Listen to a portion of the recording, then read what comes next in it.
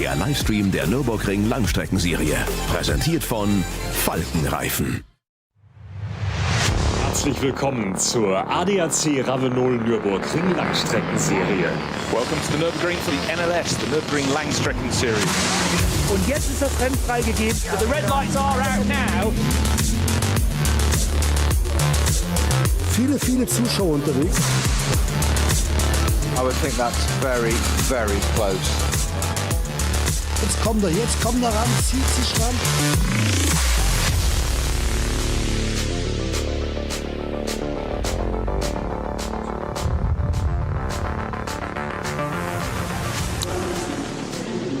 It is a beautiful morning in the Eiffel Forest and we're all set for NLS 7. It's the 6-hour race, the ADAC Ruhr-Pokalrennen. Packed grid of cars, really competitive qualifying, and this is what a lot of the drivers live for, racing at the Nürburgring all year round, but something very, very special about the summer. It's been a long, hot summer so far, and we have actually been warned that got to watch out for any snap fires around across Europe, and particularly in the south it's blazing away. Here though, hopefully all is fine in the Eiffel Forest. My name is Bruce Jones. Always enjoy a Nürburgring Langstrecken round, particularly if I have my co-com Peter Snowden alongside. So Snowy, all set. Snowy is one thing it isn't here, it's hot. Absolutely, it is. It's we have got to watch for that. So no barbecues, please, today. Yes, absolutely. Anywhere on site. No, entirely. Cars on track or off track, for that matter. Yeah, 6 hours, just got to stress that, because the regular race length, of course, is 4 hours, but this race traditionally a 6-hour blast, and qualifying done and dusted, and really the story there is that the pole was taken by a driver who's on his return, having fractured some vertebrae at Bathurst back January, February time. Ralph Aron, he put the Winward Racing Mercedes on pole by half a second. He's a tough nut, and that is some comeback. You know, anybody who's had a neck or back injury is going to be very wary. And I mean, what circuit will sort you out the most? The Nürburgring Nordschleife. 25 kilometres of ups and downs, lots of G-force in the car. But clearly Ralph would have done a huge amount of gym work, an enormous amount of physio. And that is accolade.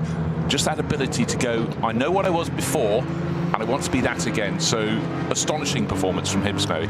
A testimony to also the strength of the cars these days, because that was a horrific accident at Bathurst, completely unsightly, with a Porsche that had just turned 90 degrees and blind, and Ralph came through and just hit it side on.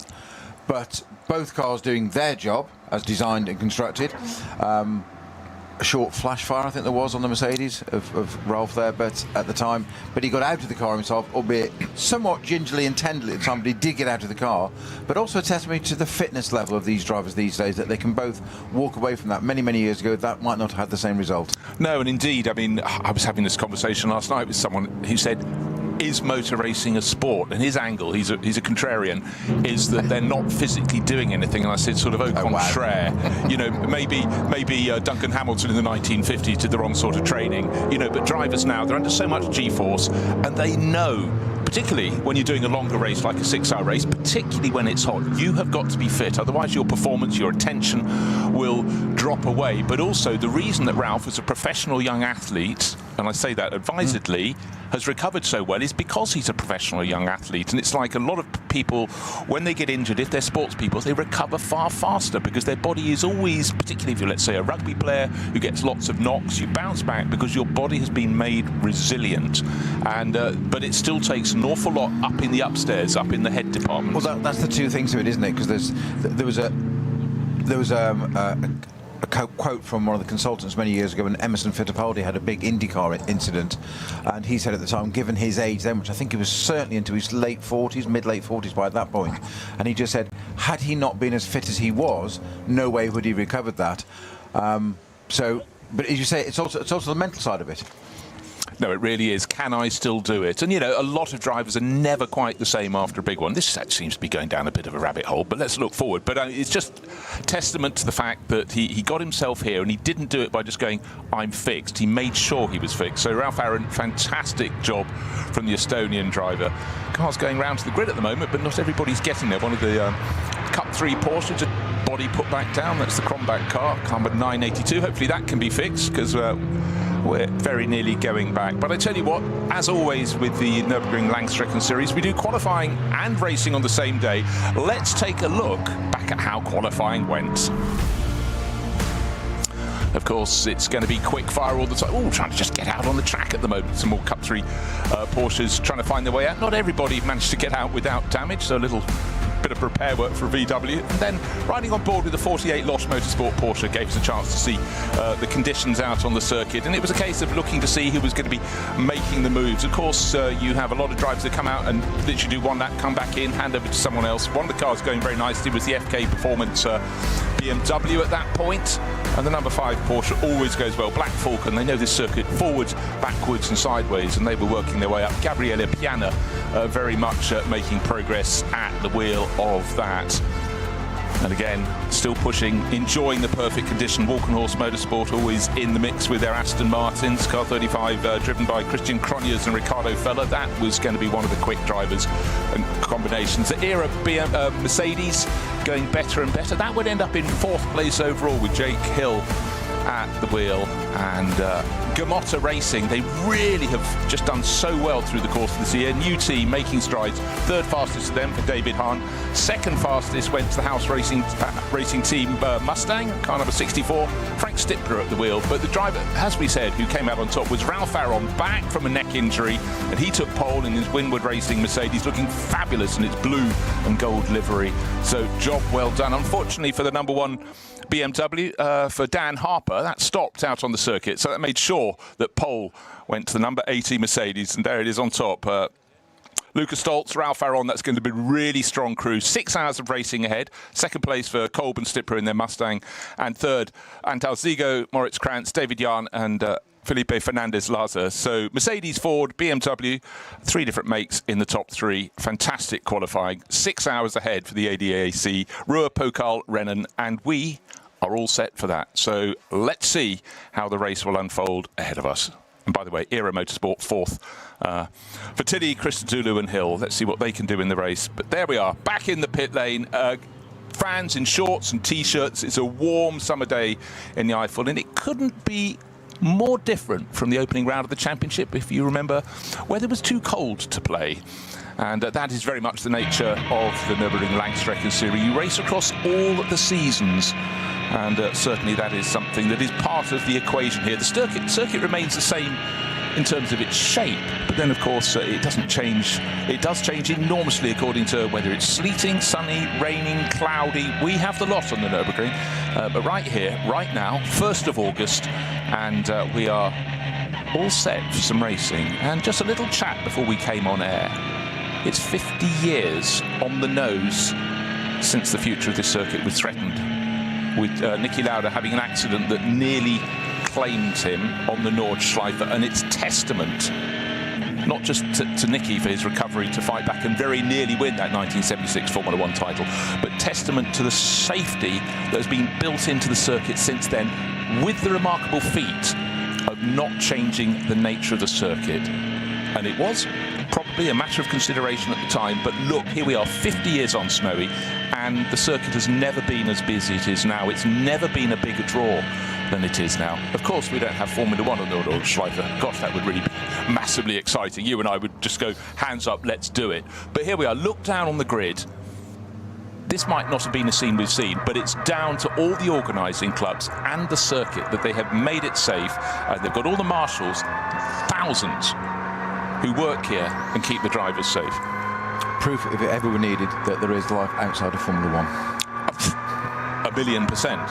A bit of something in the track at the moment.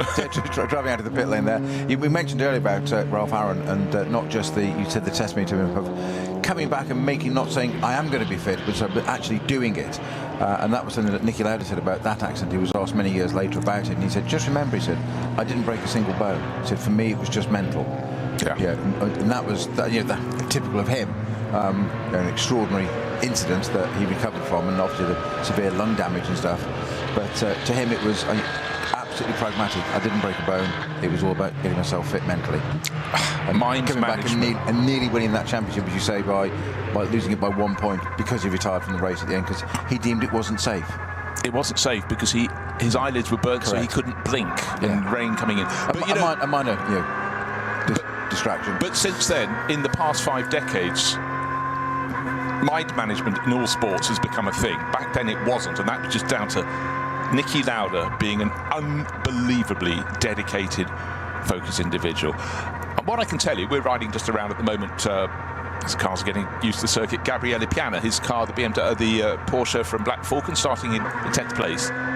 Every single one of the drivers in the top category, and almost all the others, the young drivers coming up racing in, I don't know, the M240i Cup or whatever, they will be fitter than Niki Lauda was back in the period, because it's something that's understood now that to get the best out of your car, and it's not just in terms of your physical entity, like the strength to drive it.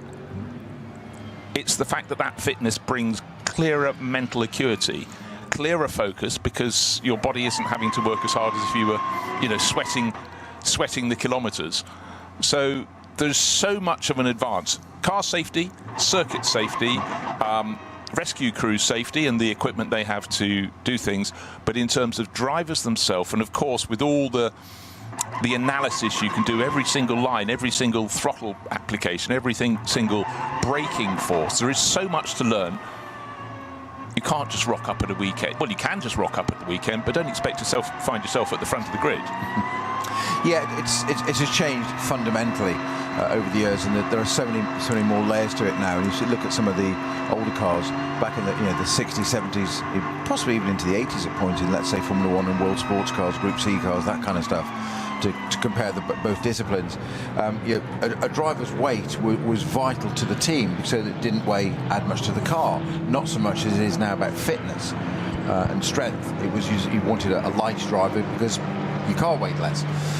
These days it's all about being able to hang on to that car, and my racing mentor said to me many years ago, said the reason you need to be fit is very simple. He said tired drivers make mistakes, and in endurance racing that's the point, and you're going to get this proven today from a 4-hour race. We've got 50% longer today, so that gives teams, it presents opportunities as well, but it presents opportunities in the sense of if you have an early error or any kind of problem, then you've got longer to recover, but equally it can work the opposite way. So all sorts of opportunities. A 50% longer race, and I say 50% than our standard NLS race, which is 4 hours.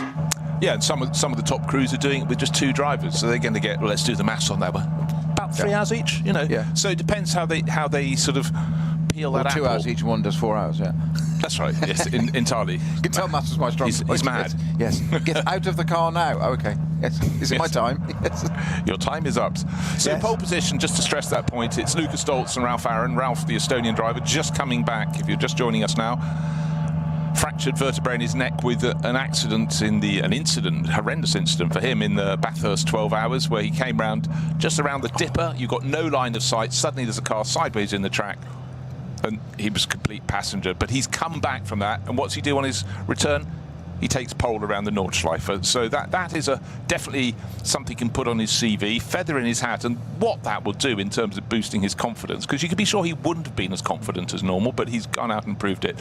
But conditions perfect, and you think back to across the years how many times we've been sitting with the cars in our commentary box, the cars approaching the grid, thinking, will the race happen, will there not? You know, because we've got fog, we've got and obviously you can't be racing here if you cannot see from one marshal's post to the next, so that's often an issue. Sometimes it's too cold, sometimes the snow, not in July.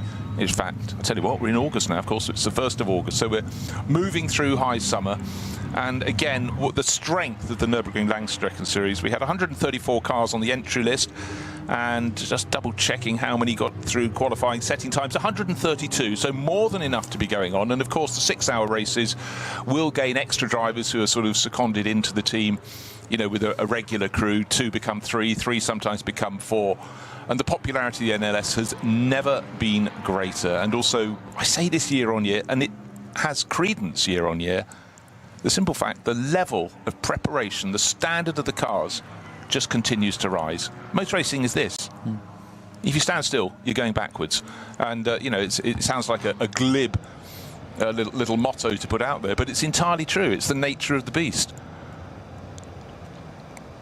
So, beautiful warm day. The pole-sitting car still working its way up the packed order. Must be some way back, going past the TCR car, but then it gets to the world of GT4s, which will be running the SP10 class. But yes, the cars at the front end, the cars from SP9, internationally, they are from the GT3 category, which has just been a storm-away success. And here we are, 20 years on from the foundation of GT3. The numbers just grow and grow and grow. They're now historic series. You were at Silverstone last weekend for the BRDC Classic, and you went out to watch it. I was commentating on it, and it seems bizarre. It was a toe in the pond.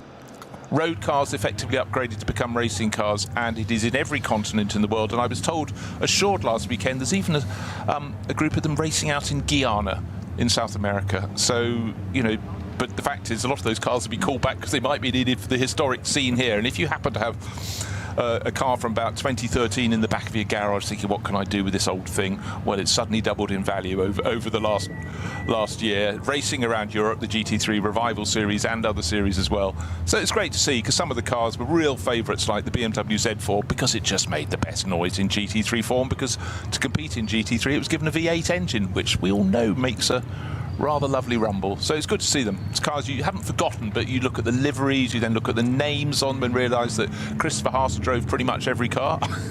One of those names that's still written above the door as they were when they were competing, let's say, in the Nürburgring 24 Hours in 2013. And it's great to see how those cars have evolved, because we're celebrating 20 years of GT3 this year. So obviously 2006. I was lucky enough to take part in the second year of that in 2007. And you look at the Porsche that we took part in 2007 now, and it was, you've just said, a road car turned into a race car. I wouldn't say it was a race car, it was a road car turned into a road car put on the track. It was no disrespect, but my point is how it's evolved. You look at them now, even you say that, just that little bit, so we're talking 20 years, 06 to 2026. You mentioned 2013 there with the BMWs. Even by then, so 5-6 years into it, they'd suddenly, to start with, it was just just a bit of silence that we got on the track that the car went around. Something's dropped, silence dropped off something, so the loudest car going by, there it is, that's where you need it on the track. But you look at those cars from 2006 to 2012, let's say 5-6 years, 2013, totally different. They're suddenly evolving into, the early cars were very much a road car with, probably obviously a roll cage, all the safety stuff and whatever you'd expect, but a better gearbox, a bit of tune engine, bit of suspension, slick tyres, yes, but it was very, very relatable to your road car that you went and bought, particularly things like 997s, and Aston were one of the first to really change that with BMS originally ran them, and Prototype DBRS9s, and they were suddenly they had sculpted carbon wings and anti-dive planes and splitters and diffusers, and all of a sudden they're going, whoa, this isn't a road car, it's got an Aston badge each end, and good for them, and it sort of led the way, and everything else followed suit. And of course, once one team or manufacturer does it, somebody else has got to follow suit, because they're suddenly 2 seconds quicker or more. Put it this way, the historic racing series, for cars from 2006 to 2013, there were no cars from 2006 in the field, because they'd be so far behind. And a figure I was told, and I'm not sure which circuit this was for,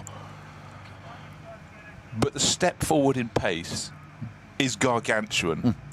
Absolutely astonishing. And also the jump forward wouldn't be so, I think the biggest leap was towards the 10-year mark. And then after that, they've eked forward. But the beauty is that the manufacturers go through a cycle and they get to an Evo model that will pick up the pace. But if you put them side by side from 2006 to 2026, and you say it's the same formula, and likewise GT4 cars have come faster and faster and faster. But anyhow, one of the beneficiaries of this is this very series of NLS events. Because the cars, the contemporary ones are racing here, the ones that are a few years old will still have a place on the grid here. GT3, GT4, across the various categories, but the sheer number of cars in the top class is also testament. So what have we got? We've got 21/22, possibly 22 cars competing in the top category. But also, as we see the pole-sitting car, Winward Racing, Mercedes team, sort of American-German team, if you will, both sides of the pond, the level of preparation of their cars is just something else. Some of the great liveries we're seeing, and this is another form of expression. We saw that massive fillip for the Nürburgring 24 Hours and 2 of the NLS races earlier in the year, with Max Verstappen taking a weekend away from racing to, well, go racing. And that's turned eyes to this. We already had our eyes on it, or wise people did, but a lot of new faces are looking at these events. And how can you not be beguiled by the sights? We've been telling you for years. Yeah. Finally, you listen. I think this is Windward Racing's first return to the Nordschleife since the 24-hour. I don't think they've taken part in any events in between. I'm sure it's their return. You could be right. I have to look that up in my book. But I wasn't testing you there, by the way. No. It's an observation. It's a need to know. That could well be the case. But, that is the thing. Some of the teams are very busy globally, so they can't afford to do all these races if they're competing in a championship that doesn't have many rounds.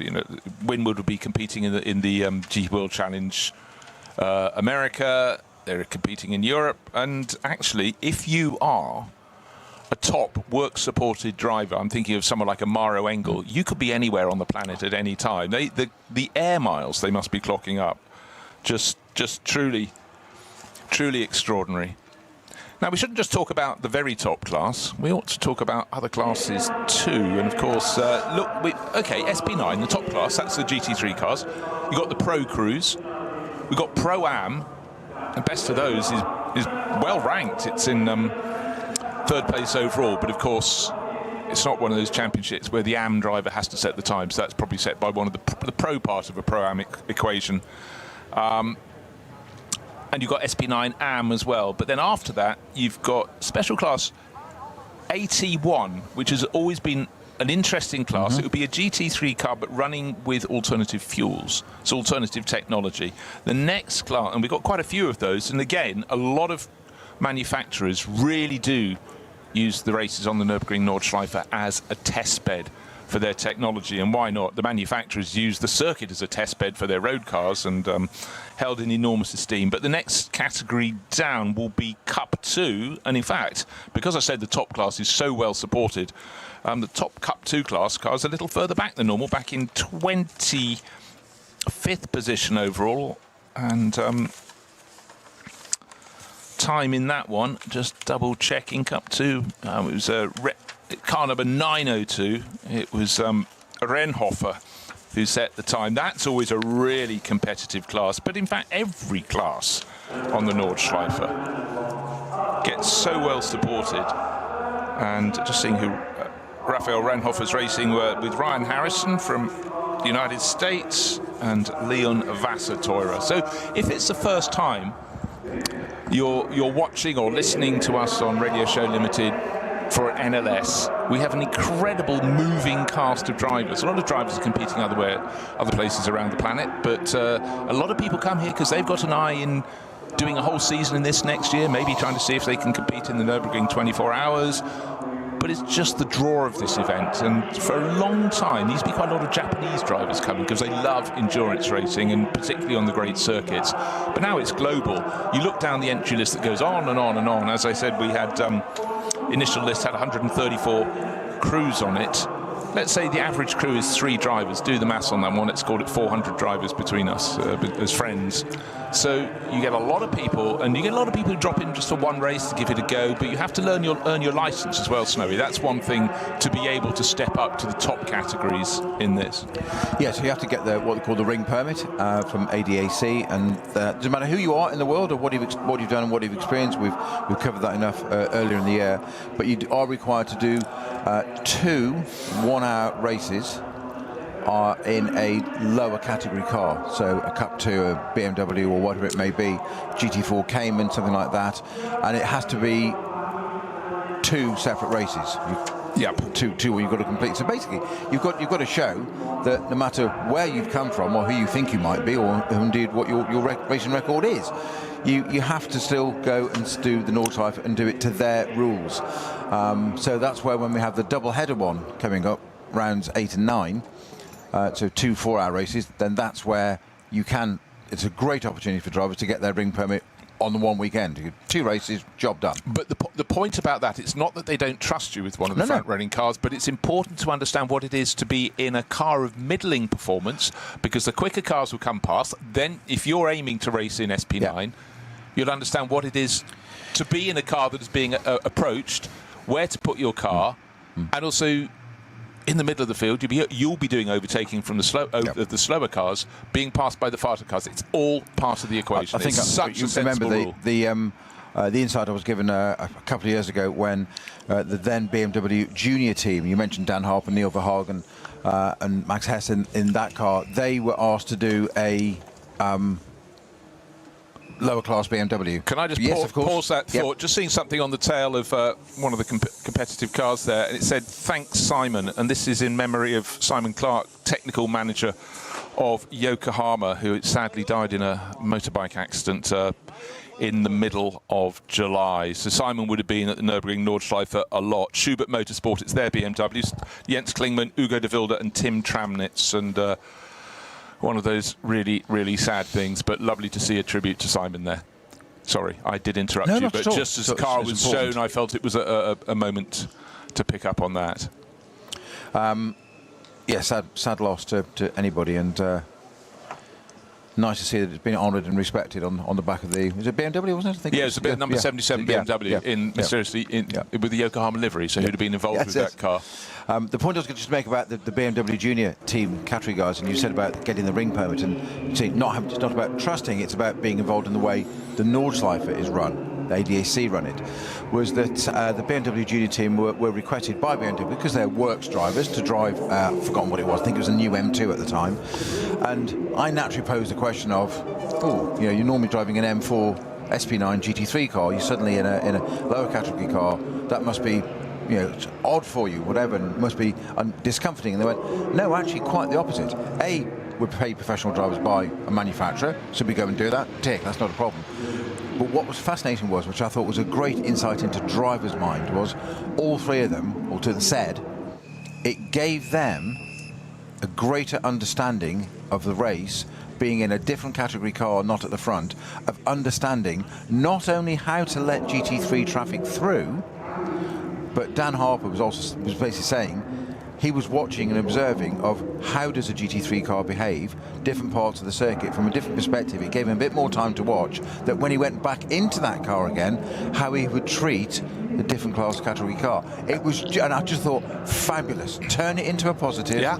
Look at it and go, right, there's more information. I say this quite often, don't I, about whether we have a slow zone or we don't have safety cars in this series, but cars going around at different times, different paces, and we have lots of data, whether it be weather changes, whatever the track conditions may be, slow zones, different parts of the track. They're always gathering data. It's always information that the team will then feed back to that driver of the car. Right, we've done this, we've looked at the file in 2000 whatever, 3 years ago, 4 races ago, whatever it may be, 2 races ahead sometimes, because some teams are that advanced. They'll say, this is what's going to happen, this is what you're going to do, and this is what you need to do, and they'll change a map setting or a diff setting or something, because they've got the information, and the driver won't necessarily know that. No, I mean, there are so many elements within a team, but it's the ability to process them. So what's happening now? The green flag is being waved, and our field is setting off around on a formation lap. And of course, this is a formation lap with a difference, because good grief, they've gone more than 17.5 minutes before the start of the race. Formation drive. Why have they done that? Because a drive in the country focuses the mind. No, of course, they're getting a sighter of the circuit. And you think back to, what should we call, days of inclement weather, when classically, particularly in spring and autumn, what weather you have on the start-finish straight here at the Nürburgring may not be what it's like even to Hatzberg, let alone to Metzgersfeld and all the points out at the furthest thing, because we know full well this is a circuit that can be dry in one quarter and very, very wet with the other. So it really is a sighting lap as much as a warm-up lap. A formation lap, of course, is the name. But anyhow, doesn't matter, wet or dry, it's a chance for the drivers to get a feel for the conditions. What we can tell you is the conditions are absolutely fabulous. It's a warm summer's day, not as hot, thank goodness, as it has been in the previous month or so. And I think back to when the 24 hours of Spa kicked off, I looked across and the thermometer on the new tower at the Yehuda Tower said 39 degrees. Multiply that by a certain factor for in-cockpit temperature. No wonder the drivers didn't want to do more than one stint at a time until we got to nightfall and conditions cooled down a little bit. So it's been hot. And again, if you're out around the circuit listening to us or don't think about a barbecue. Just have a cold sandwich, because we don't want any little flash fires, because of course the place, all of Europe, is like a tinderbox at the moment. It will recover in time, certainly in Northern Europe, once the rain comes back, but I believe that's going to be October or sometime like that. But right now it's hot and dry. And actually, I tell you what, looking last weekend, I was at Silverstone, the grass, it was exactly the same colour as it is here on the start-finish straight, looking at the second group of cars going away. You felt as though you were looking at a race in Tunisia. Le Mans, like exactly the same a few weeks ago, and the difference between when the 24 Hours of Le Mans was and 3 weeks later the Le Mans Classic, it was like a different circuit. Whole place had crisped up. Well, I know you were in the ivory tower of your air-conditioned commentary box at Silverstone last weekend. I jest. I'm going to move my chair away before I get punched for that one. I can assure you, driving an historic car around Silverstone last weekend, you forget, you mentioned about physicality. It's not about G-forces and slicks, quite the opposite, obviously, because it's historic cars on cross-ply tyres and stuff. But you forget how physical they are to drive. And I'd literally done 2 or 3 laps in testing on the Thursday, and just thought, crikey, I've forgotten how physical these things are to literally drive. But great fun. I could just say you're getting old, but I won't. Well, there is. Luckily. So Look, say that. Getting would be kind. Most people think I've got old.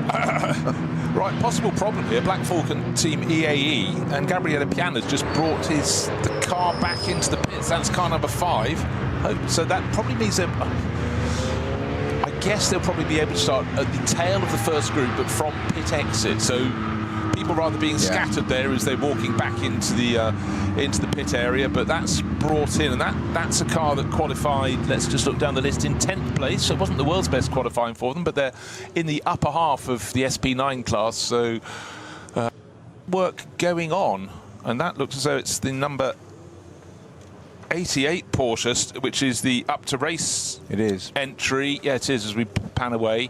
Tim Heinen will be driving that. But now that had an incident in qualifying. Okay, with Alexei. Yeah, no further action was required, but it did. Okay, so we're hearing news fresh from the pits that is a non-starter. Not surprised. I mean, but with a 6-hour race, if I was them, I'd get it out later in the race. But maybe, you know, I cannot see from a quick visit what the extent of the damage is. But you know, we like to see cars, whether they're challenging or just getting out and enjoying the Nürburgring Nordschleife. But again, that's the peril, and particularly, I guess, with the format of having. Yeah, it had 88 had a collision with the M240i 667. Okay. But we'd like to see them get out, because you know the whole point is to come here and compete on the Nordschleife and to drive it. So yes, it was exactly so. 88, as I see, yes, and no further action against the car with which it clashed. So anyhow, the third batch of cars now starting to take off on their formation lap. The race is due to start in just over 12 minutes, and it's 6 hours today. This is the 7th round of the championship, but we lost the first one, and in fact the NLS 1 and 4 did not get on the scoreboards. But it's been a really interesting season so far. I'll just go through the winners. BMW in the opening round, that was Rover BMW, Dan Harper, Jordan Pepper. Second race that happened was NLS 3, and that was Schubert Motorsport, which was Philipp Eng, Robin Freitz, and Marco Wittmann. The next race was NLS 5, Scherer, Audi, Christopher Haase, Ben Green and Alexander Sims. And the fourth race that we completed, that was Schnabel Engineering with their Porsche, Sven Muller and Nico Menzel. So 2 to BMW, 1 to Audi, 1 to Porsche. What's on pole today? A Mercedes. Maybe they can buck the trend and put their hat into the ring. But conditions, perfect. For the drivers, on the hot side, but not as hot as it could have been. And again, sighters, but dry. Well, no surprise, there's been no rain for a good month or so, so it would be a little untoward. We had a sprinkle of rain in England the other day. It lasted about 12 seconds, and I guess it's been much the same across. Some rain further south, but it's a beautiful day. So here we are, the 1st of August. NLS 7 is almost upon us. 6 hours of racing, and a really cracking grid of cars, 132 cars coming out to play. And just running down the makes at the top, it's Mercedes from Ford, BMW from Mercedes, best of the Porsches in 5th, Aston Martin in 6th, another Mercedes, another BMW, and 2 Porsches to complete the top 10 positions. So, huge array of different manufacturers, a huge array of drivers, and a huge spread of nationalities as well. Year on year, the Nürburgring Langstrecken series gets more and more cosmopolitan. The televising of it is a massive draw. The reputation is growing all the time, and the clamour to compete is why we have a full grid of cars ahead of us for this, the 7th round of the championship. 6 hours ahead. Einmal im Rennwagen über die Nordschleife. Ein Traum vieler Rennfans, der für die allermeisten nie Realität wird. Mit dem neuen Gran Turismo 7 aber ein ganzes Stück realistischer. Mit der neuesten Auflage des Kultspiels für die Konsole fahren wir zu den wichtigsten Streckenabschnitten der grünen Hölle. Die AMG Arena. Erstes Nadelöhr nach dem Start und durch die unterschiedlichen Linien ein toller Ort für Positionskämpfe auf der Grand Prix-Strecke. Auffahrt Nordschleife. Nach der Vidol-Schikane biegen wir ab vom Grand Prix-Kurs. Hier beginnt der 20 Kilometer lange Ritt durch die grüne Hölle so richtig. Fuchsröhre. Mit Vollgas bergab, durch die Kompression und den Berg wieder rauf. Wie so oft auf der Nordschleife, kein Platz für Fehler. Breitscheid. Der tiefste Punkt der Nordschleife. Die Brücke über die Hauptstraße von Adenau ist ein Zuschauermagnet. Das Karussell, benannt nach Rudolf Caracciola, einem der ersten Heroen des Rings. Die alten Betonplatten der Stallkurve sind Kult. Brünnchen, der Zuschauer-Hotspot. Ob beim Rennen oder bei Touristenfahrten, ob bei brütender Hitze oder im strömenden Regen, hier ist immer etwas los. Die Döttinger Höhe. Windschattenschlacht bei 270 km/h und die Überholmöglichkeit schlechthin am Ende der Nordschleifenrunde mit dem neuen Gran Turismo 7. Und damit von der virtuellen wieder zur realen Nordschleife.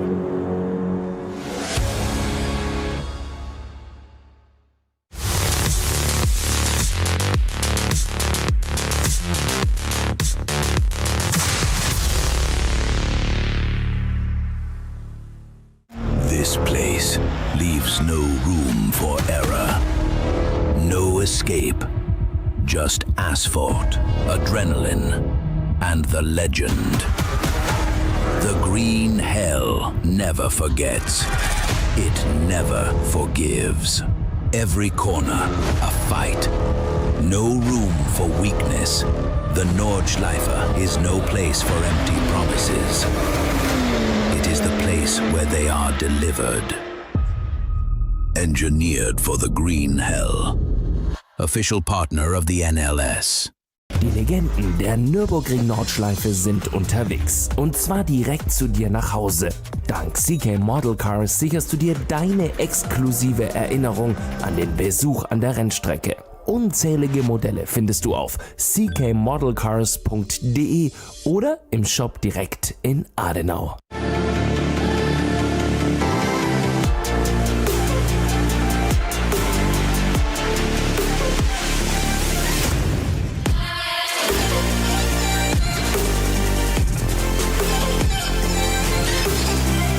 Faltenreifen.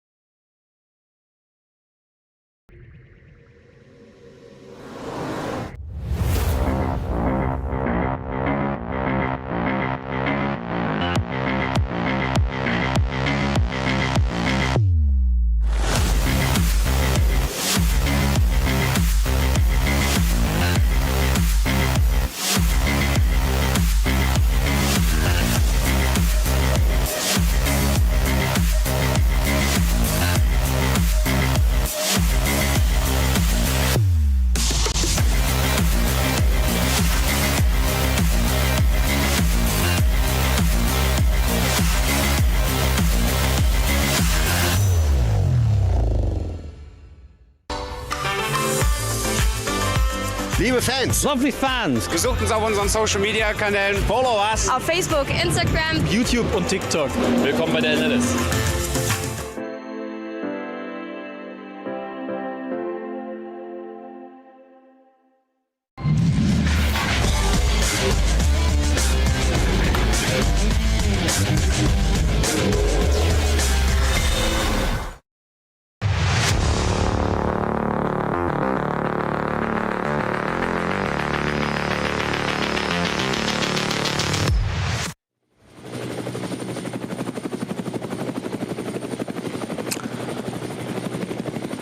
The fields in dry, hot but not piping hot weather conditions. Again, it is perfection to my eye. The circuit, 172 corners, 25 plus kilometres. You have a little section on the Grand Prix loop. That's the place to get your overtaking in. But don't worry, it can still happen around the Nordschleife. It's just a much harder element to come around, to conquer. And of course, at the end of the lap, you have that wonderful long run along the Dottinger Höhe, the straight that goes on and on, literally just over the barriers and hedge. You've got a public road. But so if ever you're treated to a helicopter shot, you have, you know, Wilhelm with his caravan, and then the other side you've got 5 or 6 manufacturers going down the straight, trying to get the slipstream. And the drivers know, they know where they're likely to get an overtaking manoeuvre. Let's throw one more element into it. Traffic. Very, you know, not far into this race, because the grids are released, there are 3 grids. The third grid, which has the slowest cars, will be starting minutes behind this lot. So they will catch the tail of that after 3 laps normally. And then, your point, if you're in one of the lower class cars, one of the slower cars, and you think, oh, here comes a GT3 car running in the top class in SP9. No, not one, about 20, nose to tail, bam, bam, bam, bam, bam. So we'll get to that, and that is a moment where, of course, you tune around the turn, a driver in front of you might inadvertently be blocked, and then that is your opportunity. So anywhere on the circuit, after the 3rd lap, there can be overtaking. There are opportunities. If you only had cars in the top class, it would take a lot longer, of course, for the front runners to get to the tail. Also, if you only had the one class, you wouldn't have that massive speed differential. But we're all set. We are all set for 6 hours of racing. And to me, it's the perfect advertisement for motor racing. It's got the club driver, it's got the intermediate driver, and it's got the pros. It's also on the best circuit in the world. So our field of cars comes around through Schwalbenschwanz onto the Dottinger Höhe, the straight that just goes straight as an arrow until it stops going straight as an arrow and kinks to the left just before the end. But for people watching, maybe for the first time, an event on the Nürburgring Nordschleife, it is a circuit draped across the terrain, beautiful rolling hills and forests, the Eiffel forests in southwestern Germany. Conditions are perfect. And just bear in mind that Dottinger Höhe, the kink you've just talked about there, in the top category, high-speed cars, the SP9s, the GT3s, they're taking that at 270 kilometres. That's 170 miles an hour in old money through there, chasing one another, often trying to get a draft off them, i.e. sit so close they can steal the air off the car in front so they get an advantage. Yes, they are that mad and loopy to do that at that speed whilst negotiating other cars. One of the best bits they get is the first, because we've got 3 batches, we'll see our first one's about to start the race. That first batch gets about a lap and a half free, if you're lucky, of racing with your peers. The rest of this is then in with the other traffic. So you can be chasing somebody and going through and trying to get a side draft, and then there's a slower car in front. But you've got every right to be there. So you've got to work your way around that as well. And then it just for fun, it drops down as well, and then goes up into Hurricane and Tiergarten, where all of a sudden it's just a roller coaster uphill. And just to concentrate you going onto the pit straight, there's a barrier on the left-hand side that you need to just kind of kiss. You want to just brush it. Yeah, that is the enemy. It's almost like stinging the tail. Yeah. Fast, quite fast, slightly slower. Oh my God. Focus. Really tight corner. And breathe. Onto the start-finish straight. So right now, the kink and the Dottinger Höhe, the leading cars behind safety car, just leading them around. Of course, the safety car will peel off into the pits, and then the drivers will come in 2-by-2 formation down the start-finish straight, waiting for the lights on the gantry to turn from red to green, and then boom, we're off racing. And the good news is there's plenty of space at the first corner, but is there ever enough for a field of ambitious drivers? I will leave that one out there for now. But let's just go down the grid. At the moment, we've got in the order, and Mercedes on pole for Winwood Racing. Hout Racing Team with their ever faster Ford Mustang second on the grid. Motor Racing just firing their way up the order. Their BMW is third on the grid, and Era Motorsport with their Mercedes in fourth place. Mercedes haven't taken the victory in the NLS this year. We have 6 hours on the clock, still 6 hours. It waits until those lights are flicked from red to green. The first corner, of course, turns them to the right. They go around the Mercedes arena, double back, and then not far after that, they peel right and go do a little cut through, go to the end of the Grand Prix loop, and then bam, they're off into the country over the Sabine Schmitz Bridge. Right, 2x2 cars as far as the eye can see, 4 lights, and they're all the same colour, they're all red. When they go green, there's going to be an absolute cacophony as this field blasts off. They look as though they're absolutely line astern. Some cars, some very ambitious starts from about 10th, 12th place on the grid, but our pole sitter, Winwood Mercedes, in the lead. From second, the Ford Mustang moves across the Hout Racing team. Person trying to make the move is Era Motorsport, trying to go around the outside, runs a little wide but hauls it back in. That's a good thing, because we go right, we go left, in behind. Well, I just may take my hat that I'm not wearing off to them, because that was very, very tidy for the first group of cars. And the main change was Era Motorsport gaining a place. Christodula, yeah, in that. Getting up from car. fourth to third. This is key, as I said. You want to get your overtaking done before you move on to the Nordschleife. The Schubert Motorsport BMW running around the outside. That's the one with tribute to Simon Clark on the boot lid. It's being hung out to dry a bit, but I would suggest that's gained at least a couple of positions. But a neat, tidy start from the number 80 Mercedes. From pole position, it was put there by Ralph Aron, and that is very much on the charge. Riding on board with Dylan Pereira, perennial Porsche racer. He's with the 48 Losch Motorsport team. And at this point in the race, if you're just watching for the first time, you go, oh, they're racing on the Grand Prix circuit. Yes, they are, but not for long and not for all of it, because they've got far more exciting places to go and play, and that comes up soon. They go into the compression, up the rise to the chicane. First 2 cars making a bit of a break out of the chicane. Instead of looping round behind the pits, they turn left. Why not? Go left once, go left twice. That's the Sabine Schmitz curve. Very, very narrow there. And then a face full of forest, because suddenly they dive down to the left and start turning to the right. Then the hats and backs are upon them. But the opening shots, sensational, low-mounted camera angle on the bridge, having the car just flashing past. But then, of course, it's line astern. One of the runners in the second group has dived straight into the pits. I don't know which one that is as yet. Those are from Cup 3 class. That's the Porsche 7118 Caymans. Second start, can they be as exemplary as the first of the 3 groups of cars? The answer is yes, I think they can. Is it going to be first and second on their grid order, going first and second into the first corner? No, because someone from third, fourth position has, well, momentarily shifted into the lead, didn't get the braking done, drops back to third. Actually, tell you what, very ambitious, muscling away and trying to get up into second place. But second group of cars is led by the Cup 2 crews, as you'd expect. 971, Franz Lindenani, Hofmeister, Eric Brown. Their car is at the front of that pack. It was the Schmick Motorsport 960 Porsche that pitted from that second group. No, well done. So we'll keep an eye on why that is and what that's come in for. Obviously, won't be any different change of choice of tyre, because nothing's changed particularly there. So there's something not right on that car at the start. Super frustrating, isn't it? You go through the preamble, you qualify well, you're ready for your race, and then you don't get released. But it's a 6-hour race, so there is more chance. In a 4-hour race, it'll be much harder to make it back up. So the order at the front, by the way, is Lucas Stoltz in the pole starting car. He shared with Ralph Aron. Ralph set the qualifying time. Frank Stipper in the Mustang in second place, the Hout Racing team. Adam Christodoulou for Era Motorsport. Demoted Moritz Krantz, whose Motor Racing BMW had started third. He's down to fourth. Dylan Pereira up to fifth for the 48 Losch Motorsport Porsche crew. And Christian Cronjes, Aston Martin, into sixth place. So he started sixth and has remained sixth. Just watching, keeping an eye very quickly on the Schmickler car. Just mentioned the 960 number.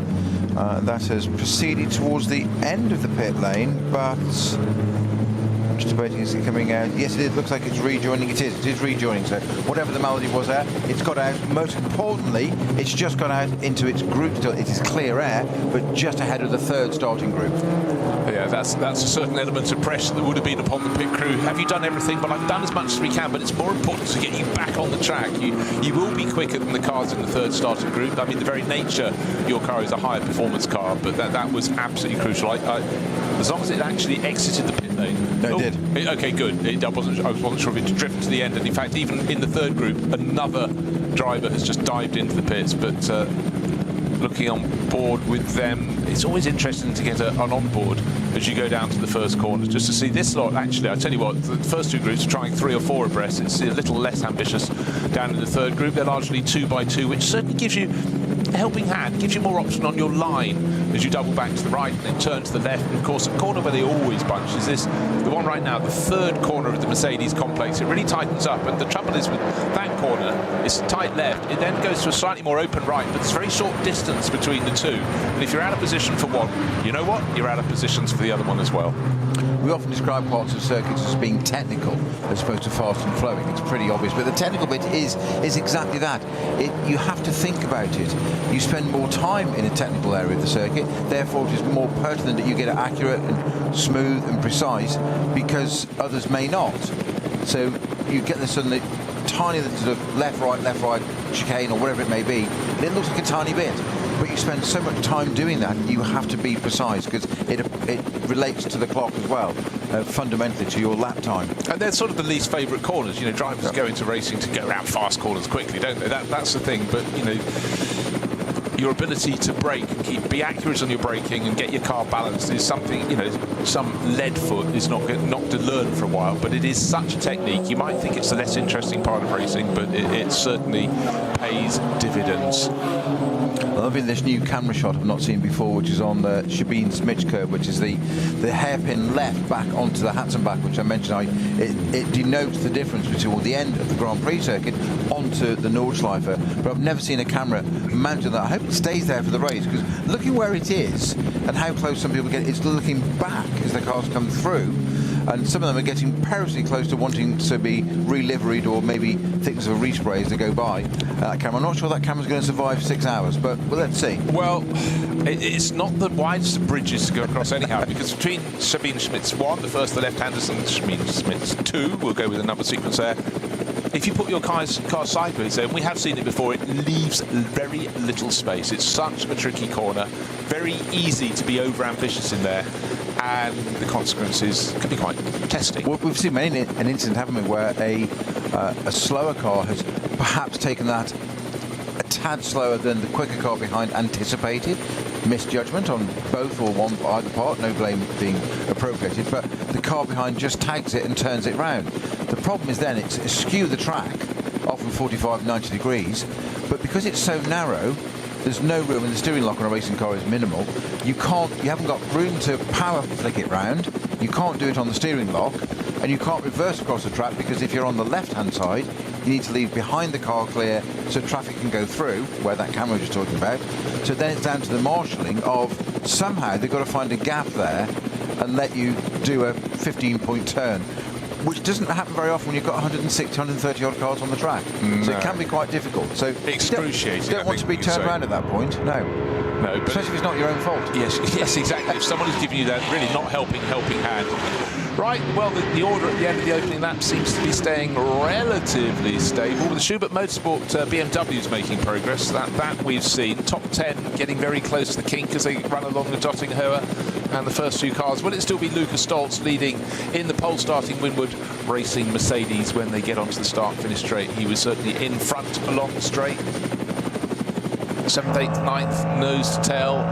End of the opening lap, and it's Lukas Stoltz from Frank Stippler, as they were when they got into the first corner. It's Mercedes from Ford. Another Mercedes, Adam Christodoulou, third for Era Motorsport. He's only 2 seconds down, so it's still tight. He's got 2.5 seconds or thereabouts over Moritz Krantz in the Motor Racing BMW.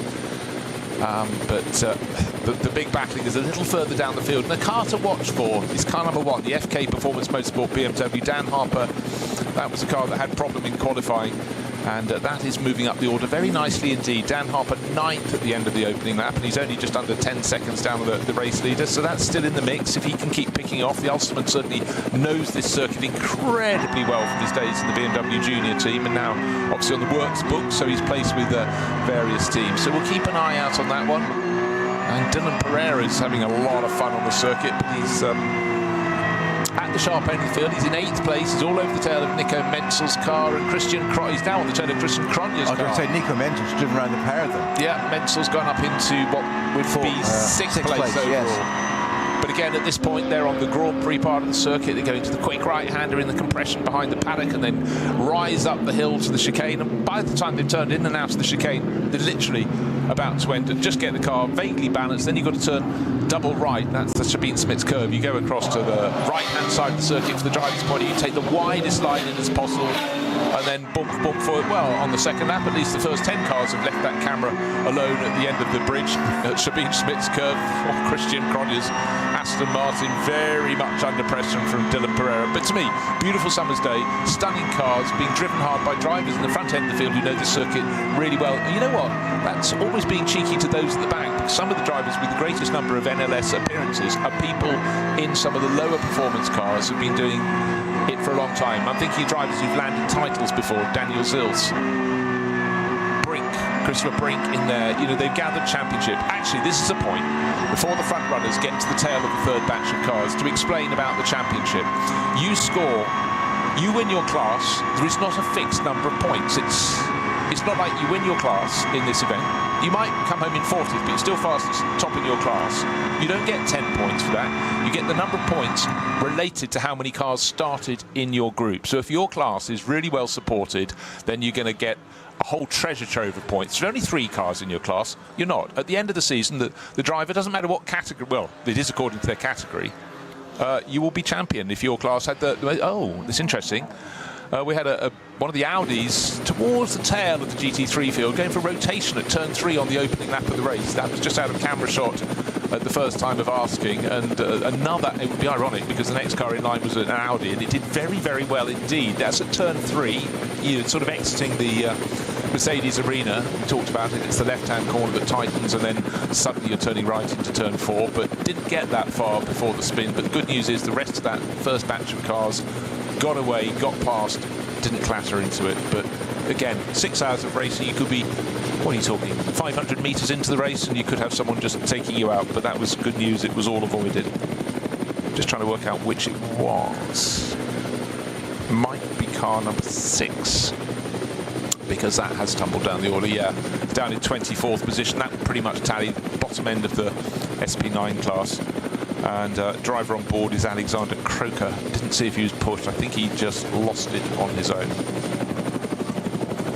So we've got our first code 60, which is at Hatzenbach, and that's for a slow-moving. It's still 878. That's just updated. That's just been taken away. The moment I said it, it's been taken away from me. There you go. The magic wand. The left hand giveth and the right hand taketh. And again, the race officials have to be really on their toes, because a lot of the corners don't have a good line of sight. That's part of the mix of this circuit. So drivers have to be hyper aware, not just that there's a corner coming. They've got to double check if there are no marshals waving a yellow flag to suggest something they can't see is something they will need to see. I think that's going to develop. I tell you, it is a slow-moving BMW M2 from SRS Team Sorg Rennsport. Car number 878, which has moved on from Hatzenbach. The reason it's been taken away from me is because it's moved further round. It is, the flag procedure is following around, and 878, that BMW M2 has now stopped between Hatzenbach and Flugplatz. So that may well be our first code 60. It's covered by a yellow at the moment, a yellow flag. There's a green by the time we get to post number 79 at Flugplatz. Immediately, but just before it is stationary there. So okay. Indeed, it's become a code 120 at the moment, as the name would suggest, 120 kilometres, and they're really, really strict. They're just tying this into the ring permit. This is the one thing that you have to learn here. We don't have safety cars. It doesn't happen. Even in the 24-hour race, it doesn't happen at this event. What we do have is we have code 120s, more prominently is code 60s, which is a pink flag displayed 60k. It obviously goes from a yellow. They try and put it into a code 120 to bring you into it.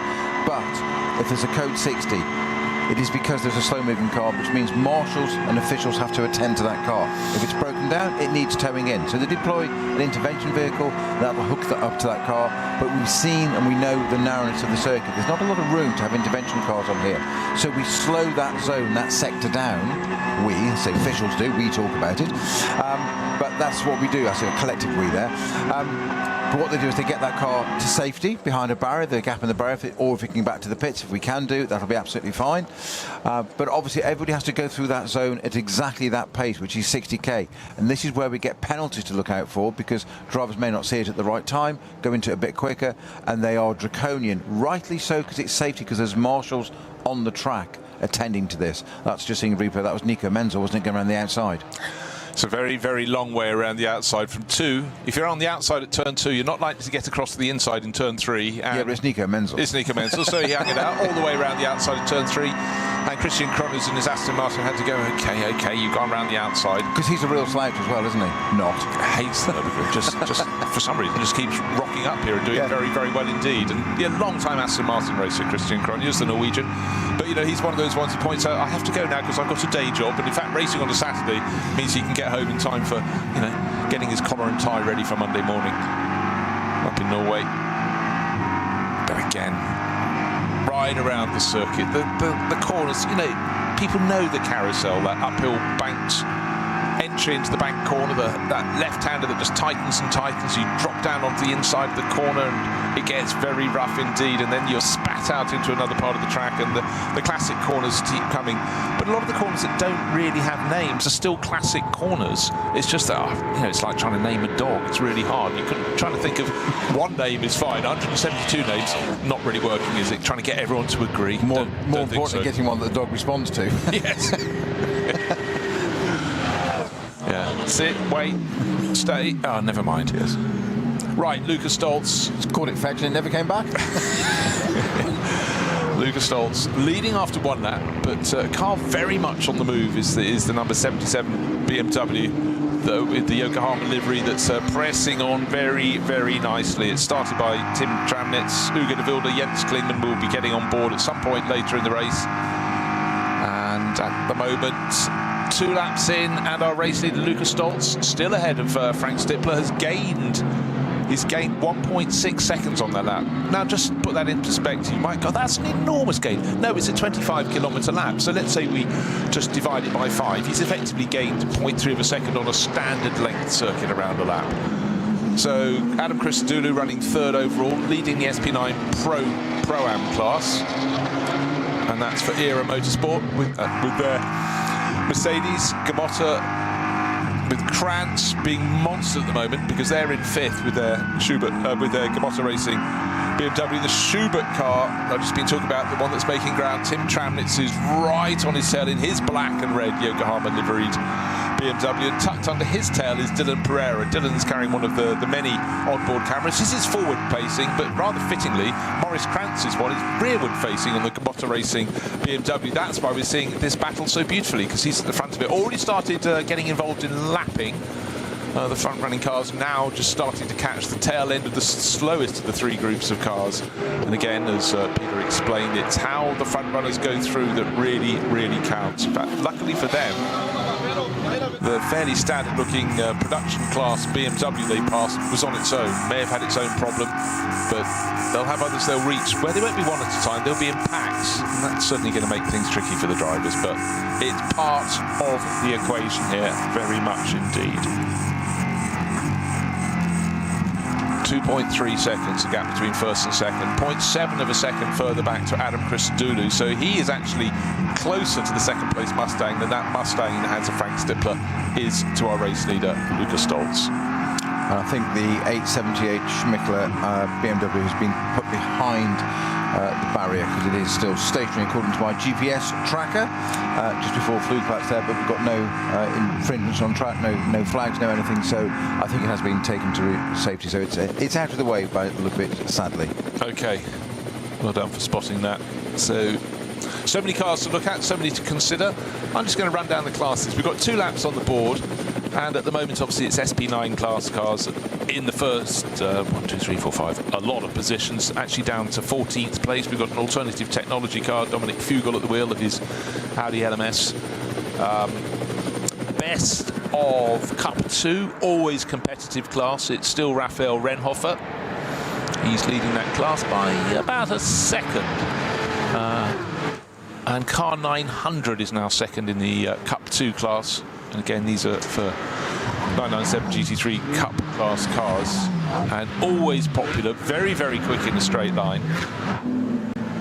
And they just seem pretty much tailor-made for the Nürburgring Nordschleife. So Alexander Hart for the Black Falcon team is second in that class. In Cup 3, let's just scroll on down. So the top Cup 2 class car is in 25th position. The top Cup 3 class car, go a little further down, and it's Arnie Hofmeister, car number 971. He's made a little bit of a break and got a couple of another car from a different class in between, but 971 is leading the Cup 3 class at the moment. Arnie Hofmeister showing with Eric Brown. Beautiful aquamarine livery that goes towards dark blue at the tail, but he's got company aplenty, I think we could say, tucked in behind him, but for the moment out front in Cup 3.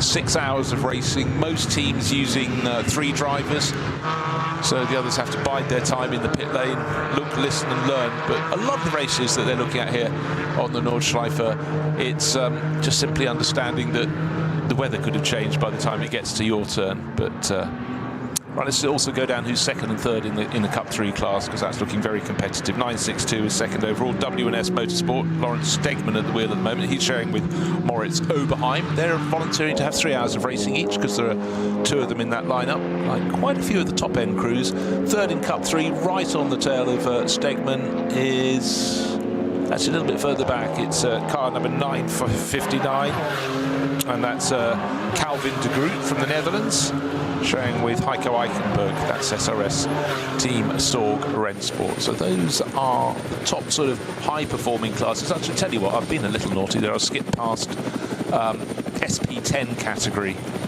which is effectively for cars running to GT4 specification. And in that, it's being led. He double checks his screen again, because I had it, I looked up and I've lost it again. SP10, I tell you what, I scrolled down by mistake. It's Jörg Wiebart, car number 176, leading that class.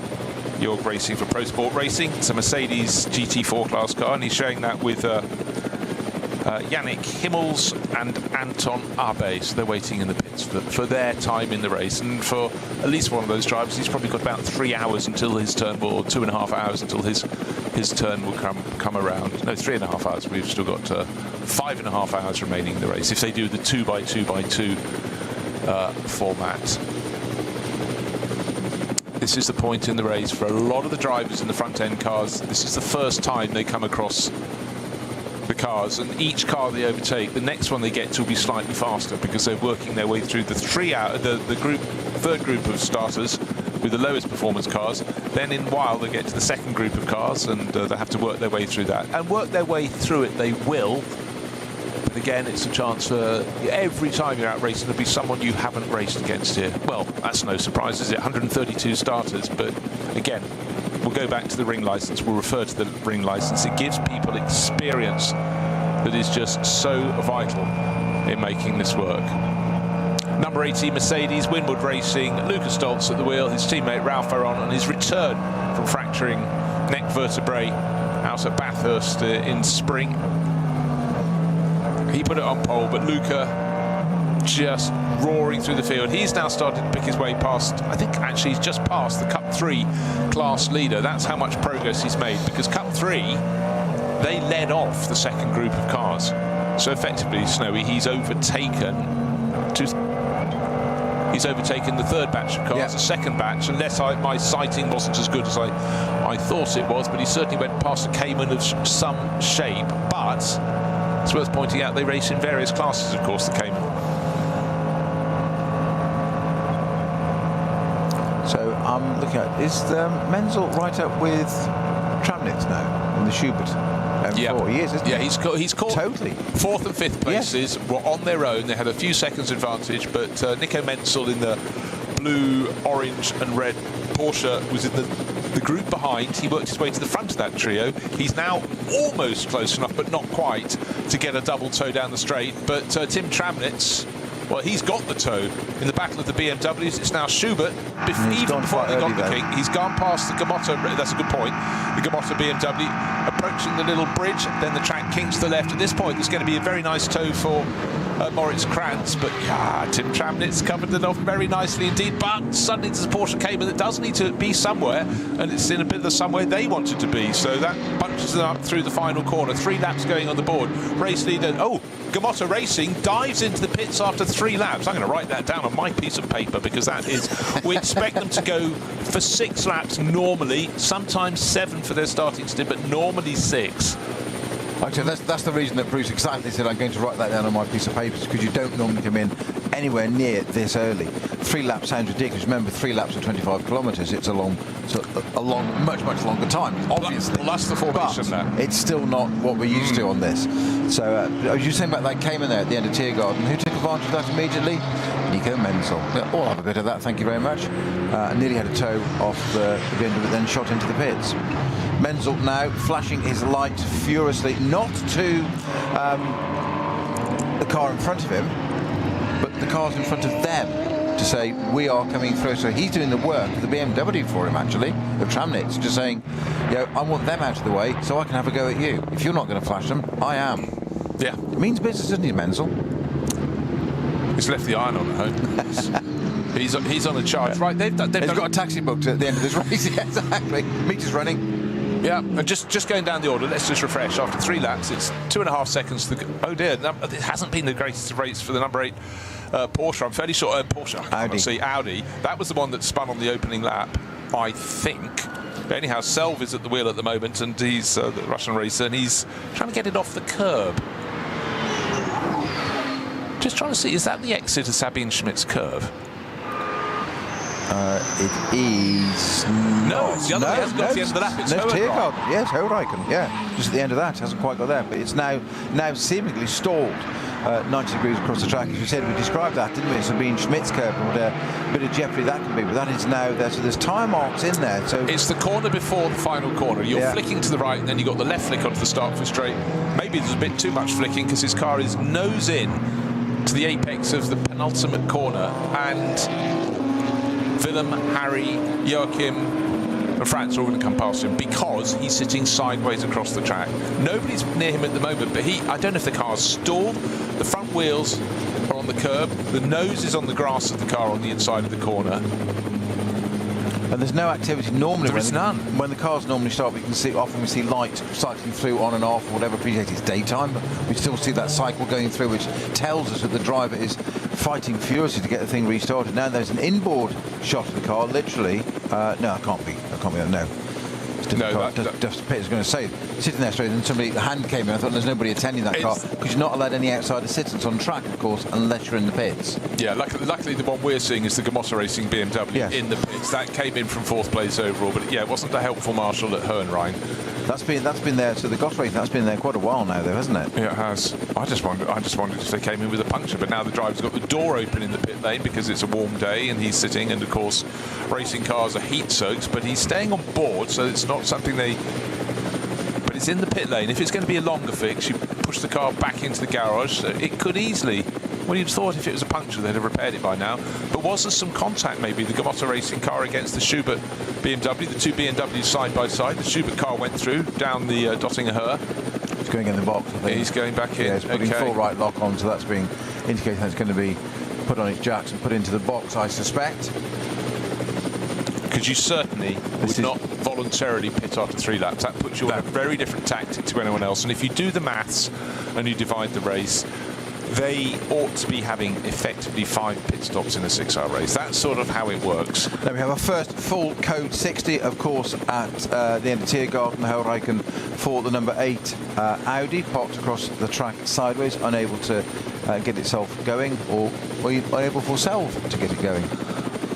Nice one. Nice footwork there. No idea what it means.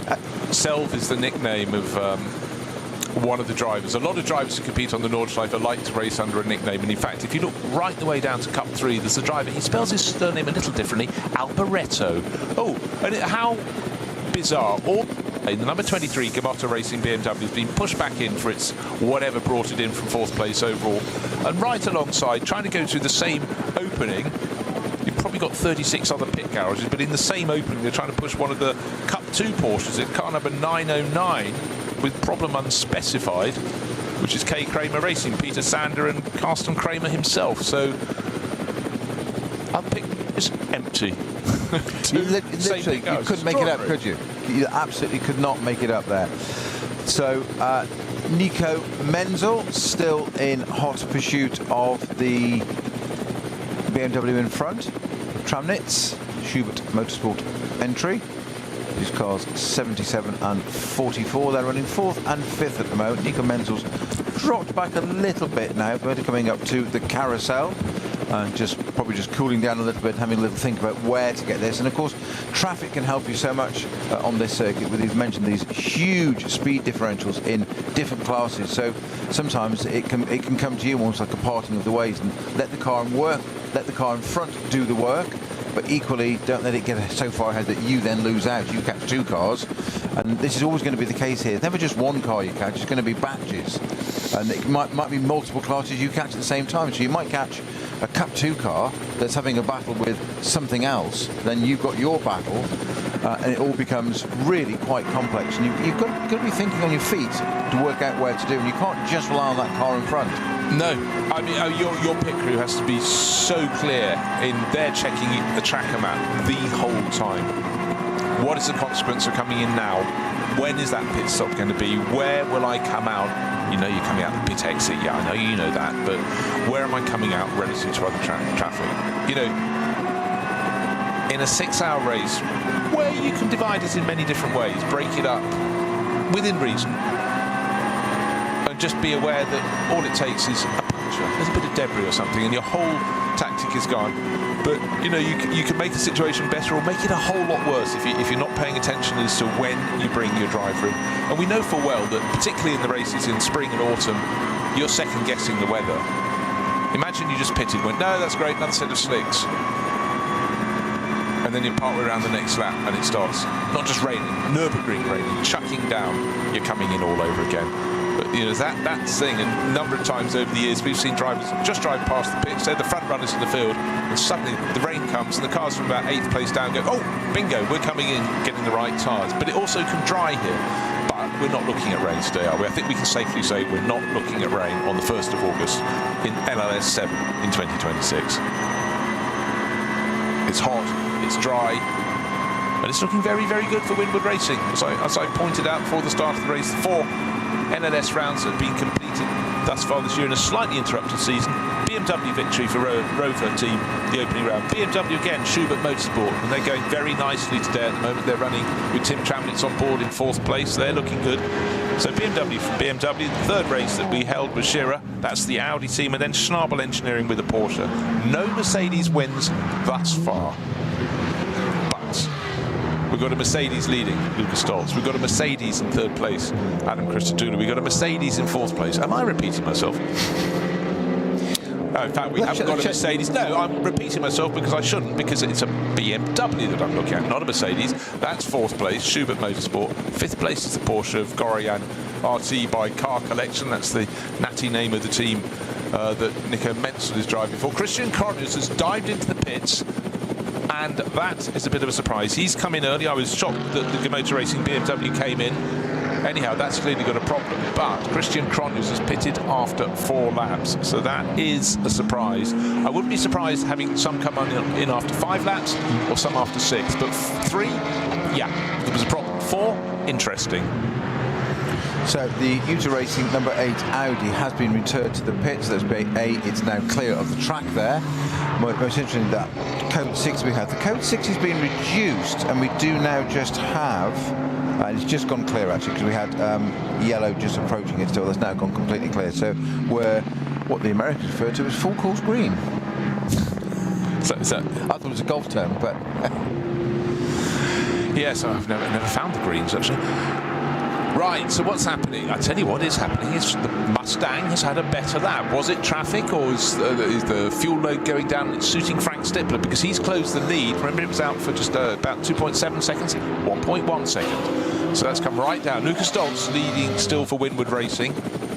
Adam Christodoulou sitting 2.5 seconds down on Frank Slipper's Mustang in third overall, and then he's got best part of 10 seconds clear of this fantastic battle between Tim Tramnitz in the Schubert Motorsport, repeat name of manufacturer, BMW, in fourth place overall, ahead of Nico Menzel in his Porsche. So a real mix of cars.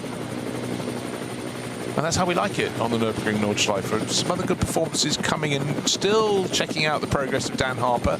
Remember, he started right down at the tail of the lead group, didn't get a lap completed in practice, and he's up into 7th place overall. Just having a little look on his speed relative to his rivals, and, well, it's obviously good because he's picking him off bit by bit. Of course, 2 of the cars in front of him have come in for early pit stops. One is still stuck in the garage, and that's Moritz Kratz in the Motor Racing BMW. And the other one that came in was Christian Cronjes in the Walk and Horse Motorsport Aston Martin. Remember, that was fighting within the top 6. So Adam Christodoulou in the ERA Motorsport Mercedes. That's new to ERA this week. First time they've run that car. No wonder they've drafted in an expert like Adam into that car. And very wise he started. He started 4th and took it straight up to P3 by 2-3 corners in, wasn't it? He got the job done and settled down there. 4.2 seconds adrift at the moment. But that's not insurmountable at all in such a long race. Right, what we don't get to see very often in these races is McLaren, and one's going very nicely at the moment, and that's the Ben Deur driven McLaren 720S, and that has just gained a position. It's just gone past the Mercedes of Pro Sport Racing with Stephen Palette, driver. I always go Stephen Palette Audi for so many years. He French racer raced one, but he was seemingly unable to do anything about the pace of the McLaren that just worked its way around him, and now the Mercedes, Stephen Palette's got a bit more company because he's got Benjamin Leuchter tucked in behind him as well. So time to get busy, you would have to say. But that McLaren, yeah, starting to make progress. By the way, they're outside the top 10 and just moved up a bit. Now we're getting some news coming through about the number 23 Motor Racing BMW. Remember, it came into the pits and then pushed into the pit garage, and we'll let you know very soon what exactly is the problem. As indeed has Christian Cronjes in the Vulcan Horse Aston Martin. He's in the pits from 10th. So the first of our front runners, if you like, that's pitted. Yeah, he came in from about 6th place overall. So yeah, he's in there, and again, that's the first interesting tactic. Motor Racing, their BMW had a problem. That's why it came in after 3 laps. After 5 laps, the lap they're on now, we expect some to come in, yes, and others to go on for one further lap. Part of why I mentioned Christian Cronjes, because it's in at 4 laps.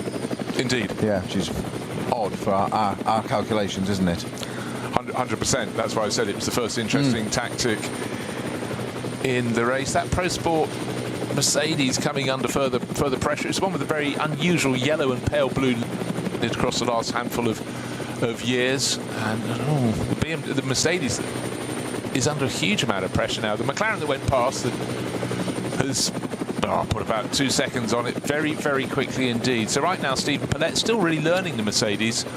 He's learning it probably the hardest circuit in the world in which to get accustomed to a car, because you've got a twist and a turn at every single juncture around you, and in a straight line. It lost out to the McLaren. It's under huge pressure now, and the car behind is a car length behind. No, half a car length, quarter of a car length. Gets a bit too close in the corner, has to back out. And it's sad this early in the race to see any car having a problem, in fact at any stage in the race, but we've got an Aston Martin in the pits as well. Walk on Horse Motorsport. It's not Christian Cronjes' car that's being wheeled back, is it? I think it is, yes. Okay, well that would explain. So that's got a problem as well. Lap 4, yeah. Yeah, because it pitted, and I said that's a lap or 2 laps early. They're looking under the rear end of the car. You're an Aston Martin man, so what on earth are they up to under there? 3 mechanics under the car. Well, it looks like the bodywork's come away, the splitter maybe, unless they removed it to get to something else underneath. Probably the transaxle. Being a rear gearbox on one of those. I mentioned about Team Rennsport earlier having an issue. Their day isn't working out for them because one of their other cars, which is a Toyota Supra, number 524, is currently stationary at almost flag Flugplatz again. Okay, right, we've got to the bottom. Thank you very much, Twally. The black and orange warning flags, the number 23 Gamotta Racing BMW. Issue with the fire extinguisher. There is a box in the car which should be active. It has a blinking light, which was not blinking, and they need to repair it. Fair enough. For their own safety. So where is that light that's blinking? Is it somewhere you can see outside, or is it in the cockpit and the driver noticed? I'd suggest the driver's probably a bit busy. So it must be something that can be, there must be a light that can be visible and that race officials have picked up, and they cannot be back in the race until that is fixed. So they are plummeting down the order.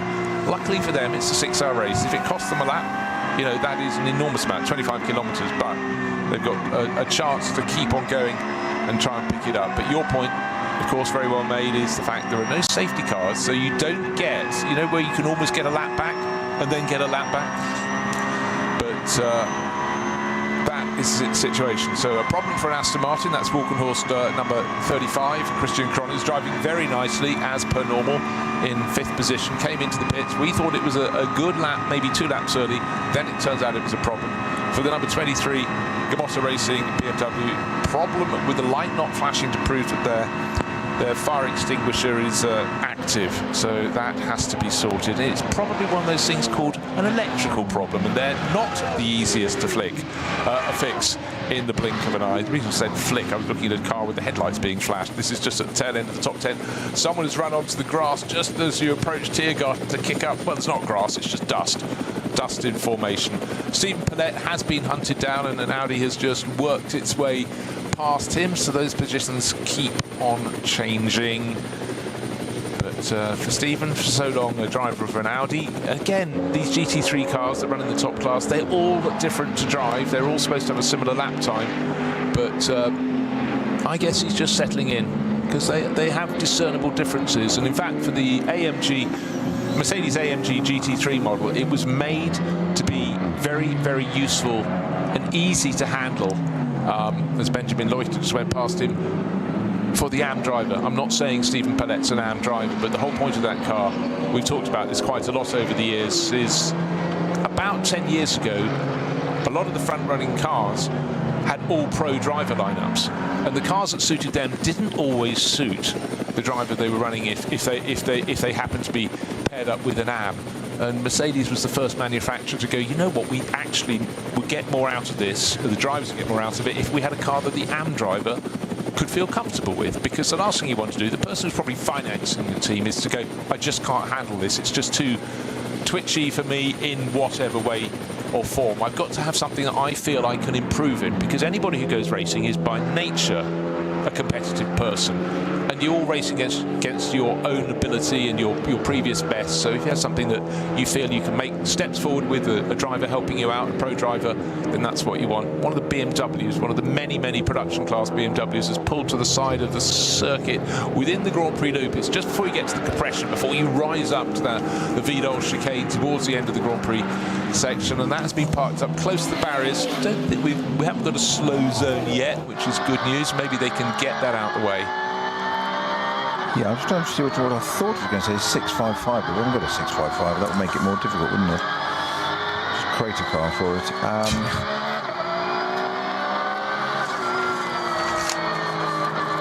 It is exactly where you said it was, but we'll come back to that. We'll have a fun that out a little bit more, and we'll come back to it. Yeah, you point about the Mercedes making the car amateur, if you like, friendly, or less pro, if you wish, is exactly that, to incentivize people, because they want to do it. You want them in racing, and it's one of the things, and it's so much better. You have a driver coach then, that's probably your pro driver, can encourage them, they can work with somebody. You don't want too much of a disparity. There's always going to be the top people, but one of the skills of a top driver when they do driver coaching is getting their, let's say, less professional driver, so a businessman that's made the money, but very, very serious. We've seen a lot of them across the sport in this, and World GT Challenge and WEC, etc. They are not that far off some of the pro drivers. Okay, and again, thank you to people in the pits. Just going to throw, before we break away for ads, the axle frame for the Aston Martin has come loose Right, so that's good. So basically, those Astons have got a transaxle, and they have what they call a carrier. So it's basically it's a frame at the back that holds the transaxle, and then all the rear suspension hung on it. Okay. If that's come loose, that's suboptimal. It's suboptimal, and there is possibly a reason for this, because that did have some damage from an accident in qualifying. And again, I'll just reiterate that you don't have an enormous period of time between qualifying ending and the start of the race, and it may be something they just didn't identify. I mean, you wouldn't have sent the car out if you thought it was loose. Of course not. It's you know, that's not the nature of the game. But it may not be that easy just to tighten it up either. It's something that you've got to strip things out. So you've got to take the suspension off and gearbox out to tighten the frame and put it back. That's not going to be something they're going to do in a matter of a few minutes. Yeah, so struggles there for Walk and Horse Motorsport with their Aston Martin, and Gamotta Racing with their BMW. No struggles at all for Lucas Stoltz. He's leading for Mercedes and Winwood Racing.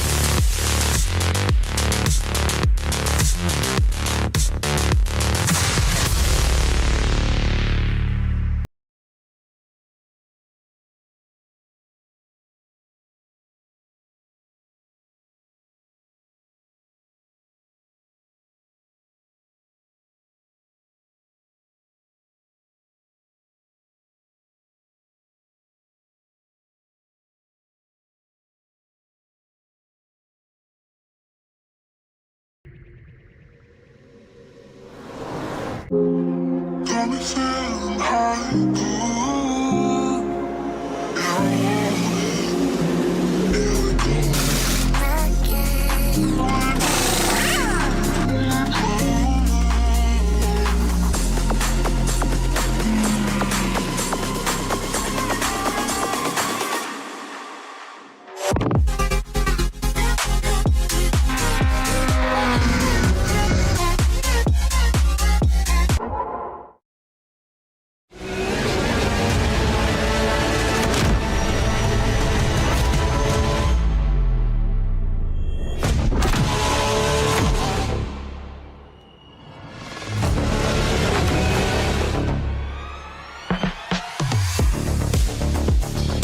Dein Online-Shop für Simracing-Hardware und Zubehör. www.simraceshop.de.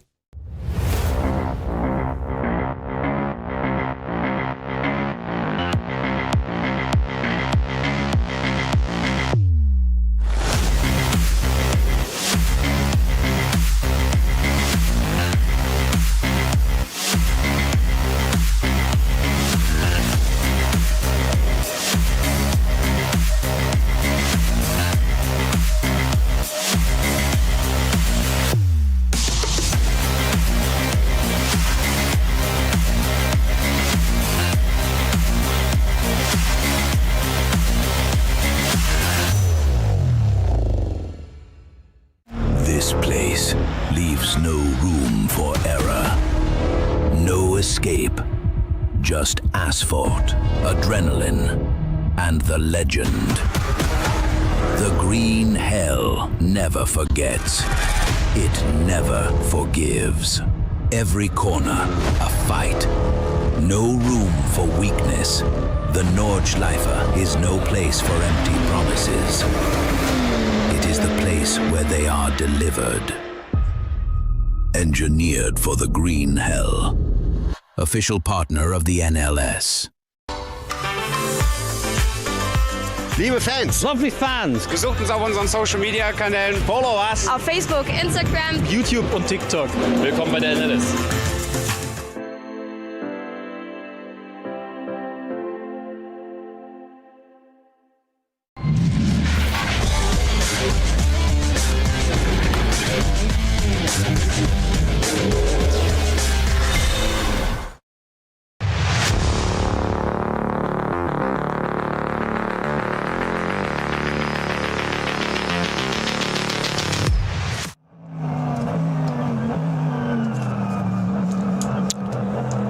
Lucas Stoltz started the race on pole position. He has not been passed. He got a better start than Frank Stippler's Mustang, but that's very... And at the end of 6 laps, what happens? The drivers come in. Those without problems, they've all gone for the standard pit stop, or have they all?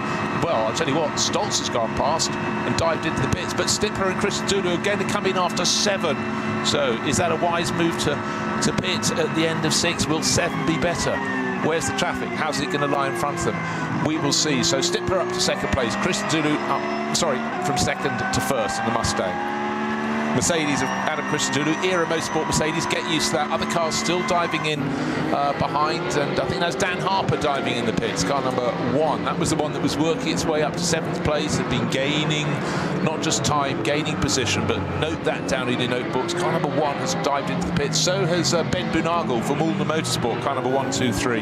Anybody else who's continued, they will not be going any further at the end of this lap, but I don't know. How do you divide a 6-hour race? That's the eternal question. And I suppose one thing that makes it simpler this weekend is the fact the weather is dry, there's no threat of rain, and it does make it easier. But so many races on the Nordschleife, you see a storm approaching. Is it going to be somewhere that's going to hit the race? Talking of hitting things, look, Adam Christodoulou's car, the Era Motorsport Mercedes, in second place, something was loose. It looks like it was only gaffer tape, but something then blew off the car just before he reached the chicane. Oh, he's had damage, front left-hand damage. corner damage. So he's hit something or someone. Hopefully it was something, not someone. Could have been a barrier, could have got close to a car in front of it. Wasn't close enough to Frank Stippler to have touched the Mustang. Actually, hold on, in the background of the shot, I just think the Mustang has maybe had a moment, because the Mustang came through the corner, and I say the corner, Shabine Smith's curve, further down the order. Well, did something happen in the Mercedes arena? The gap between them on the start-finish line as they crossed it was Stippler in front, 1.1 second to the good of the Mercedes of Era Motorsport and Adam Christodoulou. And I'm just double-checking. I don't know if you can see on the tracker map, but at the moment going through Hatzenbach is the Mustang. I think maybe there has been a moment, I need proof of this, but certainly we suddenly saw, going into the compression before you rise up to the chicane, we saw the Mercedes with front left-hand corner damage. Was there a move made in the little cut-through? When you've gone through the Mercedes arena, the next corner, turn 5, you're turning to the right, going through a gap in the barriers, so you don't do all the Grand Prix loop. Or have I read this wrong and spotted a second car? That is interesting.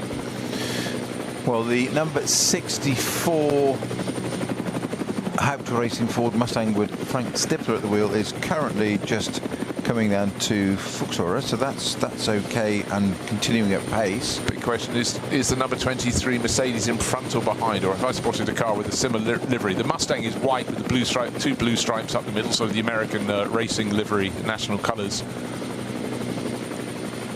But what caused the damage on the front end of the Era Motorsport Mercedes? The Mustang suddenly going a little bit slowly and just being passed by Nico Menzel. So this is starting to become a bit more of a story. At Metcalfeld now coming up to that Callan Mustang Hart. is slowing. 64 Mustang is slowing. Frank Stippler is slowing. Frank doesn't do slow unless there's a very good reason. I can't see any damage as yet. Need to see the rear end of that car, see if it's being given a bit of a push. We know there's damage on... Oh, he's definitely slowing, because when Cup 2 class Porsche Caymans catch him and go around the outside, maybe there's a puncture. Maybe he's got a puncture from that and he's having to drop his pace. Yeah, right rear damage. Right rear tyre. Right rear damage. Okay, that reflects absolutely where front left Mercedes. Correct. Well done, Clouseau. I think we're getting there. I was going to... So, start of the lap, 1.1 seconds between Stippler and Christodoulou, and contact at a point at which the Mercedes, the Mustang was slow out of a corner. There was no, it didn't come where I expected to find it. And so by the time we next saw the Mercedes, it was in the lead of the race. The Mustang's going very slowly. There's damaged parts on the Grand Prix loop, still luckily being missed by most people. It's like the liner of a wheel arch. Right now, the Renazzo Motorsport Lamborghini's got very close to it and is going past. But the fact that Frank is limping in, Cup 2 class Porsches going past production, not quite production class cars, but other cars of a lower performance category are just monstering their way past. So this, of all the places you don't want to puncture, is on the Grand Prix loop. You've got to do another 24 kilometres on a flat tyre. Now, people like Christodoulou and Stippler do not run into one another, but what happened there is, I think Stippler had a problem and was slow, and that caught Adam Christodoulou out as he came on the exit of that corner, completely caught him out, and just didn't expect Stippler to be coming off the corner quite so slowly, and just clipped him. He did swerve right, avoid him, jeep to the right, shall we say, rather than swerve, and wasn't quite able to do that. So I think that's just a genuine racing incident caused by Frank Stippler having an issue with this Haupt Racing Mustang. So that's going to come back to the pits. It's got a long way to come back, nearly all the way to come back, as Bruce has just said. That will then reappear in the pits. There will be, I'm not sure there's even actually puncture damage. I think there's something more fundamental on there. If it's been clipped by a Mercedes, it could well have put the suspension out and all sorts at the back there. It could be a little bit more fundamental. Yeah, but well, debris coming off it now. Yeah, but the thing is, it's not slow. Well, the puncture is slowing it, but it didn't slow because of the puncture. It slowed because something was wrong with the car. You could say, oh, did Frank just miss a gear going out of the corner, so he's trying to accelerate away? Disintegrating this car. I mean, Frank's bringing it back at an original pace. One of the hardest things for a race driver to do is to bring a damaged car back. You know it's wounded. You've got to bring it back, but you've got no idea of what it is. So the team will try and be telling you, and we've got a fantastic Headicam shot now, which I'm sure the team are looking at as well, and they'll be reporting back to Stippler in the car saying what it is. But of course, to drive it back at, if you have to do 60k, you have to do 60k. If there's no code 60 area, any driver, certainly the likes of Frank Stippler, will try and get that car back to the pits as soon as possible to get it repaired as soon as possible. The danger with that is you can create more damage and more work for the team trying to do that. You think you're doing the right thing, but racing drivers, particularly like Frank Stippler and Chris Adula of that ilk, they're not wired to drive slowly. No, bring it back carefully, and they're saying explain carefully. Right, just getting messages. There's been a bit of a oh gosh, oh dearie me. Unfortunate incident there. Car number 5 went down the inside. Gabriele Piana, the Black Falcon Team EAE Porsche. Remember that it came into the pits before the start of the race, so that was another one working its way up, and it unfortunately pitched into the side of a production-based car, and suddenly very busy out on track. And I'm also getting news that car number 26, which is the Duo family McLaren, that has had contact with Schwalbenschwanz. So just before they get onto the Dottinger Her. Yeah, with 885, is that? Yeah, 885, yes, which is a BMW M2. M2, yes. Okay, and suddenly getting sort of really quite busy. So, and I think it was car number 450 or something like that. It was contacted by Gabriele Piana. Oh, I mean, Frank Stippler can hardly drive in a straight line. He's having to drive around out of a corner with the tail starting to come around. That rear suspension is failing on him at the moment on the Ford Mustang, because the nose turns in and the tail just doesn't really want to follow at all. So having gone around the carousel, mind you, that probably didn't help either, putting all the extra force on that right rear corner of the car. He's done that bit and he's got to work his way towards the end of the lap. But what was looking so good, I mean, the Haupt Racing team just gets better and better with its Ford Mustang, and it was running in second place, comfortable in there, qualified second, but right now it's the slowest of slow laps for Frank Stippler there. Yeah, it's I can't remember, with the car that was it, the 450 you said it was? It was hit. The one that always looks like an Alpha to me, because it's got the 1990s Alpha replica touring car. I don't think there is a 450, but might be 470. Anyhow, I'll work out what it was. But yeah, oh dear, and now we've got a car sitting sideways across the track trying to work out where it was. So these are suddenly trying times. We've got a car driving around, the Mustang that's A, going slowly, B, struggling to get around corners, C, has been dropping a bit of debris. That's limping its way along the Dottinger Her, or will be shortly, to get out of the way. And suddenly a flurry of other moments making life a little bit busy. The Era Motorsport Mercedes into the pits for that front left-hand corner damage, driver out, and really it has been quite a big hit, more than I thought. The bodywork, of course, it's battered and tattered, but it's what is in behind. But we are having a driver change, and number 20 Mercedes Era Motorsport Adam Christodoulou is out, and remember that's after 7 laps, which is the standard time you'd come in. So they're going to just do a standard pit stop and try and see what they can do about that front corner. So in came Adam Christodoulou from effective lead. In from second place Nico Menzel, because he was promoted by the failing Ford. That's car number 4. Number 48 Dylan Pereira, the Losch Motorsport Porsche, that is in from third. Thomas Much, 7086, that's the Renazzo Motorsport Lamborghini, from 4th, and the McLaren that was reported to have had a bit of contact, car number 25. Oh, sorry, it's car number 26 that had the contact, not the McLaren. Sorry, McLaren fans, Duo Motorsport, they're going fine. They've come into the pit lane. Car 26, of course, it's Stephen Pallet's Mercedes, the yellow and blue car. So Frank Stippler is currently on the Dottinger Her and will be, in fact, almost at the end of it now to come into Tiergarten and bring his car into the pit so we can see what damage happened to the back of that. I love the brutality of mechanics and technicians working out on this era motorsport. Mercedes, it applies to all teams. The headlamp basically has been pushed back and it's causing a problem getting into the tyre. Well, Adam Christodoulou's gone forward with the gaffer tape. You don't allow drivers anything sharper than gaffer tape. Absolutely not. Certainly not any knives. But they were looking at that headlamp module, which has obviously got a lot to it, and more than just a simple bulb and a bit of glass. There's a lot more to them these days. And they looked at the two mechanics, looked at one another. There was that sort of glance of understanding, and then it was just brutally ripped off the car, as in, we don't need it, it's a daylight race, just get rid of it. There is a lot of gaffer tape, duct tape, call it what you will, so Adam showing good muscle there to stretch it out for the mechanics. Who one has a little blade, he can cut the bottom of it. Adam's got the other end. And he's got blade, he's got using his teeth. Yeah.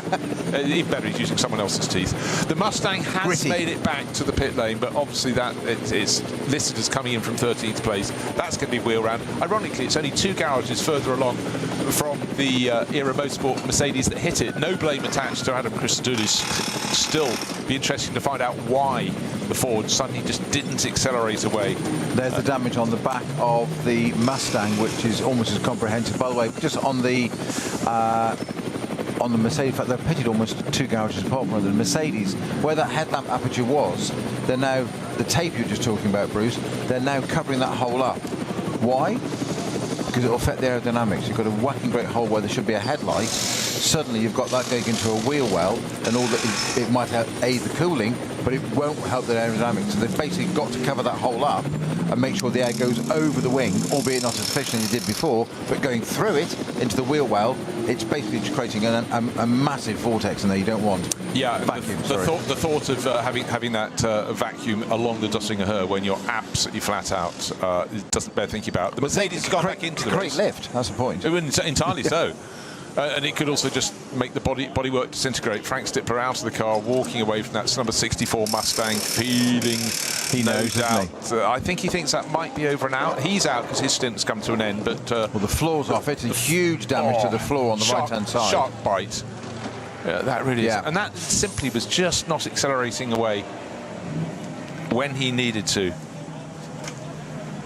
So a whole new floor gone onto the back of the Mustang. The floor is shaped and it creates part of the diffuser, so you have a sort of cathedral effect of getting the air out. You have splitters at the front of the car that literally split the air, hence the name, divided where the engineers and aerodynamicists want the air going under the car. And then at the back you have rising tunnels to get the air out of the car back and create suction down at the back of the car. So they're very precise bits of kit.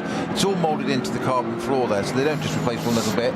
Floor comes off, as you said, sharp bite out of that one. That will be repaired at some other point and used again, because it will be a few 10,000s of euros, that will alone. But that one's thrown to tossed to one side for the moment, and a spare floor is brought out and put onto that Mustang. However, it doesn't tell us what other damage there is in that rear wheel arch area on the offside rear. Right, and also just as after 7 laps, the standings are the number 20 Mercedes Era Motorsport leading the race. Of course, we already had, it's the time of pit stops. It's not an accurate time to draw it after 7 laps, because some people came in after 6, some came after 3 or 4, but that's because they had problems. And that was respectively the number 23 Gamotta Racing BMW that pitted after 3 with a problem, and the number 35 Walkenhorst Motorsport Aston Martin. So they are out of the effective running. We'll give you the positions in a short while when it's settled down. Just remember, the earlier the pit in the race, your first pit stop, the earlier your final pit stop. So this race will unravel. But Adam Christodoulou was the driver who was on board that number, the Era Motorsport Mercedes. It's handed over to Jake Hill. And that was we've got an interview coming up with him soon, because he suddenly was presented with the tail end of the Ford Mustang at the bit curver. By the way, that's the right-hander before he dropped down behind the paddock. And as he tried to accelerate away, the Ford did not in front. Then there was contact. Both have been in the pits. But let's hear what we can hear from Adam Christodoulou. Yeah, there's a part of the Era Motorsport Mercedes AMG, and the one who was driving the car is the man standing right next to me, Adam Christodoulou. We saw there was some damage on the front left for the car. What happened? Well, it's a real shame. Like, the stint was going so well. We were in third. Everything seemed to be under control. There was a slow zone here. On the, not the Schumacher S, but just onto the back straight. I was probably half a car length behind the Ford, and I honestly don't know whether he saw a purple or something, but he slammed on the brake and there was literally a green flag there, and so I couldn't react quick enough and I just caught the back, and it's a shame because we have 5 hours to go. And we were leading in class, we were second overall at that point, so it's just frustrating. I hear the frustration. By the way, Frank Stippler is already coming over. Now we have to... There was a double yellow? Single yellow, double yellow, code 60. I saw the double yellow, obviously I was right there, and then I was looking at the green. Code 60 was on the left-hand side. So, that was the discussion from both of them. Back to Adam maybe for sure. We just saw you helping on the pit stop. Was there ever a more stressful pit stop for you than this one before? Unfortunately, I've had a few in my time here. I've now been racing here for 16 years. And it's just one of those, like in my head, I was like, right, what's the quickest way to try and repair this? So we got the tape and I was just like, we're kind of unlimited how many people are allowed there. So whatever you can do to help, we have a 2.5 minute pit stop. And we just need to make sure that air doesn't get in the bonnet and cause more damage. So it's a bit of a Frankenstein right now. They will do more repairs during the next stop. It's one of those, like, you do whatever you can to get to the end of the race. Like, we're leading right now and we just have to see how it plays out. We just heard some fragments of your discussion right now. Was that just a misunderstanding or what was it now in the end? Well, Frank said there was a code 60 there, but like obviously when I'm right at the back of the Ford, it's a pretty big car, and if he is blocking the view, obviously I haven't seen it. I'm looking at the green flag, which was like 5 meters away, and so I was ready to go, and obviously he slammed on the anchors.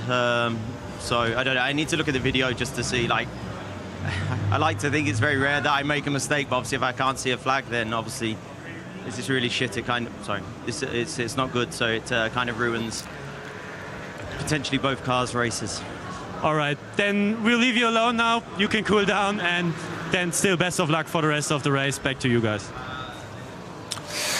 Well, interesting interview there with both drivers, so fabulous from our point of view to listen into that. And one thing is guaranteed in the world of motorsport: when an incident happens, neither driver will agree.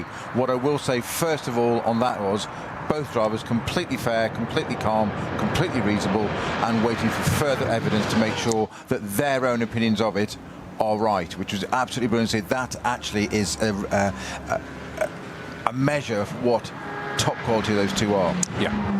We said that the Mustang had slowed. Frank Stippler says that he saw a code 60, so he slammed on the brakes. He slowed down to the code 6. We said about that, the penalty that you can have for not doing that. So Frank thinks he did the right thing. Adam, right behind him, unsighted, which has said, you know, the Mustang's a big car, as is his. He hasn't seen that, and he sees a green flag, so he's come out of the corner unabated at pace and wondered why the car in front has slowed down.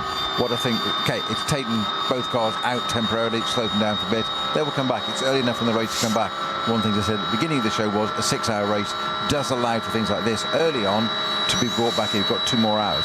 What I think is fascinating there is, and absolutely wonderful to see, is both drivers, neither's blamed the other, neither's got irate. They both just said, I saw this. The other one said, I didn't see that. Let's go and have a look and talk about it. And that's a level of professionalism. I agree. I mean, what you heard from Frank Stippler was double wave yellow, which is the beginning of a code 60. And what you also heard from Adam was you saw a green flag further up the road. Yeah. He said, you know, that's all clear. Yeah. And at that point, what's he doing? He's going to accelerate into it. And unfortunately, accelerated into the back of the Ford. But he tried incredibly hard to miss it. But these things can happen. But you're quite right. The professionalism, they've been there, seen it, done it. And actually, you look at the career history of those two drivers, they're not drivers who make mistakes. No. So that is a real rarity. It may come down to nothing other than a difference of opinion. It may be simply that, well, let's just leave it out there. But you're quite right. You wanted to highlight the fact they handled it so professionally. And they really, truly did. We've had a new leader in the race, but that's the leader of the Cup 2 class, because they tend to come in and pit a lap after the front runners. So 3 of them have come in from first, second and third, but they will obviously fall back down the order. And they came in the order of Alexander Hart. He was leading that class early on, the Black Falcon team. That's Black Falcon team Zimmerman. Raphael Renhoff, in fact, no, Raphael was leading early on, wasn't he? For Team Liqui Moly. again, by Black Falcon. They're real specialists at that class. And 992 came in from 3rd overall. But again, now they're out the way, it's going to be back in the hands, and you'd expect to have that number 80 Mercedes of Winwood Racing. That came in, remember, a lap earlier. It pitted after lap 6. The other front runners in the top class came in a lap later. So the stagger's going to unwind a little bit, but just remember that final pit stop, you would have thought that Winwood Racing Mercedes would be a lap ahead of the final pit stops for the others. And when your final pit stop is later in the race, you have a shorter time in the pits. We can talk about that till the cows come home. It's a stagger that's built in.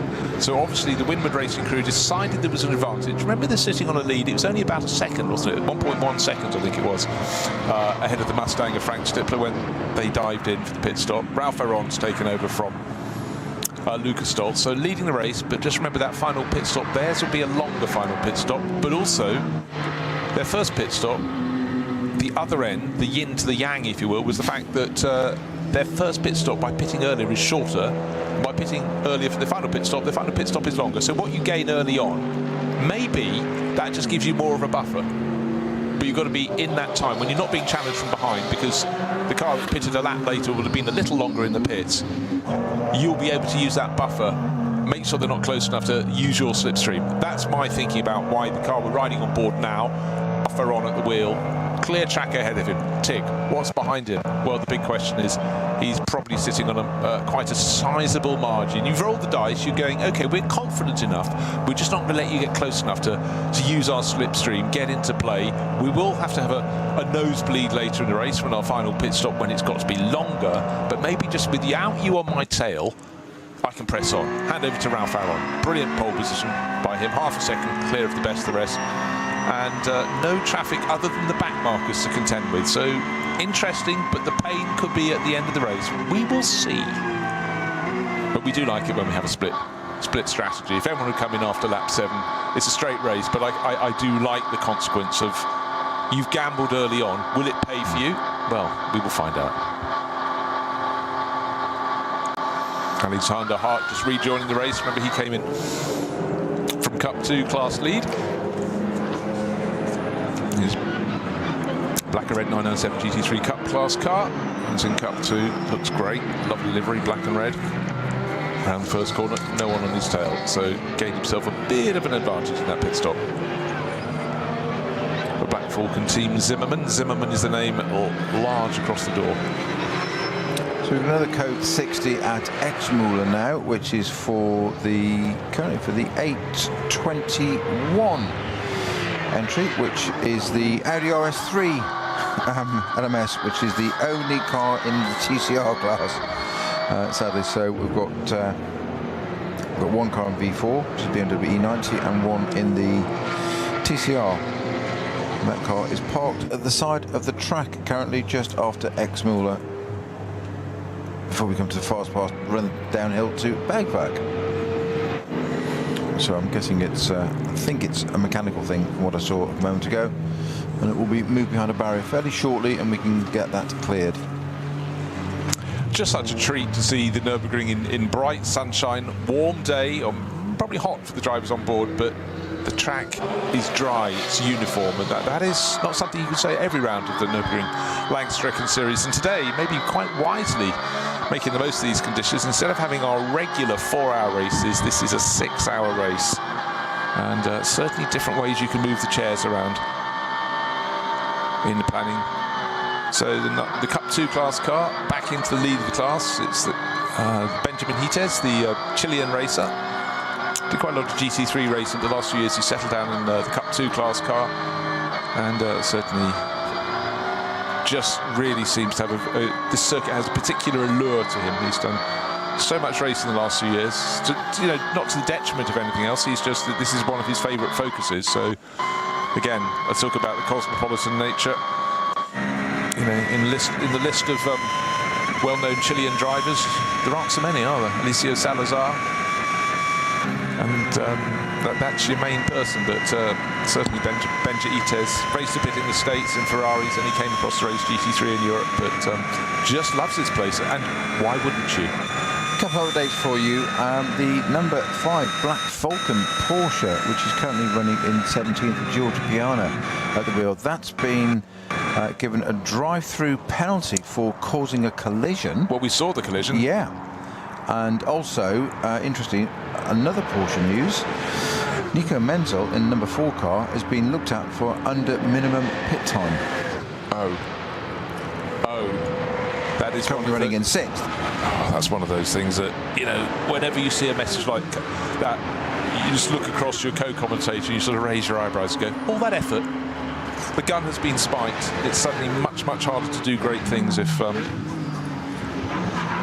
you just made that little error. Tiniest of margins. Fantastic battling in Cup 3. You know, we often don't get treated to enough of it. 2 cars, same team, same target, but only one of them is going to win the class if they don't knock each other off because they're covered by about half a second, about to start another lap. And more importantly, covered by the same sponsor, so it's great for them to see the 2 cars. Am I seeing double? It out. Get the photographs now. Quick, get the photographs now. Get the press release done. Put it on hold, but as one of the Mercedes comes out of the pits, it's one of the GT4 cars that splits the 2 Porsches. One goes one side, one goes the other. That's actually allowed the second of those 2 Cup 3 Porsches to swap places with its sister car. Totally unsighted there. Car coming out of the pits, as mentioned, GT4 Mercedes, and allowed it to. That Mercedes has now got past them again. Yeah, the ones we're talking about are 961 and 953. So 961 at the moment, it's got Toby Goodman, British driver, on board, and 953 has got double check. Sorry, Toby Goodman's just gone past the GT4 Mercedes again. So that was a car that came out of the pits. That they did that already. Then Mercedes came past them again. So plenty of overtakes. Now the Mercedes looks like it's going to fall into the hands of the other Porsche. Yeah, Alexander Fehlenbach, by the way, I struggled because I'd looked over a line. So there's actually a bit of breathing space after the change there. Toby Goodman getting through. But again, it was great. But it doesn't matter if they're the same team or anything. They're just a couple of Cup 3 Porsche Caymans having a really good scrap around this circuit. It's a car that seems supremely well suited. They've only got one job, and that's not to run into one another. Exactly, but it's a well-supported class. 21 cars, one of the largest cars. Just going back to what I was saying, the overall NLS title at the end of the season goes to the driver with the largest number of points. There's nothing rare in that, but it's easier if you are racing, competing in a class that's got a large number of cars in it. If you happen to win that class, you get a large number of points. So, say for example, there are 21 cars and you take victory, you get 21 points. If there are only 14 cars, you only get 14 points. So, if you race in a class that's has got large numbers on board, then of competitors, then you've got more of a chance, in theory, to win the title. But then again, you've got more rivals to stand between you and the title. But the fact we've had some serial winners in the NLS Championship over the years, very seldom from the top class, the SP9 class, simply because some of the other classes are better supported, and you have a sort of rolling guest fleet. But just go back. 2025 overall champions BMW M4, so in the GT4 class, that's SP10, FK Performance Motorsport, Ranko Mijatovic and Nick Wustenhager. The year before, Mijatovic won with the BMW 240i class car with Sven Markert and Toby Goodman. We've just seen Toby Goodman in the Cup 3 class. Now, the year before, Philip Leisen, Oscar Sandberg, Daniel Ziltz. That was in BMW 330i, so going sort of down the performance scale, but there are a greater number of drivers in that. So anyhow, long-winded way of saying if you compete in a top class, you may not get in the top class, SP9, you may not be the overall champion. But matters not, it's how the rules are structured. It does mean that everyone's got something to aim for. You can win your class, but is your class tally going to be enough to give you the overall title? But some drivers have made a habit of it. Danny Brink, Philip Leisen, 3 out of 4 years, 2018 to 2021, they took the overall title, twice showing with Christopher Ring. Almost all in BMWs, almost all entered by Adrenaline Motorsport. But anyhow, that's that. But in many ways, Snowy, the top class, SP9, you're going for ultimate glory. If you win the title, that's great as well. And people like Frank Stipper have long been top in that class. but it's a sort of different game. If you're racing in some of the categories further down the table, then in the performance chart, you want to win your class, and if it's well supported, you may win the title overall. But up front, it's all about getting the race win or the class win.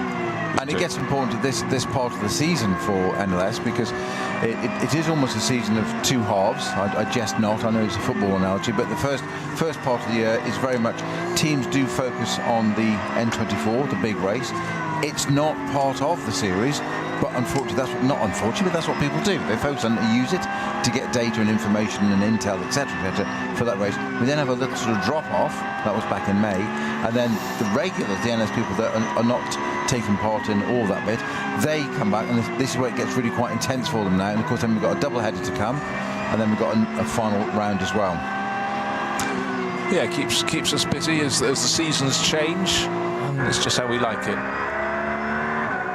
Just so rare to see the circuit looking as good as it is today, but just so weird to have brown verges where the grass ought to be. It is there, but it's sort of resting for the moment, a little bit dormant, but it does give a very different feel to the circuit. Blue skies dotted with gentle summer clouds, but still on board. It's going to be very hot indeed for the drivers. Gabriele Piana getting very close. He's already been given a drive-through penalty, remember, for contact with another car from one of the junior classes in this, and he's still pressing on, but it's a setback, down in 13th place overall. A minute and 20 seconds down the race lead, so these things can be costly. But we keep saying this, we'll carry on saying it, is that it's the onus on the driver of the faster car to change their line to go round someone in a car that doesn't have the performance, and unfortunately sometimes there's a bit of guesswork involved. And for Gabriele Piana, who is such a Nürburgring expert, contact followed, just the way the game is played.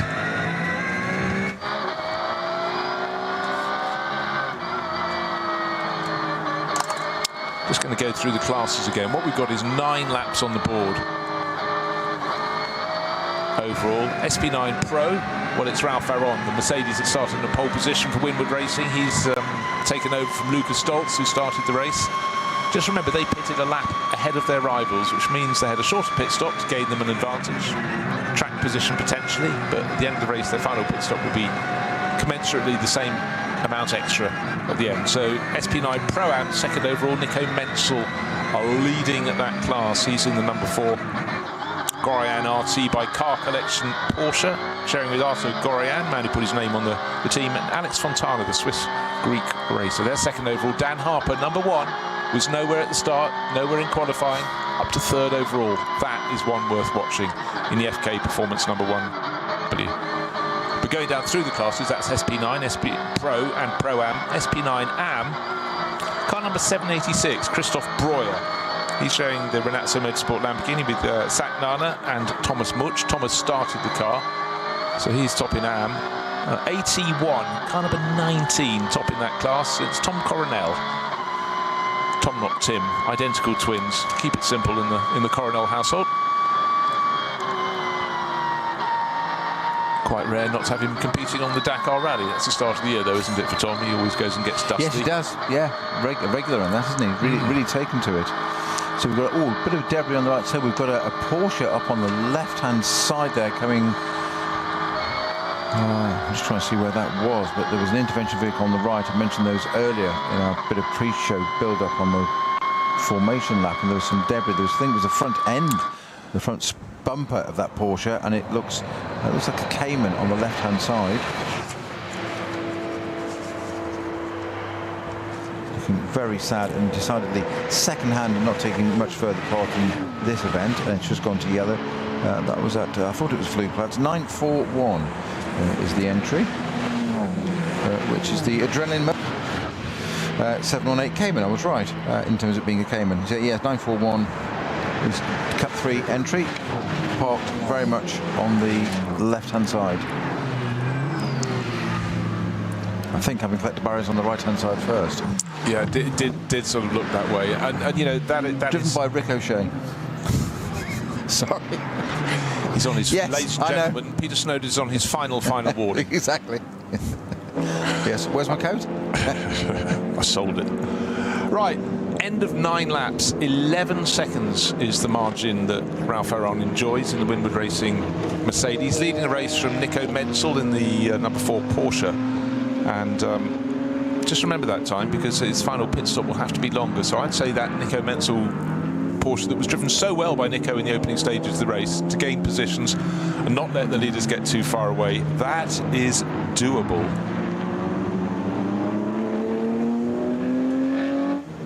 Very doable indeed. I'd say actually it does maybe put Nico Menzel commensurate in the lead. Stephen Paulette is walking around the pit lane looking at his very dusty and very battered number 26 Mercedes. That was from Pro Sport Racing. Had a collision. I'm trying to remember where it was, and unfortunately another car was involved, and that's being dropped off the flatbed in front of him. So I think we can work out which of the two cars. We know there's the yellow and blue number 26 Mercedes.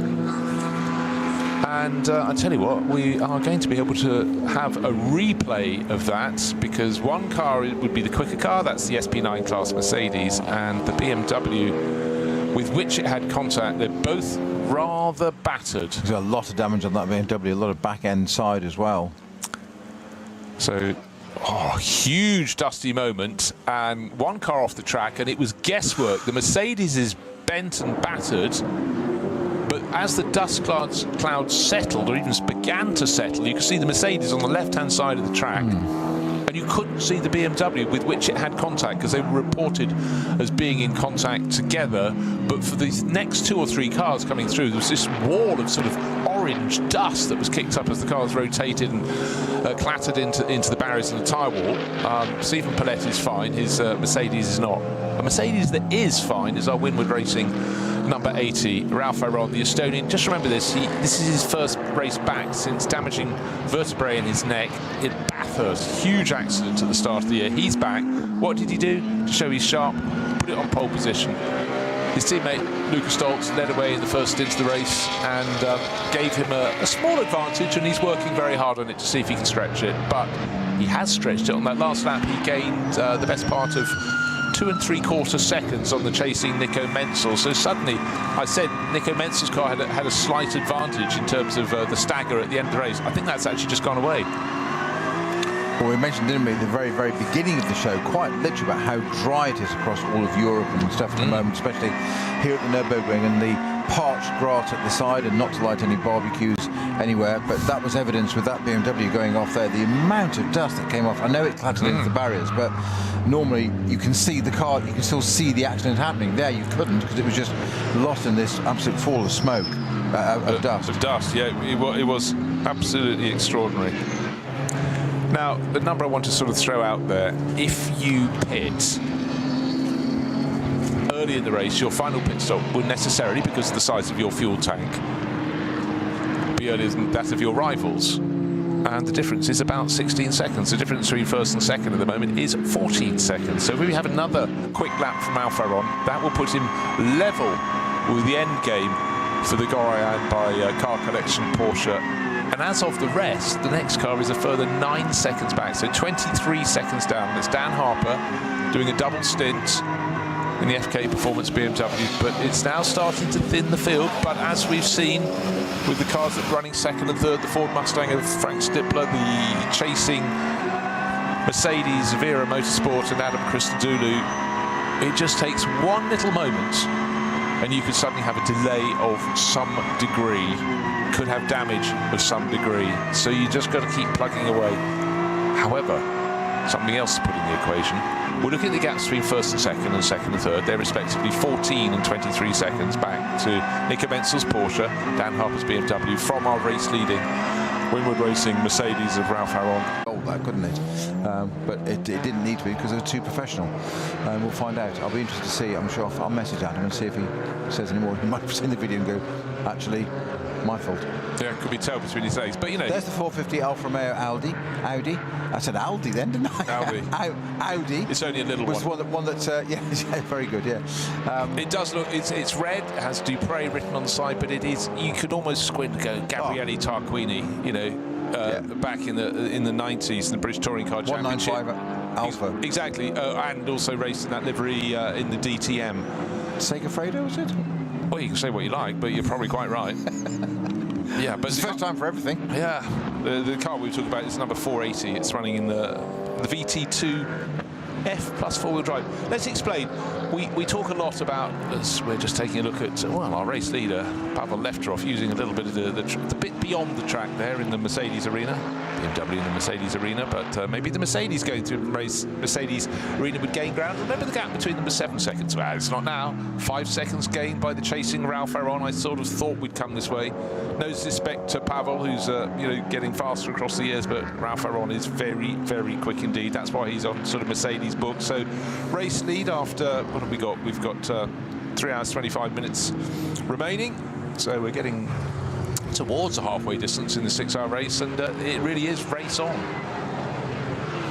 And just want to see the pace, because the car I thought that might be the one that had problems was Jens Klingmann, the Schubert Motorsport BMW. It does not have problems. It's in 4th place. It was in 4th place when I wondered if that was the car travelling slowly around the circuit. It's not travelling slowly. It's all over the tail of Alex Fontana in the number 4 Porsche of Goran RT team, run for them by Car Collection Motorsport. They're both flashing their lights. They go through the Grand Prix loop, coming back towards the end of the lap. They've got to the end of the Grand Prix part of the lap. Up to the chicane they come. They'll thump the chicane on both sides, on the right, on the left, get their cars balanced, get them settled again before they turn into the first part of the Sabine Schmitz curve over the little bridge. Very narrow here indeed. That fantastic camera shot, all but whipped off as the cars come through. But then at the lead of the race, Pavel Lefterov is clinging on. He was 2 seconds clear at the start of that, 2.1. He's down to about a third, maybe half a second clear. He's getting a little bit loose, lot of pressure coming on his BMW. As Ralph Aron has sort of got the sights locked in, going towards Floodplatz. Cars go a little bit light, then the cars settle down all over again. And yeah, it's when, not if, I would suggest, in this battle. Certainly the win with Mercedes. Closing, and looking pretty stable. The BMW in front looking a little bit, moving around a little bit. And then we move on. Let's just go down the order a little bit. Pavel Lefterov leading in that number 1 BMW FK Performance Motorsport. Second place, car number 80, Ralph Aron, driving the Winward Racing Mercedes. Third place, 22 seconds further back, so just under 25 seconds down on this lead battle is Alex Fontana, but he's got Jens Klingmann all over the tail of the number 4 Porsche, the number 77 BMW pushing very hard indeed. Sven Muller, 48 Losch Motorsport, his Porsche is only a third, a second back, so Fontana, Klingmann and Muller covered by 1.3 seconds, that's third through to 5th. Up at the front though, the pressure is really, really being applied by Ralph Aron to Pavel Lefterov. Pavel in the race leading number 1 BMW, moving around all over the place, not trying to cut across the nose, just trying to keep his car on the track in front of the Mercedes from Winward Racing that's down, putting pressure on it. Again, Pavel Lefterov is really giving his tyres quite a pounding. So you take a look over the next few corners. Of course, we'll probably get to different sorts of corners where it's not happening as much, but he's aiming for an apex and he's sliding past it, and he is under a lot of pressure. Okay, if you've got a front-mounted camera as we have on the Winward Racing Mercedes, you can't always see how the car's handling, but it looks so Ralph Aron is smooth and Pavel Lefterov is looking quite not jagged. He's doing a good job, but he's really having to work, and as a consequence, when he doesn't quite set up the car correctly, it looks as though he's really working his tyres. Moving a lot through the corners, that BMW, which it shouldn't be quite as much, and that's just given Ralph Aron a little opportunity to look down the inside there. Porsche Cayman on the left-hand side, Aron literally gluing the back, the front of his Mercedes this is the 24-hour race winning car, by the way, back in May. Just a little bit on Ralph Aron, just a little bit reading up about him, and he hasn't raced since his accident at Bathurst in February. Didn't do anything for the first 2 months. He wasn't allowed to. Just literally had to lie down. Did he have to stay in Australia for quite a while? Yes, yeah. He hasn't. He's never done the Nürburgring before, and he was just get away. No, and he just said that it was the one thing he said, the circuit didn't bother him, but he was aware that there, given the injuries he had, that the compressions and dips might be more physical to him there.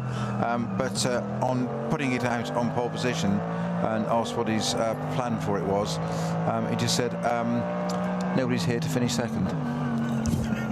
Oh, there's a race driver for you. Yeah, it's been reading Ron Dennis's book, isn't it? Exactly. Second, first, the losers. Yeah. And again, just as Ralph was getting really close, I think he's got through. He's now got through. He's got through, yes. Got through because there was traffic up ahead. We flipped away from that. We've just come back to it, and the position has changed. And expect him to pull away because he gained 5 seconds on the previous lap, and now he's the one dictating how they get through traffic. Oof, gosh, he's not mucking around. I say, yeah, it's decision making there, going down through the inside. That's one of the Caymans at. Just trying to see where he is. This is car number 80, is it not? It is. Yeah, that was coming out of Vipperman. Yeah. Oh, such a brilliant part of the track. This is the point at which I was sort of imagining, you know, when I said mistakes tend to be made later in the lap, but this is the point at which I think you go, my brain just can't take these corners coming at me so quickly, and often you have quite a few cameras mounted around the circuit at a certain point when people are doing track days, don't you? The people, the sort of the vultures looking for people having spins and so on and so forth. Max Cruz Racing has just come in after 18 laps. That's kind of a 75, so that's sort of out of sync with everybody else. So that is one that is possibly just having a problem, just double checking that they're not getting a stop and go penalty. We talked about car 37 having one of those. Car 32, we haven't reported that one. It's another car from the top class. That's we saw that for a short while ago on screen. The Mercedes in the Toyo tyres livery. Yuichi Nakayama, Andreas Goulden and Tim Sandler. Tim was at the wheel last time we looked, and that's made a visit to the pit lane. So again, these moments, stop and go penalty with 30 seconds at the stop part. That is a real wrap across the knuckles.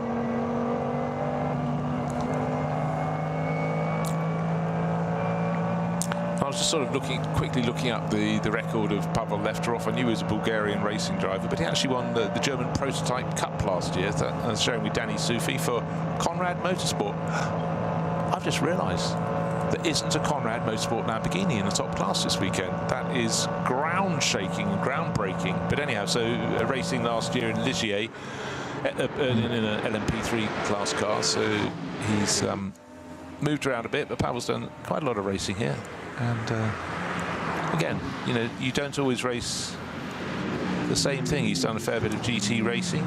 He did P3 class racing from 2017 through to 2019, and then he moved across to GT3. So he's got a lot of time. No, I tell you what, he hasn't. He did. Sorry, he didn't. He's doing GT4 for a long time. Started looking at the record of the next driver on my list, Lucas Legere. That really is good reading across the board. Fantastic battle. And the positions have just changed because Jens Klingmann has moved up to third place over all the black and red Yokohama livery Schubert Motorsport BMW into the final corner. He goes out of the final corner, having got clear of Alex Fontana, and the pressure really was on the Swiss Greek driver there in his Gorian RT Porsche. Made it move, classic manoeuvre. As we said at the start of the broadcast, you can do your overtaking into the first corner because there's lots of width there. At various points around the Mercedes arena, you might be able to make a move. You only use about half of the Grand Prix circuit here at the Nürburgring, the track that opened in 1984. But then you go on the Nordschleife itself. And really, in the course of a race, it takes a mistake from someone else or perhaps traffic to overtake on the Nordschleife until you get to that long run for home, the the long straight that takes you towards Tiergarten. That is where you can use a slipstream. But for most of the track, a slipstream is nigh on irrelevant because the corners come at you so thick and fast. So now Ralph Ferron leading the race over the start-finish line by 0.8 of a second, but I expect that lead to extend over Pavel Lefterov in the FK Motorsport BMW. That's car number one. Third place overall now is Jens Klingmann. He's 22 seconds down on the race leader, 21 seconds down on second place. So things are changing and a couple of cars are working their way through. BMWs are looking very strong, they're second and third. But right now it's Winwood Racing. They started on pole, number 80. started by Lucas Stoltz. Ralph Aron did one stint afterwards, then another stint. He's in now, and just wait to see what his lap time will be this next time around. Not due in the pits for a while, but looking very comfortable in the lead of the race. His last lap was another 3 seconds gain and an overtake on Pavel Lefterov. It's all good. So in control for now is Winwood Racing.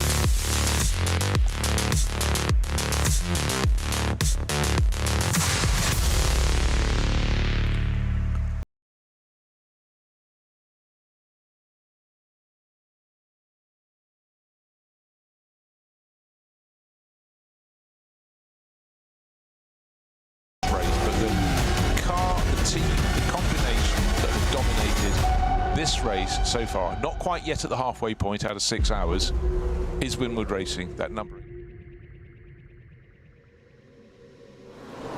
Got me feeling high, here we go.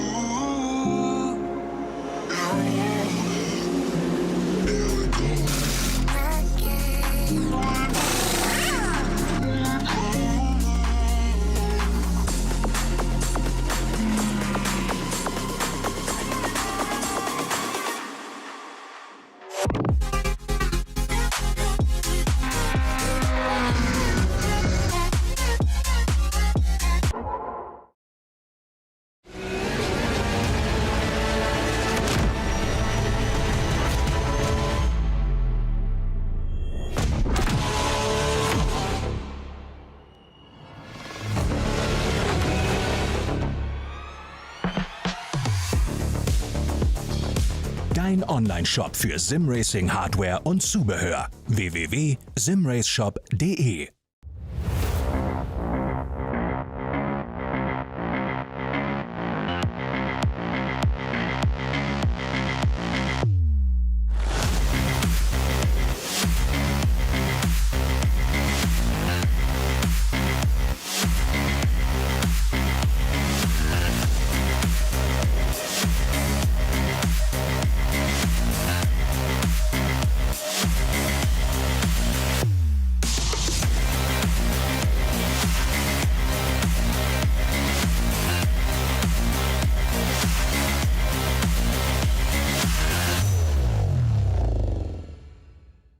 This place leaves no room for error.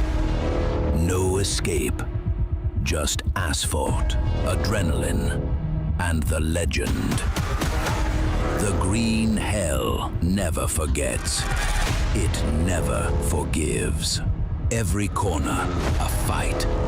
No room for weakness. The Nordschleife is no place for empty promises.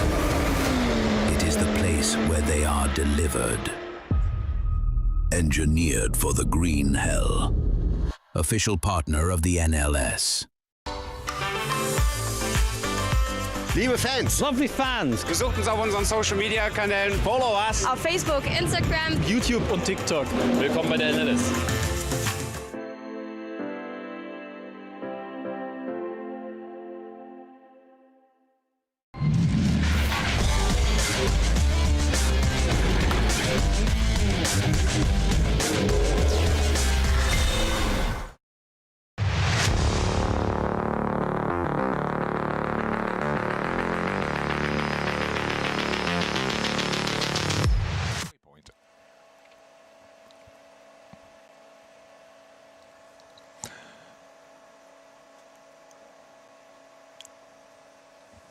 When you start the season in the Nürburgring Langstrecken-serie, you never know what the weather's going to do at the start end of the year and the tail end, because you know there can be weather that might be described as inclement, it might be impossible, it might be uncomfortable.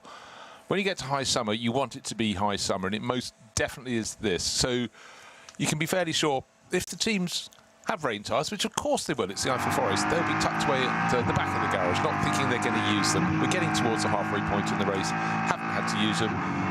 Fine weather clouds, blue sky, dotted with these lovely pink and white floaty clouds. Just, but it's another variable in a race that inestimably has more variables than any other one in the world. Anything on the Nürburgring Nordschleife throws so many elements at you, but it's the way you negotiate traffic, it's the way you're fighting the circuit itself. If you were out there one at a time going as hard as you could, it still would be a circuit that would really, really test you.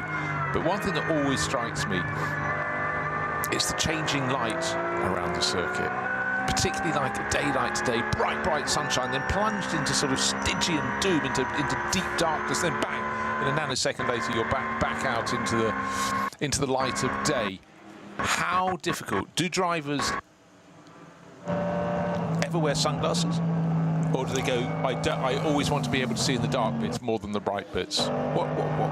What's been your experience?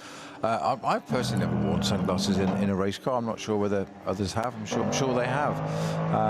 You do have, back in the days when I was doing 24-hour races a bit more regularly, you'd have 2 crash helmets. One of the reasons for that was that you obviously perspire, so they need drying out because they're not very nice to put back on again. So you have one that's drying and you have dryers. But what we used to do there was, depending on your stints, if you had 4 drivers in the car, you'd probably end up doing equally a bit of time with a gap in daylight, then a bit of time at night. So you'd have a different visor, one with a tinted visor, which you could pop down and use effectively as your sunglasses to give you that variable that one part of the circuit, you say, suddenly goes into darkness. You don't want those sunglasses on. I'm doing the fingers like it's abbreviation. But you can lift the visor up and you can put it down should you need to, just to that particular corner. At night time, you don't want the visor on in that sense at all, but some people like the comfort of a visor, and if you've got any kind of sort of cold air system in the car keeping you cool, you can get bits of debris and stuff come in still, but it also it can dry your eyes out, so you might want that visor to say, even at night, so you have a clear one. Obviously you can't put a tinted visor down at night. Well, you can, but it's not a great idea. So you do that. And a footnote on that, at a Spa 24-hour once, one of those 2 helmets I had, which had the night one with the clear visor, some person stole it from the garage in the middle of the race. I mean, we never did find it. But, yeah. Why? Why? Yeah, they should be race fans. It's quite extraordinary. Yeah, I mean, we know it was, because we know it was there. But anyway, these things do happen. But I mean, that's the side of stuff there. You'd be amazed actually with it's not air conditioning, but you do have tubes inside the car, so dash vents and stuff, and quite often just come through. And it's amazing what will still come through. So the car in front runs slightly wide, and runs a little bit of debris and fires up. Hopefully the stones don't get through, but you'd be amazed little bits of grass and debris and stuff will get in, and suddenly it's in your eye. You don't need that. So that's why people often wear visors in cars still, and put them down in a closed car. It seems odd. It's like an open formula thing, but there's more reason to it. Plus, there's a final note. If you ever are fortunate enough, I'll leave it at that, to roll a car with a full face helmet on, having a visor down and closed is most helpful. Yes. Because you will not believe what will come inside the car when you roll it. I've been told, I've seen videos. Let's leave it at that. Your turn, Bruce. All the small change. Well, yeah, that comes out of your pockets now, as well. When you go upside down. Kiki Sagnano, we just came out of a slow zone just after Callanhart, and he had tucked in behind was number 5 Black Falcon Porsche.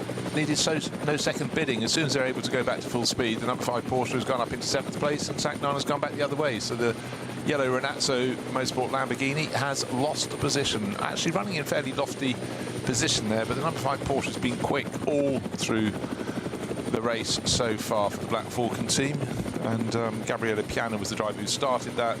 Mustafa Emet Kaya is on board now, so he has moved up a position, and I don't know if there's a problem for the Lamborghini or just the driver caught napping, but has certainly been left some distance behind. So place game for Porsches, and nobody though has an answer to the Winward Racing Mercedes, because having taken the lead from the number 1 BMW, Pavel Lefterov, Ralph Aron at the end of the lap was 8 seconds clear. That's an astonishingly good run from him. Whilst we were covering all that, Bruce, we did have a code 160, which has become, or started as a 120, became a 60, and has now been cleared. That was for the Smillis Racing Porsche GT3 Cup car, number 910, up at the carousel, just before beginning of the carousel. That's now all behind the barriers, was certainly with an intervention vehicle. We do, however, have another code 60 now, which is at Versheifen. and currently it's for intervention vehicle on track, so it must be bringing something back. I'm not quite sure what that's for. There's no car listed, is my point. Okay, I mean, it often takes a while for those messages to come through clearly, but good to see people. Actually, I'll tell you what, having been past Nana is not really falling away in the Renazzo Motorsport Lamborghini. I think they sort of Thai race and suddenly woke up, maybe got a little better of the traffic, and is actually just half a second or so down, having lost the position, fallen to 8th place overall, but hanging in there. That's at the moment we've got 8. I'm just waiting to see if we can have 9 cars on the lead lap. No, maybe a few more, because Ralph Ferron's only halfway around the lap, so could be in the mix. And looking to see who's further back down the track behind Nana. Be number 32, which is next in line. And actually, car number 32, haven't seen too much in the race. That's the Toyo Tyres Mercedes. That was the one that had a penalty, wasn't it? It had a stop and go penalty recently, so that's why that one's fallen down a bit. But the number you need to know is place change for the lead of the race. Car number 80, Winward Racing Mercedes. Seconds clear at the end of the lap after he passed Pavel Lefterov's number 1 BMW. So pace and pace to spare. Conditions dry, light bright, not so much blue sky at certain points of the circuit. It might just be because we're looking towards the sun, but certainly quite a lot of the fans at Hatzenbach have got great big parasols there, so obviously you don't want to watch all of a 6-hour race out in the blazing sun, and it really has blazed in Europe this summer. Slightly cooler now. Welcome changes. Yellow flag going towards Flugplatz, course vehicle, flatbed. 1, 2, and that's the truck that normally has the barriers in for barrier repairs. But it was empty, so it looks like they've either been used or they forgot to load them, or they went off with the tailgate down. Yeah. But again, the marshalling is astonishingly good, and it has to be, because quite simply, a circuit as long as this, you've got to have clear chain of command, and your flags have to be super clear when they're being waved, and drivers have to understand the difference between a yellow and a waved yellow and a doubled waved yellow, and then they have to be conversant with where the speed limiter button is, so that they can hit the respective grade. Is it a code 60? Is it a code 120? Have to be on top of their game. There is no time to relax apart from the dotting of her, that long run towards the end of the lap, because pretty much any other moment on the track, you're either coming out of a corner or about to go into one, or setting yourself up for one, and or passing traffic. And that, of course, is a huge element at the Nordschleife. Yeah, so one of our entries a little bit further down, the M240i racing category. I shouldn't call it the devil car, but 666 is its numbers. That has been given a stop-go penalty of 60 seconds for pit lane speeding. But interesting, we've also got car number 6, which is the Audi R8, and number 48, which is the Losch Motorsport Porsche, under investigation. I'm not sure what for at the moment, but that's under those two are under investigation. You will bear in mind Sven Muller in the number 48 Losch Motorsport Porsche is running in 5th place in that 3-way battle for 3rd. He's fallen back a little bit off the tail of Alex Fontana, and Jens Kleemann commensurately has pulled a little bit further clear in 3rd place in the Schubert BMW, but very much in the mix. So to lose something like that would be tricky. What was the other one? Number 6, wasn't it? Lemmertz is the wheel of that at the moment. That's Pierre Lemmertz. It's the one of the many Audis in the field, running in the AM class, but that's down in 31st position. So not troubling the scorers, as you might say in cricketing terms. Haven't talked for a short while about what's happening in Cup 2. It's normally the sort of next class after the SP9 classes, and it's being led by car number 902 at the moment, Vasser Teurer, but 902 from 900, gap between them, it's fairly comfortable at the moment. 902 entry entered by Team Liqui Moly by Black Falcon. You say that quite a lot, because Black Falcon are in league with many many sponsors for their. They don't tend only the top class. They do various of the cup classes as well. Alternative fuels very much. Someone's coming in to get some now, because exactly. that's the alternative fuel. Audi car number 75, Dominic Fugel diving into the pit lane.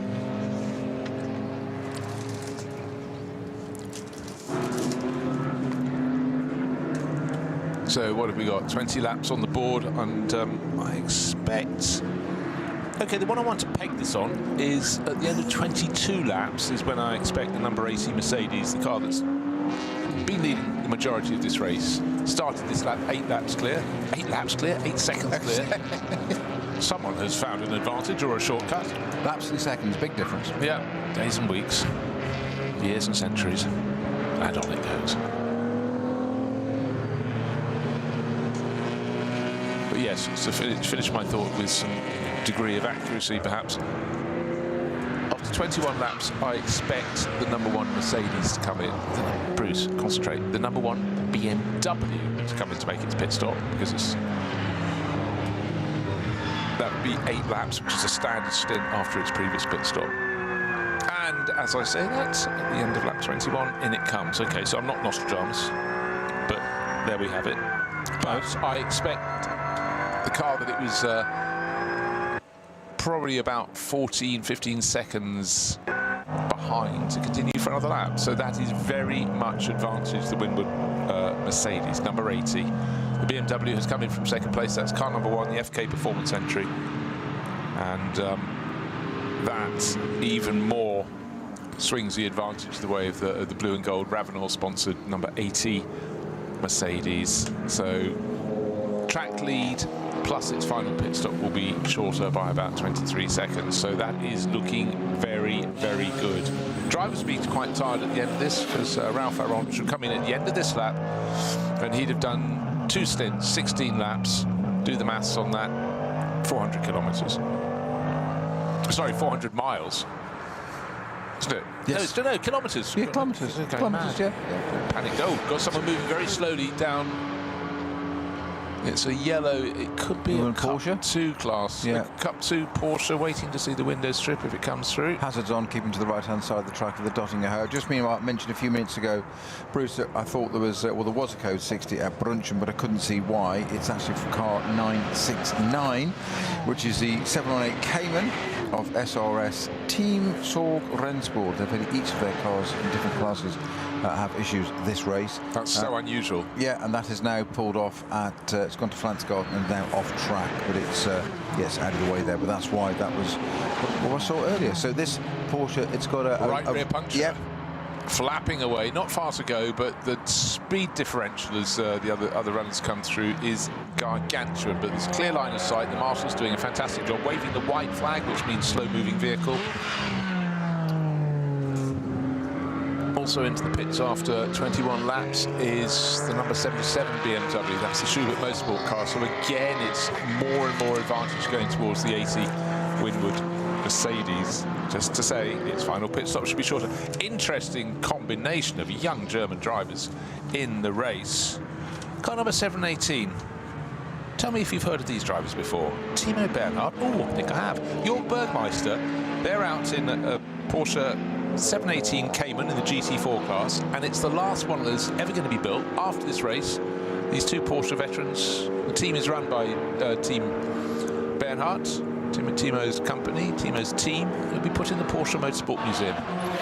So something special for them, special for the museum. And running around in 44th position at the moment. Sounded a bit like Murray Walker there for a second.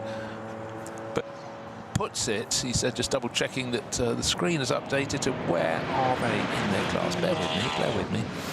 What should do that? The Porsche that's coming down the Dottingerhoe slowly has nearly made it to the end of Tiergarten. It's the Black Falcon GT3 Cup. You're absolutely right on the category, Bruce, and that's the number 632 car, and that should be entering the pits virtually any second now. Well, no, it's just coming up to the end of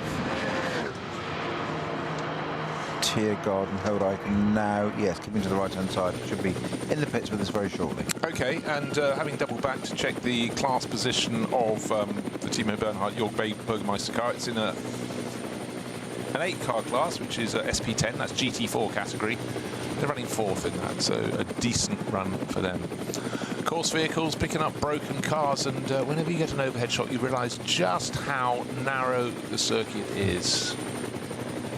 Right, just a chance to see the current standings. The Winward Racing Mercedes leading by 19.4 seconds from the number 1 BMW. That's now got Leighton Fury on board, but that was also bearing in mind that the BMW had dived into the pits, so I think the margin would probably be more like about 14 seconds, 12 seconds maybe before the pit stop. And just to go on about it again, the number 80 Winward Racing car, by having that long second stint to go with its slightly shorter earlier stint, has got itself back into the mix, and some of its rivals have blinked.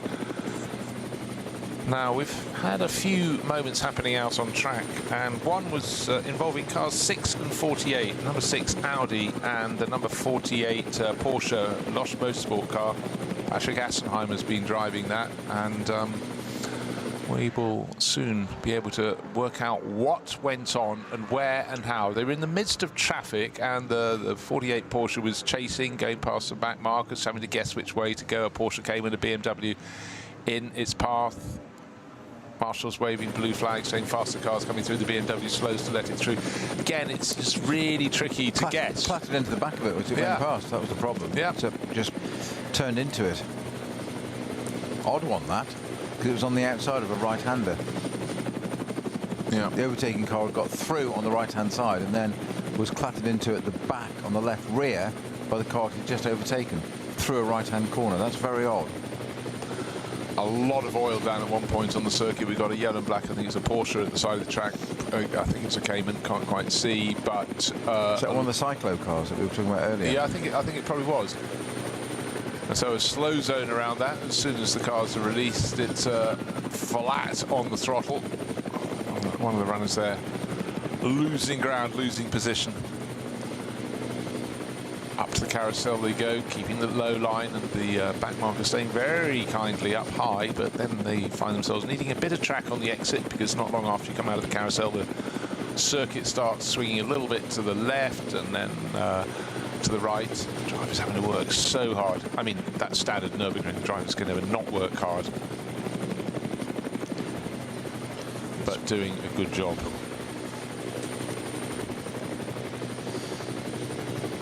Well, we're well into the second half now. 2 hours 53 minutes of this one-off in the season 6-hour race for us. We normally have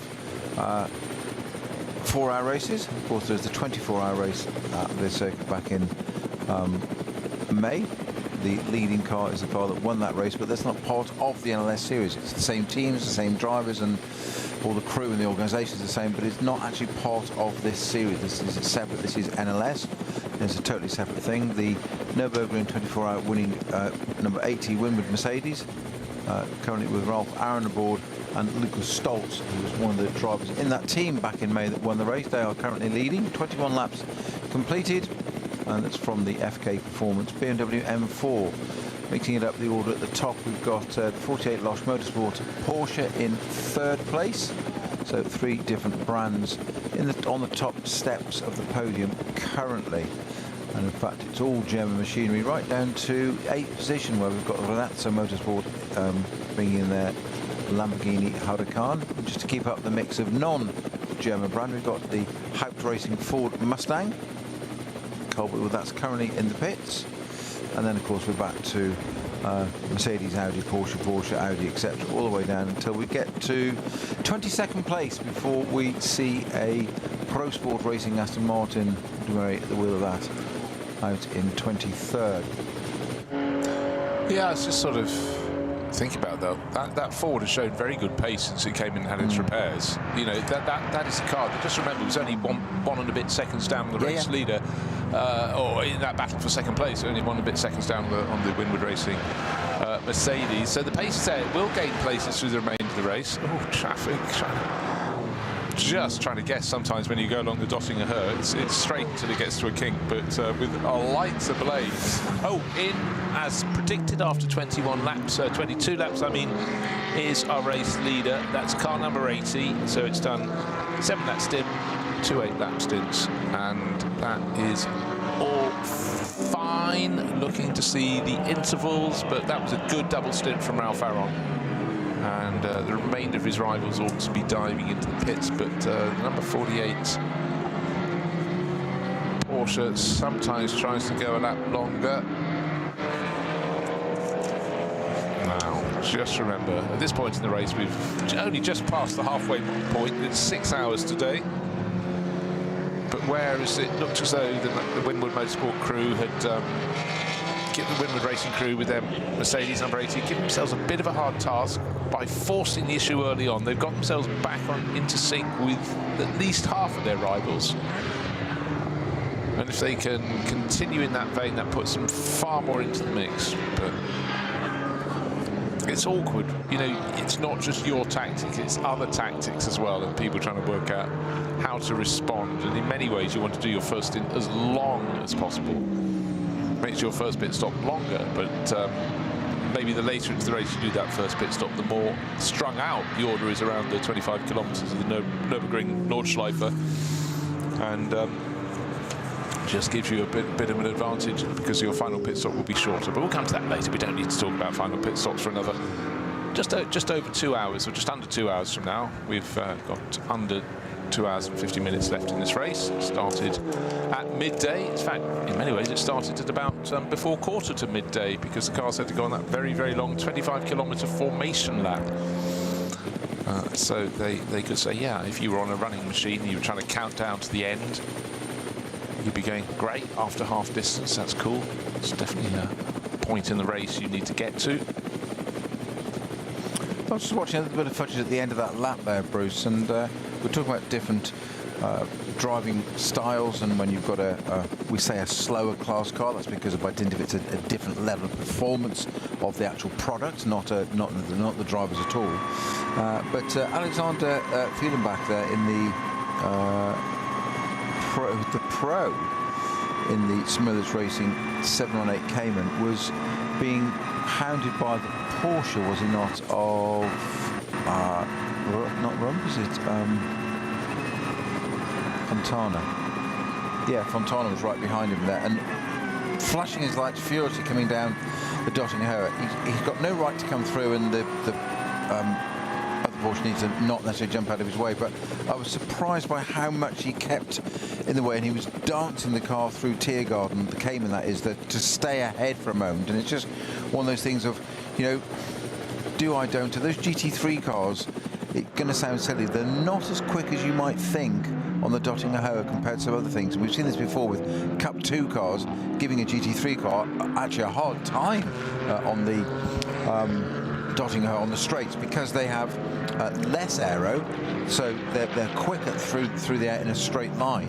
The GT3 car's quicker over the lap because it's got greater aero on the technical parts of the circuit and just a whole load more power as well. But interesting there to see a Cup 3 car able to stay ahead of a GT3 car.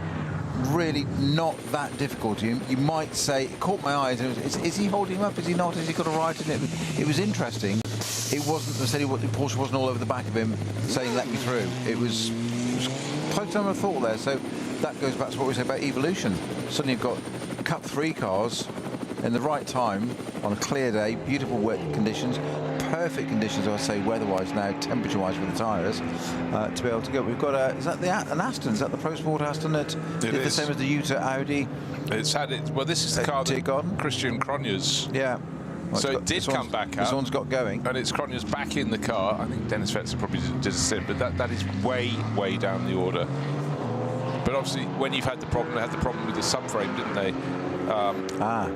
Yes. I'm just trying to see how far behind that is, but you know, it's a different race. It's a test. It's a test run for them at this point. You can't afford in this race to lose a lap. I suspect they lost a lot more than that. Yeah, no, entirely. Yeah, I mean, I should have said even a lap. Yeah, but it's down in, it's laps completed 9, laps race leader completed 22. So clearly, race turns into test session. No such thing for Luca Stolz, who's now back on board. He did the first stint, second and third stints in the race-leading Mercedes from Windward Racing, handled by Ralph Aron. So I presume Luca will do a double stint now and Ralph will get in for the final hour or so of this race. But they're sitting on a tidy advantage in the SP9 Pro class. Topping the SP9 Pro-Am class is Sven Muller at the moment, car number 48. And that's the one that, it's little moments in the race. Lost Motorsport by Black Falcon. We just saw a moment in traffic. But Tobias Muller sitting in the class lead. Look, we've got subdivisions, as we said, in the class. You've got SP9, you've got your Pro, your Pro-Am and your Am. The Pro class within SP9 at the moment is seemingly led by Luca Stolz. Frank Stipper still in second place in that, and Tim Tranetz in third, Christian Krogs in fourth, and Dan Harper is fifth. That's within SP9 Pro, not overall. We've then got SP9 Pro-Am. There's Adam Christodoulou leading, and then of course we have SP9 Am, which has the Lamborghini Huracan at the head of the field there.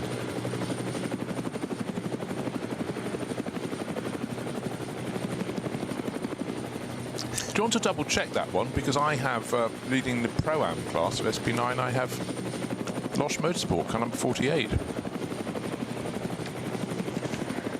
which is running second overall. And the Era Motorsport Mercedes, that had to have the front end tidied up after the contact with the Mustang, is not in second place overall. And I'm trying to scroll down to what's happened to the number of the Era Motorsport car number 20. On my timing screen, it has gone a-plunging. So I'm just subdividing my screen into individual classes rather than just reading down. So you're saying that SP9 Pro-Am is second place overall. Is Menzel in that class. I've got Adam Christodoulou leading it and Nico Menzel in second place. No, I don't think that's quite reading right, because if in the running order at the moment, the race is being led by Luca Stolz, Windward Racing, that's SP9 Pro. Second place, car number 48, Black Falcon car, lost by Black Falcon. It's Tobias Muller, showing with Dylan Pereira and Patrick Assenheimer. They're second overall. They're top in SP9 Pro. Right, okay. We've got different information because I've got them running third at the moment, with second being Alex Fontana is second in class. Yeah. And car number 123 is third in SP9 Pro-Am.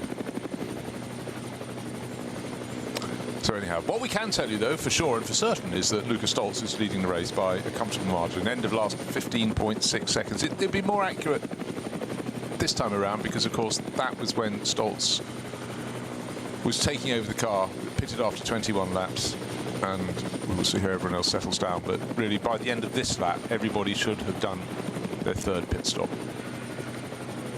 They generally came in around 7 laps, 14 laps, 21, 22 laps. That's sort of pretty much where we're at.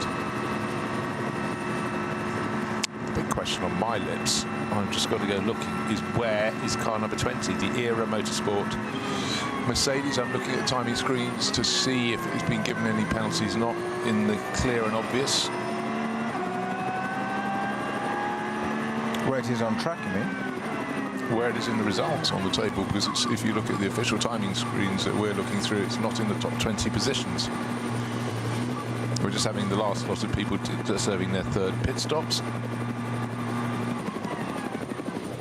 That's where you need Ian McCarthy. Blink of an eye, who can have an answer for us. Again, sometimes when you want to scroll down the entry list, because it's huge, 132 starters, you can either go, it's in 114th position, only 13 laps on the board. So basically in that stint, Jake Hill started it. It's been back in for long repairs. That is currently 7th in its class. Yes, but it's only got 13 laps completed, so it's not second. It's not leading the Pro-Am class or second or third in the Pro-Am class. It's right there. It's seventh in Pro-Am. Yeah, but it's 9 laps down. That's the crux. Yeah. Didn't spot why it's lost so much time. We saw one shot with Jake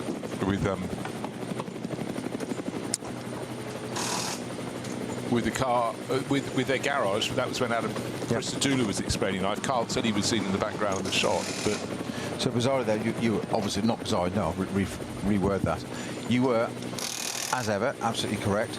Bizarrely, my timing screen, despite the clock ticking down, when what I read out was that what you said.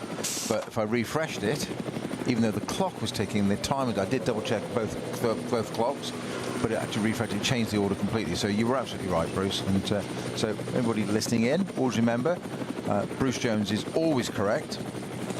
Apart from the mistakes I make from time to time. In the time to time, no. When you point out my mistakes, you're still correct. I'm wrong on my own. So yeah, I looked at the clock and checked the clock on the main screen. Yeah, they correspond. Therefore, assumed it was live and up to date. But if you refresh it, it changes it completely to that which my learning colleague had already said. So basically, listen to him, not me. No. So really, the thing what it has done so beautifully is highlight the fact that one of the front-running cars, remember it was running third early in the race, has had its problems and has fallen effectively an entire stint down on the field. Big question to me, I want to see if it will continue, because it was, do I say it was 114th position, we had 132 starters, and yeah, it's only got 13 laps completed. So maybe the damage was done to the front end of the car. Remember, we saw Adam Christodoulou desperately trying to take that headlight back into position so no air would get under the wing. Maybe that damage is considered too much, and Jake would have done his stint. 114th now, as you say. So there's a very simple way of finding that out. I shall ask, not Jake, because he's in the car in the pits, but I shall ask his dad to see if there's an update. He'll tell us soon, quick enough. Well, that's the sort of clever way of sorting it out. Again, quite difficult to keep tabs on all the cars, but what I can tell you is that Lukas Stoltz is stretching his margin of advantage. And actually, Patrick Assenheim and Alex Fontana have just come out of the pits in the number 48 Porsche, the number 4 Porsche from Losch Motorsport and Gorian RT. I just want to see where they are relative. Well, they're just in front. One of them is just in front of Jens Klingmann, who immediately passes it. He goes around the outside as you go into the Mercedes arena. I just want to see where Lukas Stoltz is relative to them, but he should be in front. Should be in front. Lukas Stoltz has been doing, well, Lukas Stoltz sort of things. It's just competitive at every level around this circuit, but the thing you always have to remember, if everything was running smoothly, no cars off the track, you are still constantly passing an 132 car field. A lot of other cars, a lot of them are a little slower than you. You have slow zones, you might have to slow for it, but it might be cleared by the time the next car in the pack is following through after you.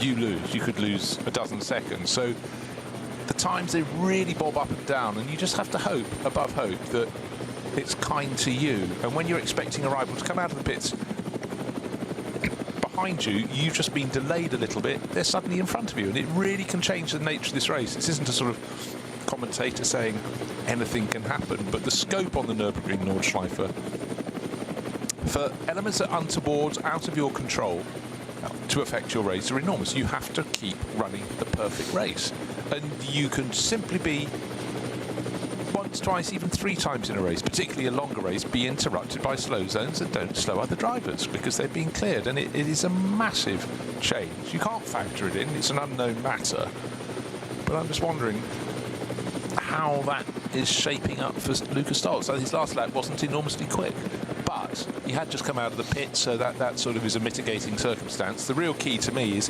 what sort of pace he will achieve on the next lap. So he hasn't got, it's not his out lap, it's the one after. Okay, it should make a big difference on a lap that's 25 kilometres, but it's certainly good. It could cost you a dozen seconds, and in fact that's pretty much how his pace fell away from the mean. So maybe I'm making a mountain out of a molehill.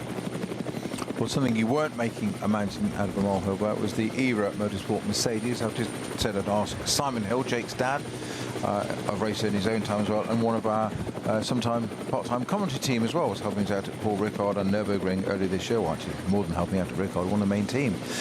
Simon has very kindly replied quite quickly with after the damage that Adam picked up early on, the splitter, Jake was then hit by a Porsche. That splitter then departed the car, which doesn't make it very drivable, shall we say.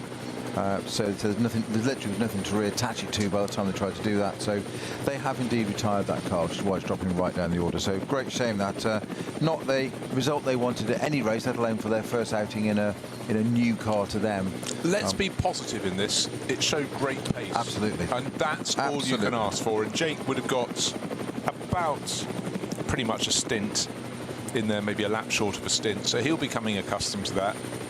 He'll work out it drives a little differently to the Nissan Skyline he was racing last weekend at Silverstone on the Grand Prix circuit, but it's all part of the experience. But I would say from the point of view of Era Motorsport, they got in and they were quick with it, and that is that's what you want. Yes, exactly. That's the main thing. If you reliability you can work on, and so pace can't always be found that easily. You want a fast, reliable car, not just a fast, unreliable car. It doesn't do anything. No use.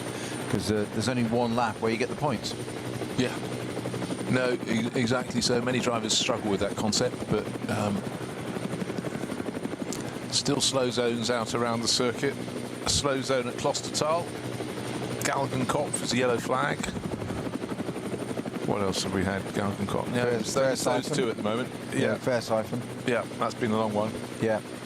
And again, this is the point in the race. We've passed the halfway point. We're nearly at 2.5 hours left. So therefore, nearly 3.5 hours in. Drivers, of course, they very seldom do more than an hour in a single stint. Yes, we'll have some double stints, so let's call it 2 hours and 10 minutes. But that's normally it. So you should be able to keep your concentration. But simple fact of the matter, the Nürburgring Nordschleife, unbelievably difficult 25 kilometres of racing. Your attention cannot afford to waver for a nanosecond, because otherwise you might miss a signal being given to you by a marshal, either waving a flag or some of these LED screens around the circuit that will flash a colour at you. You know, blue if someone faster is catching you, white if there's a very slow-moving vehicle on circuit, yellow if there's some form of potential peril up ahead. Drivers have to be, even when their eyes will be moving around looking for which way the circuit's going up ahead and where traffic is, they've still got to pay attention to the marshals. It's of paramount importance. Yeah, and it's still old school. I mean, most circuits these days, certainly at this kind of level, have repeater lights around a circuit. They're far more visible, they're brighter, you can see them, it's not waved, you've got no chance of it. They can just turn the switch and it's on, and they can do it from race control now. If you look at any kind of onboard footage of race control centres, they're so complex now. We think we're pretty well equipped here with the amount of screens we've got here, but this is in a studio as opposed to race control centre where you'll have multiple CCTV per corner, different angles, never mind all of it. And quite often I was watching something the other day from Bathurst, actually, I think it was, and it's like an air traffic control round console, and it is literally, I'm guessing, 40-50 screens all angled, and at the base is a round desk, and there's people all standing around looking at it. Then there's an outer desk where people can also confirm and certain things. And obviously those individuals have got a section to look at, so you will have, right, those corners are yours, and then someone's like that homework when you're at school, pushing the neighbour next door and shoving it around. You concentrate on your bit, because you're reporting information and data. That it's facts. It's not opinion, it's facts. Which is what I go back to with Chris Adulu and Frank Stippler.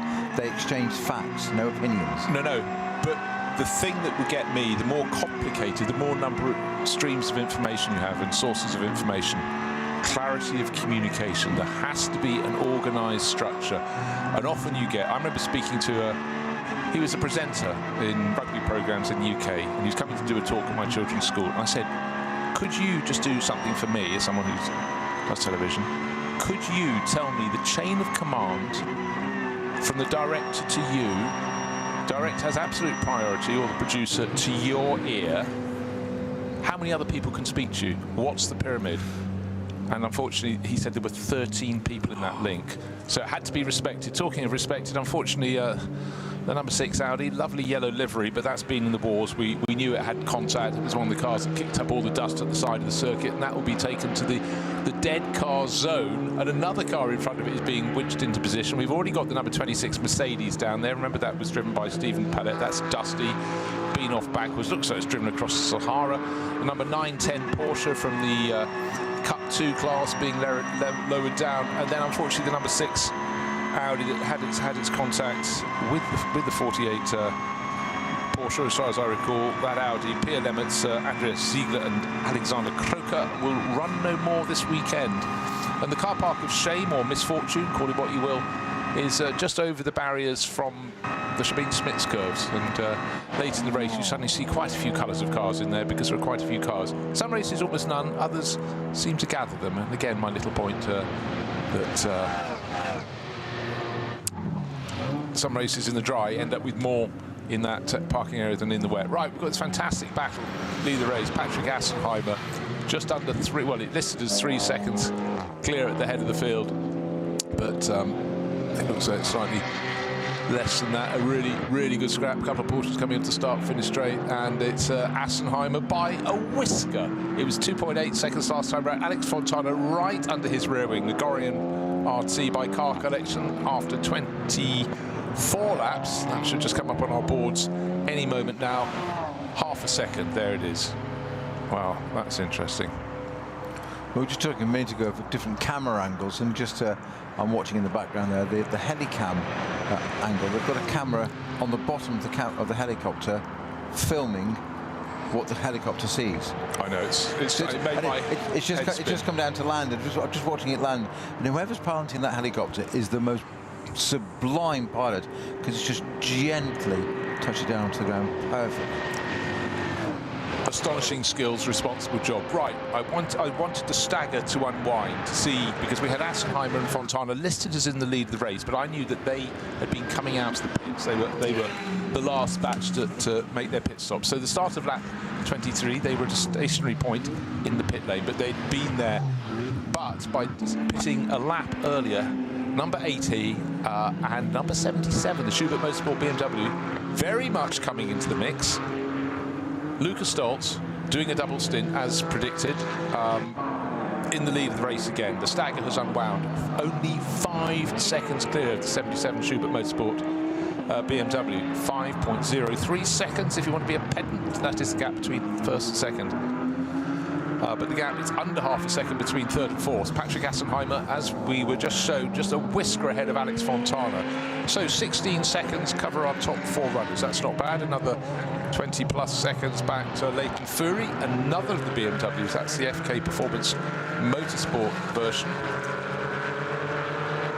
So top 5, Mercedes, BMW, Porsche, BMW.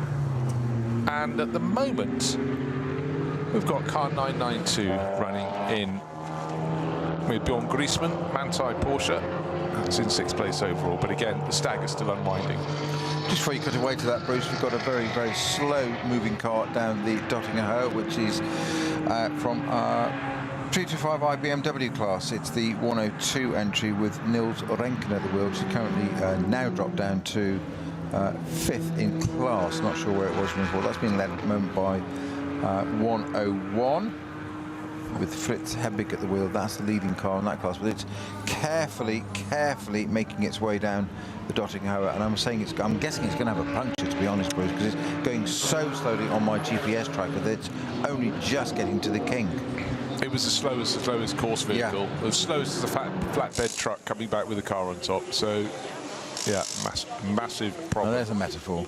Well, Bernhard and Bergmeister, you may have heard their names before. Timo Bernhard running the team with long-time fellow Porsche works driver. They are driving the last ever 718 Cayman GT4 model built. That will be that for that model shape, and it's going straight into Porsche's museum after this weekend. That's sitting in the excuse me, in the pits, and it was running 4th in class last time I checked.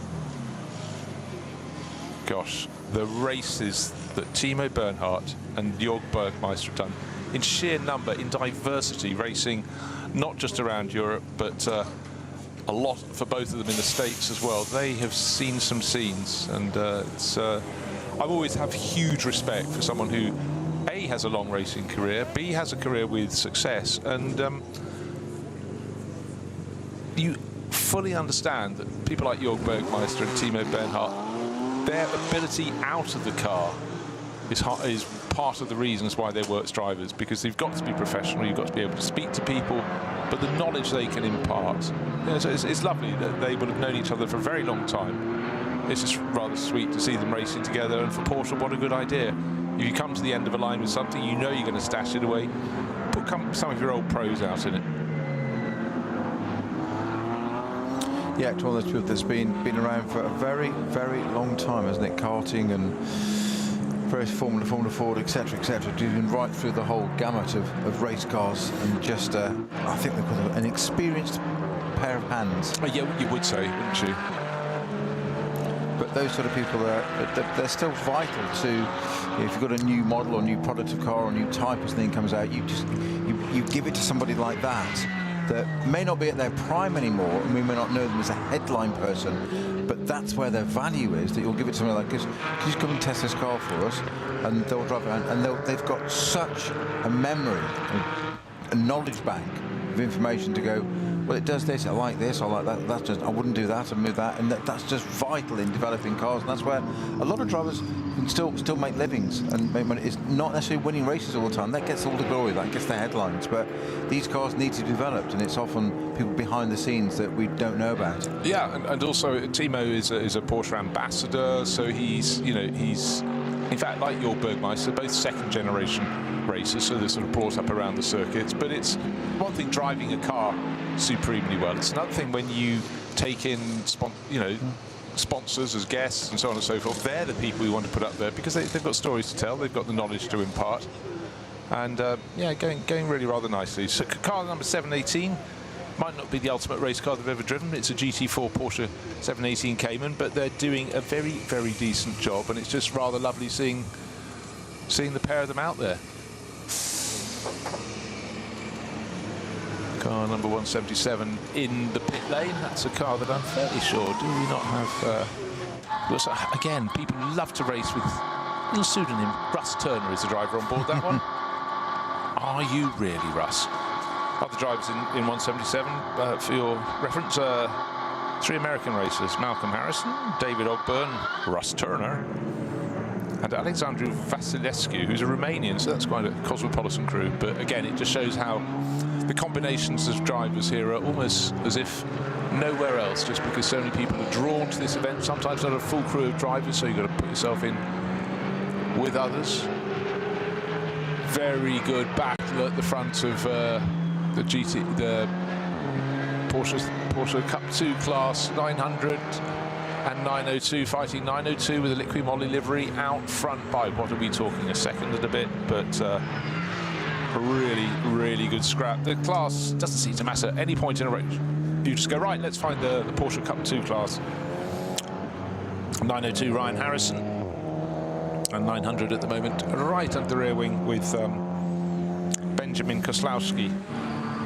Another American driver in this race. We saw their car early in the race with Benja Ites, the Chilean racer, on board. But this is great. Past the halfway point, we've actually got over 3.5 hours on the clock. 2 hours 20 minutes remaining. So set fair. What's the gap between first and second? At the start of this lap, it was 5 seconds with the car that's dominating this event by small margins. Lucas Stoltz and his teammate in the Winward Racing Mercedes is Ralph Aaron, his first event back since fracturing vertebrae in his back of his neck, down in Bathurst at the start of February. So he's recovered, he's doing a decent job, but I tell you what, when he gets back in for what I think will only be the final hour of the race or so, that's where your body starts aching. The adrenaline won't be as tough, as it was strong in you as it would have been at the start of the race. You've had, effectively 2 hours down while your teammate Lucas Stoltz drives. Then you get back in, and that's where you realise, am I physically fit as well as mentally fit? It's got to be, Snowy, more of a strain your first race back, because there are the ifs, buts and maybes, even if they're unformed thoughts in your mind. there is still going to be something you're concentrating a bit harder than if you haven't had, and that takes its toll, you know, physically. Yeah, the dark thing is it can be some as you feel absolutely fine, it hasn't crossed your mind, and then somebody like a journalist such as yourself goes, how are you feeling? And they go, well, what do you mean? Why have you asked me that question? And it's that self-doubt that drivers do and elite sportsmen do. Is, why have you asked that question? It's a perfectly valid question, because to us it's, how are you? You've had a big accident. To them, it's like, I'm fine. Well, why? Yeah, I'm racing again, why? Full stop. Why? And it's a rabbit hole. Just something I forgot to say there on looking at the team of Bernhard and the experience. I've forgotten he'd won Le Mans outright in 2010 for Audi. Oh yeah. Yeah. No, I just forgotten that along that CV there. Oh yes, of course he won Le Mans, didn't he? Yeah. You'd want to drive like that on board, wouldn't you? Yeah. That's why he hangs around here. Yeah. Just having a little look at the timing screen, see the pace picking up as the drivers, you know, dig into this stint. And the reason my eyes were piqued was that one of the drivers, in fact our race leading driver, Lucas Stoltz, actually did a fastest sector. So many times, whether it's a 4-hour race, a 6-hour race, the fastest lap of the race is set on lap 2 because you're not picking your way through traffic. And thereafter you probably are. And in fact the fastest lap 4. Our race leading car was on lap 2, and it was 7 minutes 55 seconds. You're not doing that now. That's a simple thing. But the thing was, on that last lap, he gained 3.3 seconds on Jens Klingmann's second place BMW. So when all is clear, when all is good, that Winward Racing Mercedes, prepared relatively locally here in Germany, is just the class of the field. Just simply the class of the field. We've had vignettes from other drivers. Frank Stippler was fast in that Ford Mustang for the Hout Racing team, running second. And the Era Motorsport Mercedes, have to stop myself from saying any other manufacturer. We saw Adam Christodoulou showing that is quick as well, but you do have to have the perfect race, or as close to perfect as you can. And they are clear. Alex Fontana is still there or thereabouts, all over the tail of the third place Porsche of Patrick Assenheimer. We'll look at it now.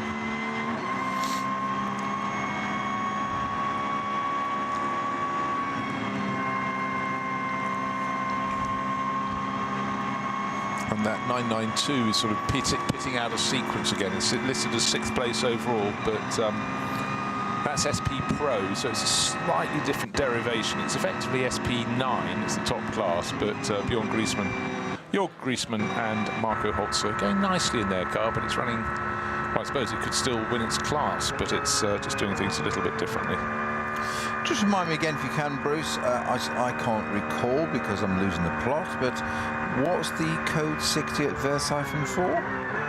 Possibly now barrier repairs, but I'm not sure what went off there. I can't remember what caused.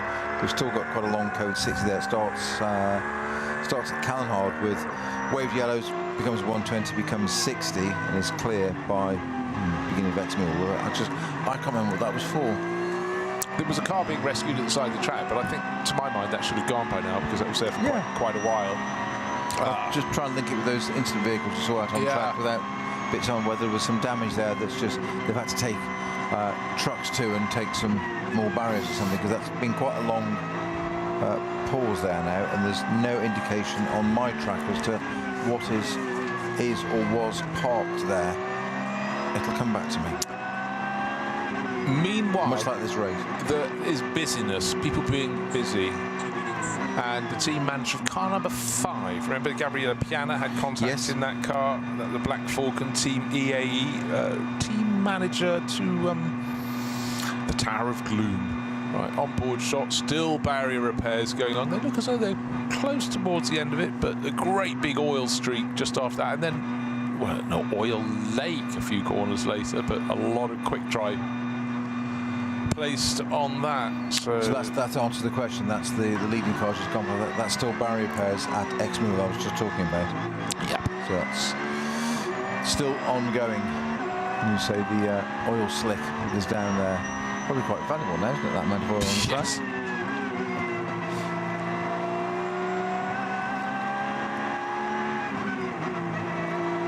So you can tell from how the lap times drop, and we've got a large code 60.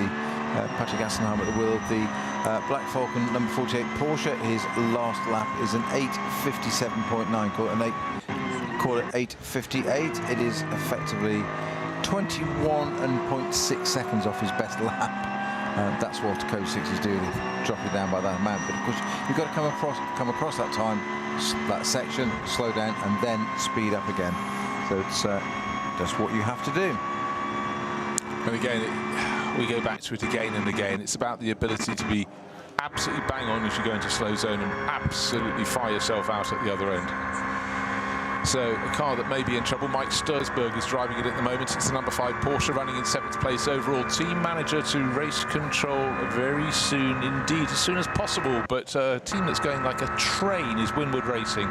End of last lap, race leader Lukas Stoltz leading by best part of 9 seconds over Jens Klingmann Schubert Motorsport BMW. Advantage Mercedes. But we've got 2.25 hours remaining. Let's see who comes out on top.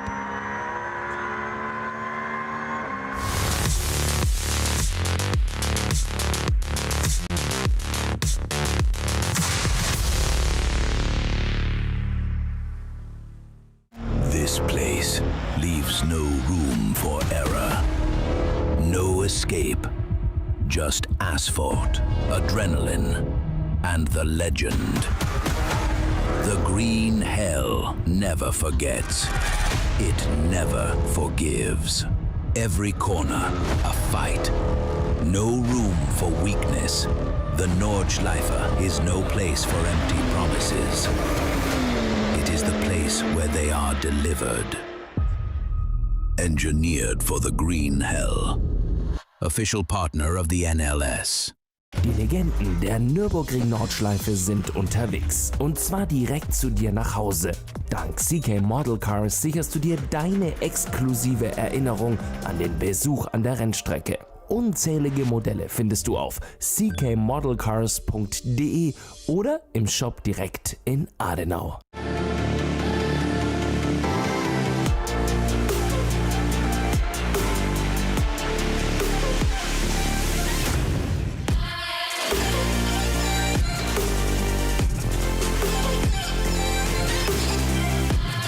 Reifen.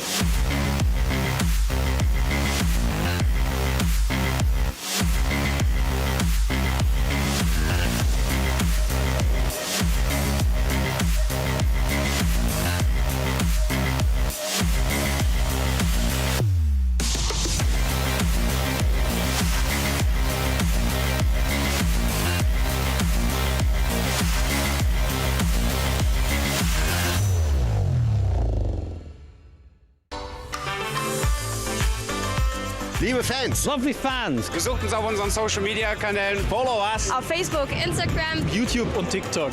Willkommen bei der NLS.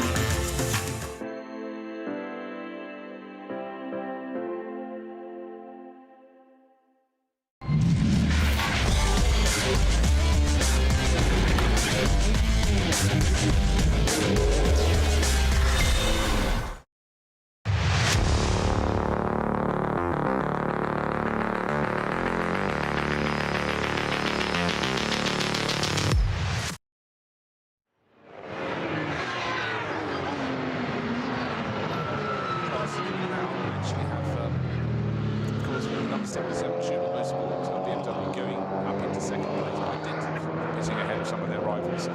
Still looking good in terms of lap pace, but that means the top of the SP9 Pro-Am class is now down in third. The number 48 Porsche from 48 Losch Motorsport, they are third and leading the SP9 Pro-Am.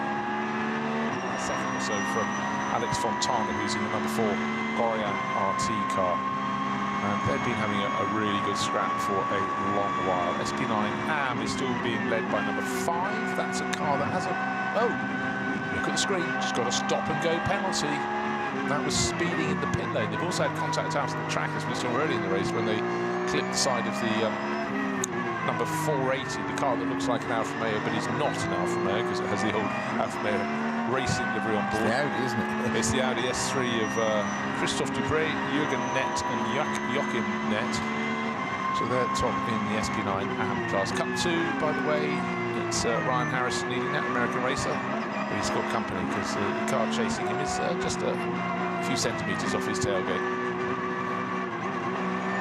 Beautiful weather conditions, though, absolutely stunning, and importantly, though it's still bright sunshine, a bit of broken cloud, it's the fact that it's not as hot and humid as it has been through this summer.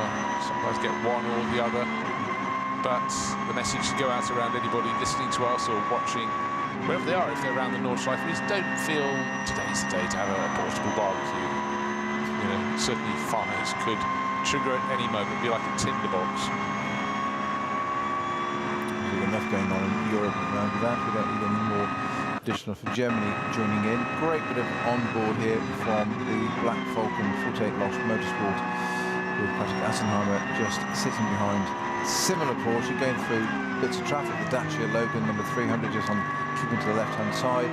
Assenheimer dipping down the inside and just squeezing his way through that. Didn't look like an opportunity to me, but he just found the way through and just placed the car. But what he did there very neatly was he didn't lunge. He sat behind the car, made the assessment and basically said, I'm going to go through on the right-hand side. I want to go through on the right-hand side. So he declared his intent to move the car to the right, but didn't go for the gap, because if the other car hadn't moved across, you've got a problem. That was very intelligent thinking and driving and placing of, physically using the car to say, this is where I intend to be, are you going to let me or not? Yes, and through. Absolutely beautiful bit of driving, that. Yeah, whereas had he gone for the last nanosecond surprise lunge, he probably had a couple of cars like pool balls bouncing off the cushion side of the table. Well, very narrow. Surprise being the opposite word there. It's a surprise to the other car. Don't expect you there. You've got to turn in. And all of a sudden there's a Porsche in the way. Both cars can't use the same piece of track at the same time. It never works. No. Drivers keep trying though. Do they ever? Keep stress testing. Right, it. we've got yellow flags, double wave yellows. Coming to Foxhole? Yeah. Top of Foxhole, code 60. Okay, want to see what we're having. Okay, course vehicles, they're still doing those barrier repairs. I thought that one might be cleared by now. In fact, the telltale skid marks. Oh, that's oil slick, isn't it? Yeah. The oil slick, but someone clearly locked up, clouted the curbing on the right-hand side. And at various points, particularly around that part of the circuit, actually the top of the curbing is quite steep, quite pronounced. You get your car bellying out on that, and that will, clearly lead to a loss of fluid. Yeah, sorry, fair side for not Foxhole, completely misleading, sorry. Yeah, further on round the lap, but then the track really starts to open out. The various points where you've got a combination of corners that keep you alert, but at this point on the circuit, they just become faster and faster. Just flashing past Patrick Assenheimer past the car. The number 5 Porsche had hit that Audi RS3. No time to stop and have a cup of tea or to wave, just straight on through. Light and dark, it's the shade. Flashing back into light must be so stroboscopic and really more tiring for you than I think you realise at the time. I think eventually the concentration you have to almost say to your mind, you have got to be back in full vision the second we get out of this shade, and when I'm under shade I need you to work for me too, so eyes working overtime. You were talking about the circuit being relentless there as well. This is one of the fastest parts of the circuit. They run down from Bergberg through Kasselstein up to Klosterdal and all the way up to the carousel, Caracciolo carousel. That is super quick part of the circuit in a GT3 car. That alone takes some ability, some talent and a certain level of concentration to achieve that. When you've got other cars on track, it's extraordinary. Of course, at Klosterdal, it does become a code 60. There's a little bit of a reprieve for the drivers at the moment on that part of the circuit, and then back on it again to get up to Carracciola carousel, which is a very fast uphill approach, drops into the carousel, and you literally drop the inside wheels in and dips in. Bang to corner. Oh, I mean, it is epic, and I've said this before, and I will say it many a time again. I could sit and watch an assortment of onboard laps around the Nürburgring Nordschleife. I could watch for hours at a time, because obviously different performance potential from cars according to their category, and the way the cars are driven will differ as well, but it is just enthralling. Right, what's also enthralling is the pace of race leader Lukas Stolz, fastest driver out on track, stretching his margin over Jens Klingmann, the number 77 BMW driver. He is, let's just call it 11 seconds between trains. 10.948 seconds first to second, but just remember, Klingmann's car will have to pit a lap earlier for its final pit stop than Lukas Stolz's when we're racing Mercedes, and that normally costs about 23 extra seconds, so that is a biggie in terms of the place change, and Lukas Stolz into the lead.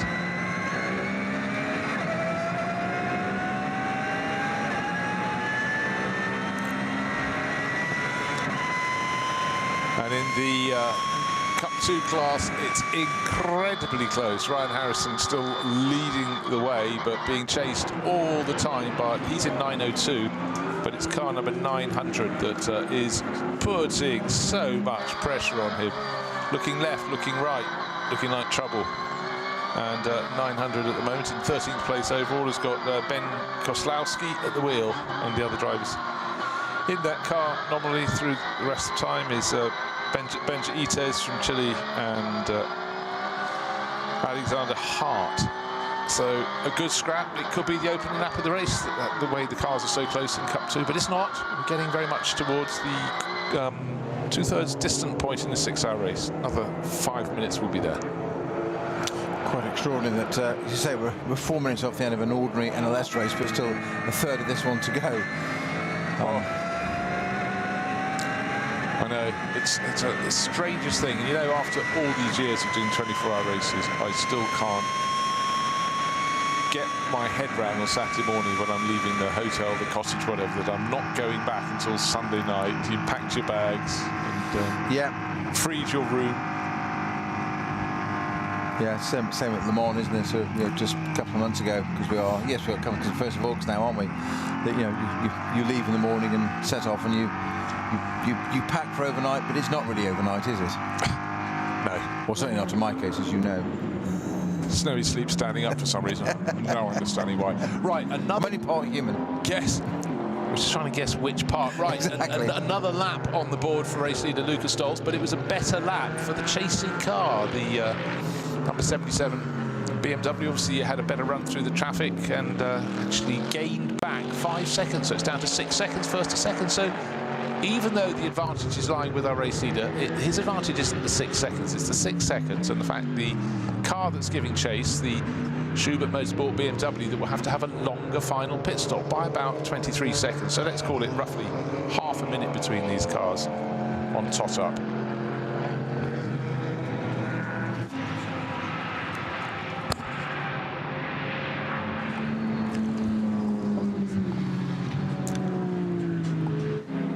So that was an interestingly quick lap very quick lap from Jens Klingmann. Pulled that out of nowhere. I don't know how you find, I can understand over 25 kilometres, traffic might hurt you a little bit. You might lose 2, 3, 4 seconds, but it was more than that. He took about 6 seconds off the race leader. So that's a feather in his cap, going well. But where will the next flags come out? Oh, Versiphon, still cleaning up. That's been a long repair there, hasn't it? But, well, last time they went past, it looked as though they were literally just working on the top barrier.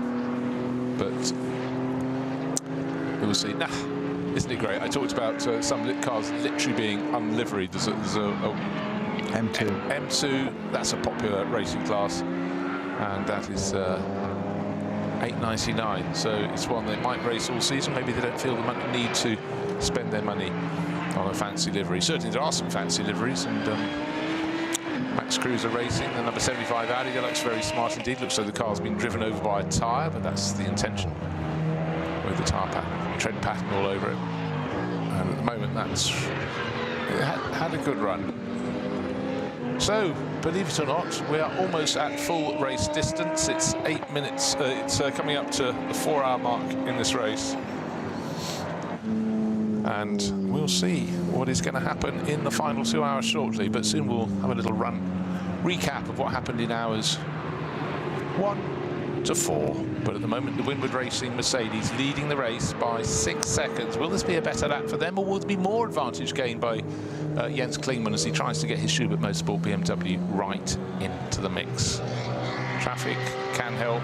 New code 60 at the Stefan Beloff S. So these things, they can affect you. If one driver, the lead driver, can get through before that starts, then suddenly you will have a big, big gain. But here we are, 1st of August, southwestern Germany.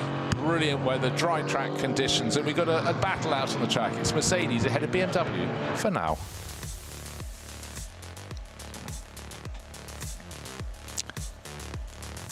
Four hours into NLS 7. It's actually the 5th race because 2 had to be cancelled for reasons of weather. But this has been a cracker. Beautiful blue skies.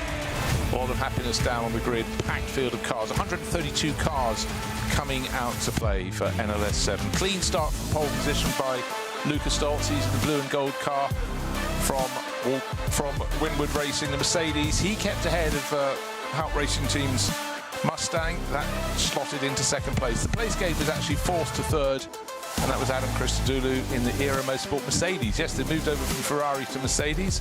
In behind, everyone else was neat and tidy until you got to turn 3, and one of the Audis, the one from Juta Racing, had a little rotation on its own. But that was, I think, the cleanest start we've had from the front runners for a long time. Actually, suddenly with that black Audi going sideways, the number only just managed to miss it. Had to really slam on the brakes. And there was some fantastic scrapping. The Walk and Horse Motorsport Aston Martin very much in the mix. Nico Menzel and his Porsche just skeetering his way past. And then in classic format, the Gamotto Racing BMW, a sitting duck as the Schubert Motorsport number 77 BMW got the slipstream, used the toe, slingshotted past along the Dottinger Her. So that was a classic Nürburgring race move. But Gamotto Racing stayed in the hunt, but they would have a pit stop they hadn't been wanting early in the race, and that set them back enormously in terms of time. And then poor old Juta Racing, not their day, and round at in the corner just before the final corner. And then Gamotto Racing, they had to come into the pits with a problem, lost time. The number 5 Porsche getting in the... That's Gabriele Piana, and there were some penalties coming their way thereafter. Then a scary moment, Gamotto Racing BMW back on track, but was following a course pickup and then jinked to one side of it, found a car parked, a course car parked to one side. Big miss there, thank goodness for that. But there's some good runs, and Patrick Assenheim having a lovely run in the number 48 Porsche, getting in on the mix. Classic Nürburgring racing. You can't always guarantee the weather, but the racing can be good. The Dual Motorsport McLaren was starting to make moves, but that would pick up a penalty later on that would cost it position. But any driver running off the track, well, you just get so dusty. The driver behind would be blinded. You have dust all over your tyres. That wouldn't make the hairpin quite as sweet when you got back onto the black stuff. But through all of this, peerless performance. The number 80 Winward Racing Mercedes out front, but they're not home and hosed as yet. And up and down the paddock, up and down the order, people still, as we get past the midway point in the season, trying to put points in the bank. You get them at the end of the race, the more higher in your class and the more numbers in your class, the more points you may bag. But there have been spinners, there have been no winners as yet, but there have been losers, and that number 6 Audi crew over and out. They're not the only ones to depart. But right now it's Winward Racing leading this event, and in the classes too, a brilliant battle between 902 and 900 in the Cup 2 category. Pit stops come, pit stops go, but we're getting towards the very end. We will go towards the end of this race. Who is going to win?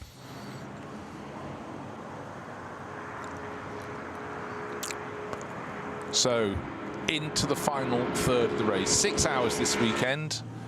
And it's a different mix, a different way of going racing. You get very accustomed to the 4-hour races, but here we are with 4 hours done, only 6 seconds between first and second places. They'll be in the same shot together soon, but was this a better lap for our race leader? The number 80 Mercedes swinging in, swinging out of the final corner. The start of the lap 6 seconds, the gap between first and second. The lap before had been 13 seconds, a massive swing in the favour of the BMW that's giving chase. This time around, I can't see the BMW in the background yet. If it's the gap stayed the same, wait on that long shot. No, it looks like it was a better lap from our race leader, the Winward Racing Mercedes, going through, waiting to see when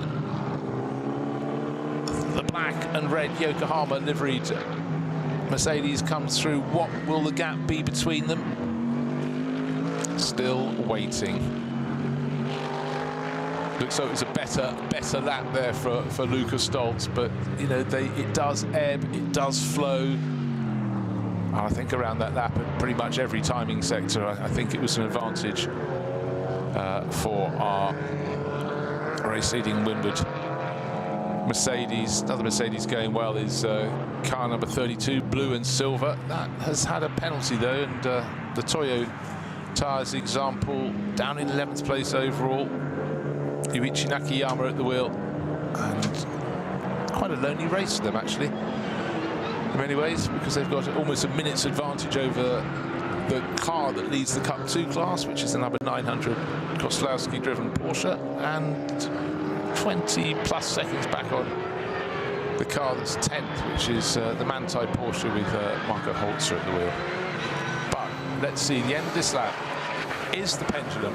So he's swinging towards the Schubert Motorsport number 77 BMW or not. Just remember the gap. The end of last lap was 6.1 seconds. We're waiting for the end of this lap, and then we'll know. Was it just a bad lap for our race leader, the previous lap? You must have just looked inside my head, because I was thinking exactly the same. I don't have the answer, so don't answer the next question, but I was just thinking completely the same thing.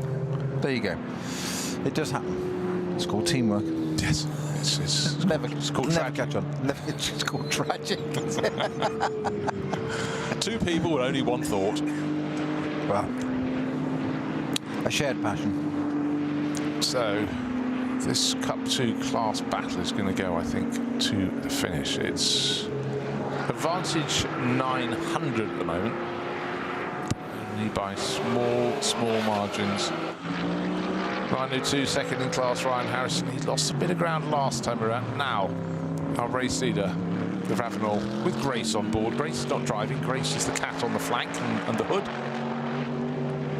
And that lovely rumble the AMG GT3 makes just sounds sensational. So, the answer to the question that I posed: would it go out or would it go in? Would what? We talk about the lead of the race. It went down to 6.1 seconds. It's now 7.0 seconds. So actually, advantage to our race leader. But you'd say that's as close to no gain at all. 9/10 of a second gain, so not too far out of the background of the shot will be the red and black Schubert Motorsport BMW. And we have had a change of position in Cup 2.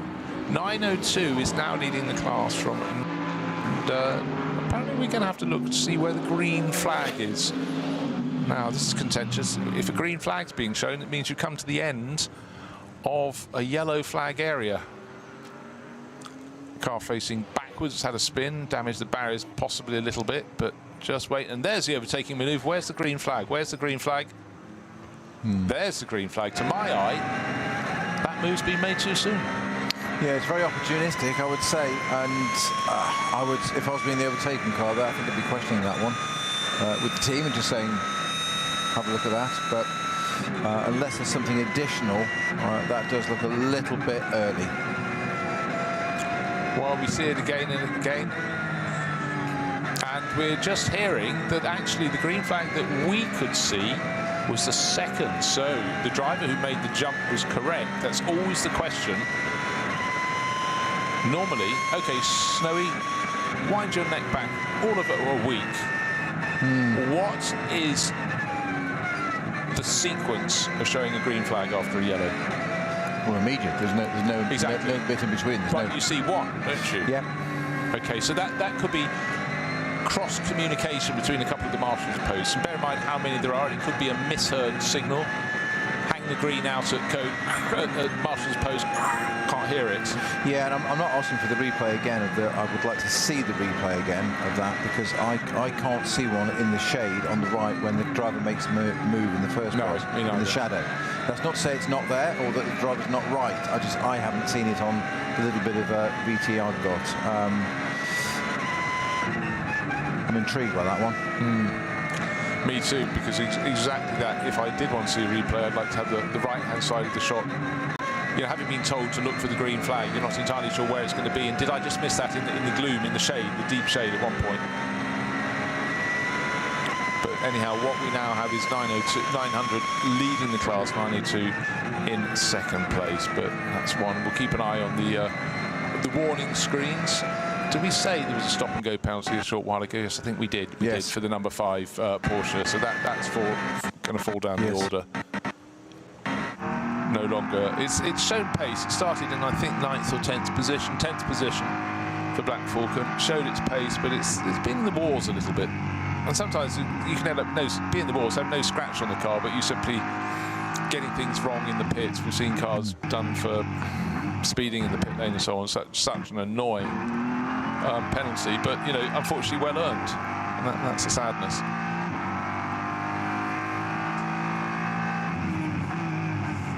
Just can't believe these conditions. It's just so wonderful to be able to see the scenes and the sights from on any of the onboard footing. It is the most extraordinary circuit, the Nürburgring Nordschleife, and it can be seen in so many different ways. In many ways, the best way to see it. It's fabulous to go to some of the places around the circuit, the classic corners, and look down on the cars. It's better still to drive around the circuit, but better still is probably being treated with a pro driver taking you around with a bit of onboard camera footage. And then certainly, I mean, when Max Verstappen was competing in the 24 hours, I know that's not part of this series, but he had to do some NLS rounds to get there. His overtaking had people who'd never seen this circuit, let alone these cars before, just going, oh my golly.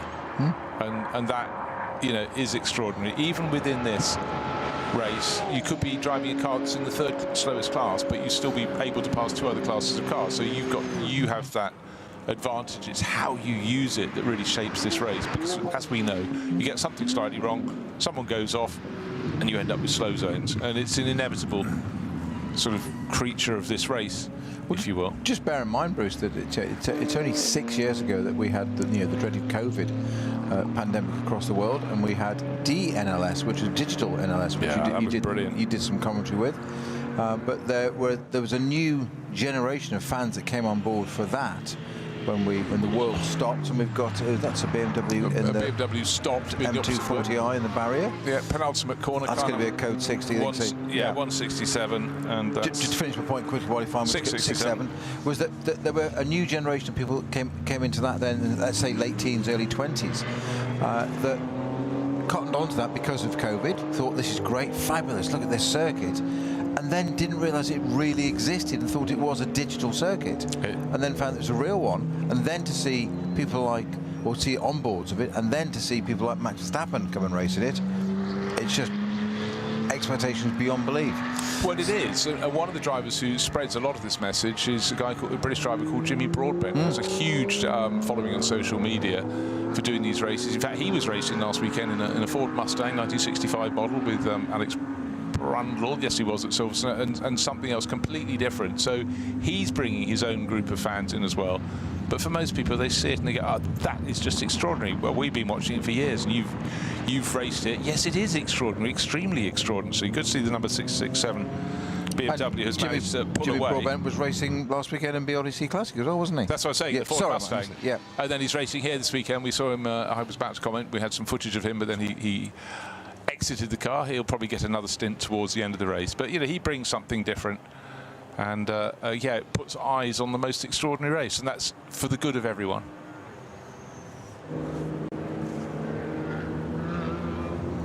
Now, I'm just trying to see who was on board 667 at the time. Aidan Mulrady is an Irish driver who's based in the States. He's, I think, a United Airlines pilot. Apologies, Aidan, if I've got the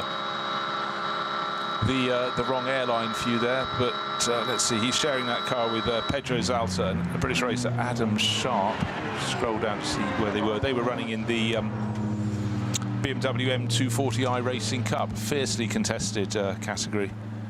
But that little, well, quite a big contact with the barriers Quite possibly it took two to tango at that particular corner. It's a very, very busy place when you're trying to get through the penultimate corner. You're flicking to the right and then have to immediately turn left. I was just thinking about that because it looks like it's gone straight on, and it can be that if they're both trying to go through the corner together, they've sideswiped one of them and one's pushed the other off straight on, as it were. Great deal of cement dust, isn't it, basically?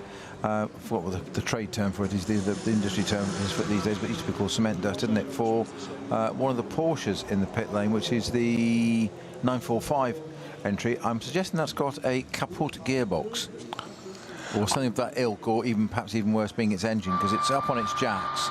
There's a few oil trays underneath it, but there's an awful lot of stuff being used to soak up fluid there. So just very, very quickly, just going back to that green flag. Ian McCarthy, once again, done one of his famous... Ian, I love you for this. Thank you so much.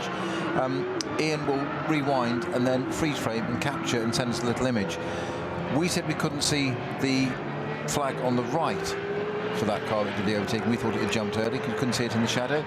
It's because it was on the left-hand side. It was a light board, and it's almost obscured by the intervention vehicle. So the driver was absolutely right. There was one on the left-hand side first.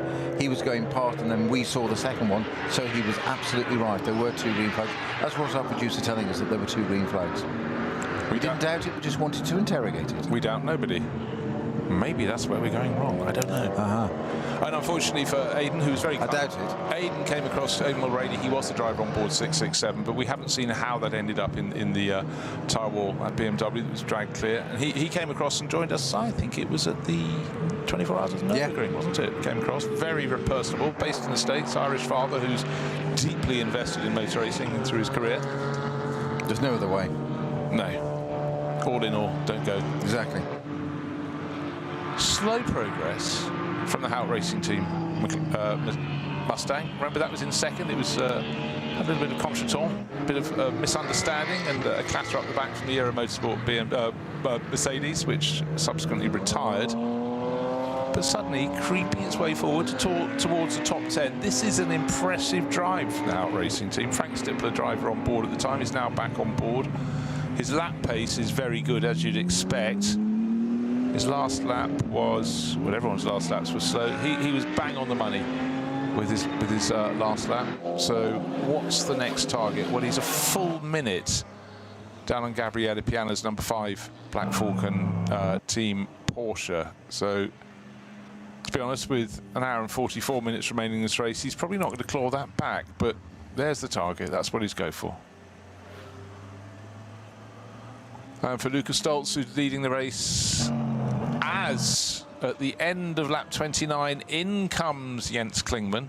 So just remember, he was about 7 seconds off the tail of the race leader. He's made his pit stop. He's got time for one further pit stop, but his final pit stop will be about a lap before Lukas Stoltz's, or the number 80 Winwood Racing Mercedes. And it will be about 23 seconds longer. So I think effectively there's going to be a half-minute deficit after those final pit stops. So it's looking better and better for the car we're riding on board with, the Winwood Racing Mercedes.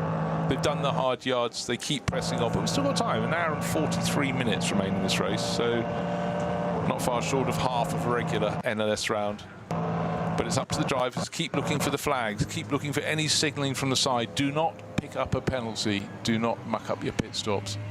Talking of penalty, don't forget that the number 5 Black Falcon Porsche, currently pedalled by Gabriele Piani, will have a 1 minute penalty added at the end because it came into the pits at the start of the race. So he started from the pit lanes. You get a 1 minute penalty for doing that.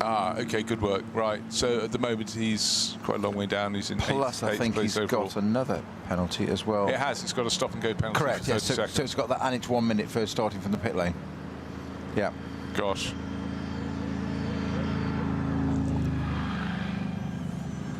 Still yellow flags, and I think possibly yellow and red striped flags at the entrance to the final complex of corners. There's a pickup has pulled into position to block off the inside line. Of course, that's where we had the 667 BMW go off, and there was a big question: did it jump? Was it pushed? Or did it just simply find a slippery circuit? Actually, cement dust being dropped from that pickup out of a little hopper, going to the outside line and Again, not always easy to see, but then midway through the corner there's a line, the Toyota's just going over it now with those course vehicles. Gosh, they're so good at working in tandem, looking for a gap in the traffic when they can go across on that racing line, drop the quick dry cement dust, and at least start making the penultimate corner safe. And it's so tricky here. I mean, when you come up the rise and into that final complex, the barriers we're looking at in the background of the shot, they look as though they're at degrees across the track. It's a much sharper corner than you realise, but also you think how long you've been in a straight line and then just that little kink into Tiergarten. Your brain has probably recalibrated, just making that final corner all the more difficult. So the course vehicle's actually ducking away from back into an access road there, and more course vehicles going out as they've been doing drop-offs. Are they going out to pick up, or is it going to be a case of another batch of cement dust? They could drop from a hopper in that one, but still a lot of management going on. Car number 1, Maxi Moosten, just takes that over. That's the FK Performance BMW M4 GT3 that has shown very decent, comfortable pace this weekend so far.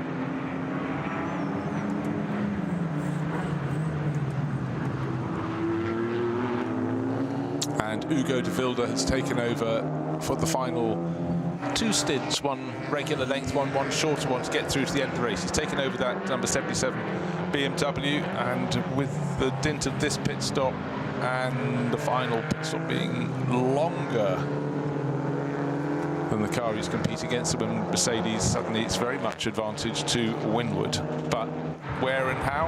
I mean, they could be serving their pit stop at a time when there are loads of full course yellows around the circuit and slow zones. So generally we have slow zones rather than full course yellows here, but it's a long lap and you could have an interruption when your rival's just getting a clear run around the lap.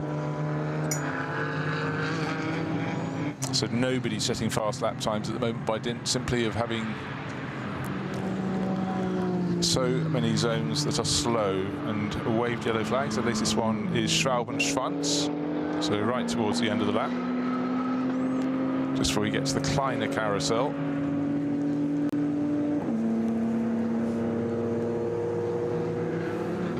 I'm just looking for people that are actually having good battles. The best battle at the moment is actually in 12th place overall. You go, why are you getting excited over that? Well, it's the Cup 2 class battle. It's back with 900 ahead of 902, so Koslowski for Black Falcon ahead of Team Liqui Moly's entry of Ryan Harrison, but they have nothing between them, just over a second.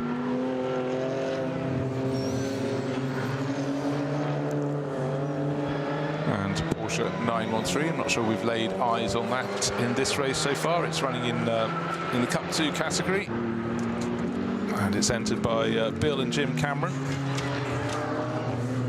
And looking nice and neat and comfortable. I'd say this is one of the better tools to compete in this circuit when you're confident in your racing. To race a 911 around here is something very special, I'd suggest. I think racing anything around here is pretty special. I'm not taking away your point, Bruce. Well, you are a bit. No, not intentionally. Wow. Wow. Past the 4 hour mark, I should be nursing a cold beer by now. Yes, somebody's tired. That wasn't the point I was trying to make. But a 911 or I think I'd love to drive around a GT3 Merc around here. That would be quite something. That nice big V8 up front, that deep bass growl it's got. It just looks purposeful, which you're not going to see from the inside of it, of course. But that would be something I'd love to run around here. Probably just something like I don't know. Took me about an hour to do a lap nowadays, but that's all right. Get a sub-hour, we're okay. Yeah, just stopping to sign autographs. Exactly. said no one ever. That's not going to happen. Yes. Haven't seen too much of the 992 Mante class car. It's not running in SP9. It's SP Pro. So it's probably got some development parts for next year. That's sort of how that category exists. Running all in its own class, but the 2 Griezmanns and Marco Holzer, Marco's on board at the moment, but you know. Again, it's a testing ground, it's a test bed. Waved yellow flags. We saw the course vehicles pulling up at the final sequence at Hohenrhein, and they're putting a lot of cement dust down there. And the Mustang that's worked its way now up the order a little bit to 11th, Frank Stippler, just bottled up behind a couple of Cup 2 class cars. Let's take a look as the camera swings around, and yeah, it's saying code 60. In fact, it looks all is done there, I think. But the yellow flags are still held, so you can't go chasing off hare and scarab, I'm afraid.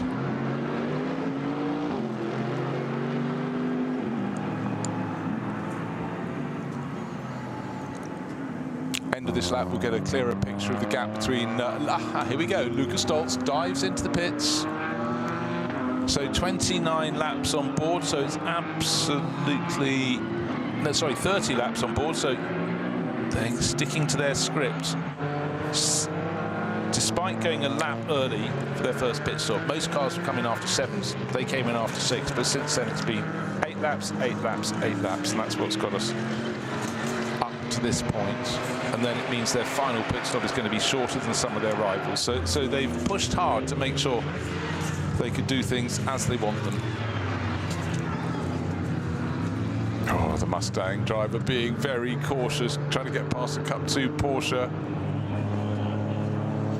In fact, the car that's is the Cup 2 Battle. He's picked off the pair of them, but you could certainly see that Frank Stippler was using his experience and using a lot of caution, not wanting to put his nose where it wasn't wanted. It's worth losing 2 or 3 seconds for sure for that. And what he doesn't want is any further damage, because when you pick up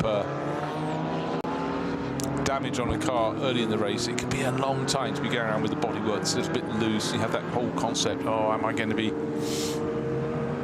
having more and more things come off my car, because anything that's weak and airflow gets into it. When you're doing 185 miles an hour down the straight, or maybe slightly more, that's not a good thing. So I'm sure the car's behaviour is not as you'd want, but you just got to stay on top of it, be conversant with how it's handling, how it's feeling, how you feel having a car like that. So we've got a little bit of a change up at the top, are we not, with what it shakes out after this with Stoltz and Fontana into the pits. This is Winwood and Guion Racing. Mercedes and the Porsche. Times haven't been as quick as I thought they might be today, Bruce. I thought they might, maybe it's possibly a little bit too hot.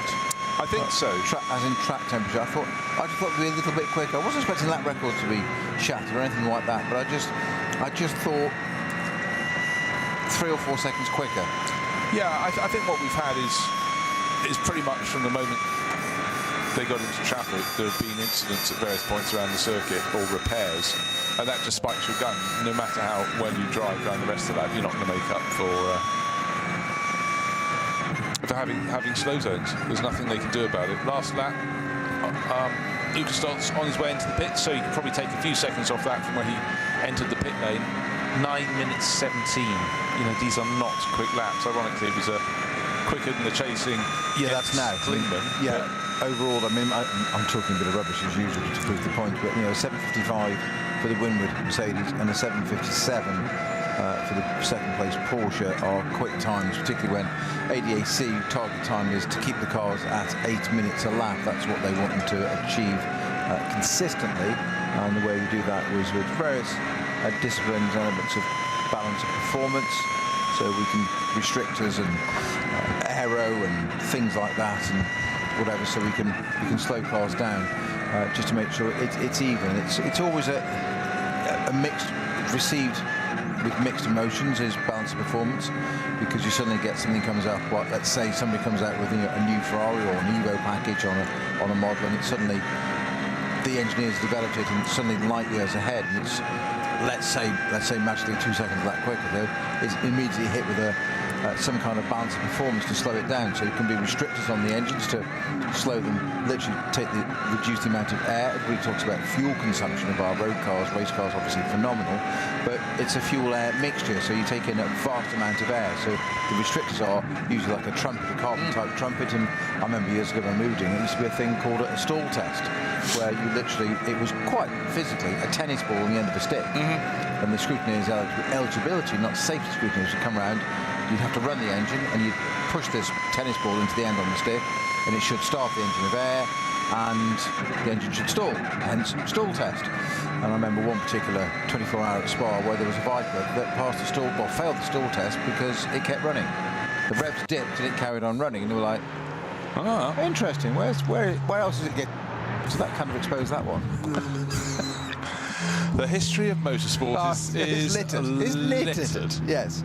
It was the fact that when they put the second stall test on the other side, it being a V10 on the Chrysler Viper or Dodge Viper, whichever brand it was, and it dipped again significantly to the point we thought it was going to stall, and it didn't. It still recovered from a very low set of revs and came back to a takeover point. So it was like, that's kind of exposed that there's a lot of air being taken in somewhere else that shouldn't be. The fire would not stop burning. Absolutely, yes. Just keep giving me oxygen, baby. Still can't see why we've got the waved yellow flags, or the static yellow flag. It might even be yellow and red for slippery surface at the final corner, because there are no cars within camera shot. Is that from the damage for the... Is there still stuff on the track from where the BMW went off? No, not that I could see. No, I couldn't either. I just wondered if that was the... Or last lap, but it may be the camera angle is just not picking up something a little earlier in the corner, maybe the clearing up more of the oil spill, because certainly it's something pitched that Hayden Mulready-driven BMW around at that point. Don't think driver error was part of that equation. So he received outside assistance? He received outside assistance? Not when he's flying. No, hopefully not, no. Well, we're coming up to a matter of seconds of the final 1 hour, 30 minutes, 90 minutes to go. It is still the Winward Racing Mercedes GT3. Lucas Stoltz at the wheel of that. That's car number 80. This is the car, if you're just joining, is the car that won the 24-hour race here back in May, with Lucas Stoltz as part of that team.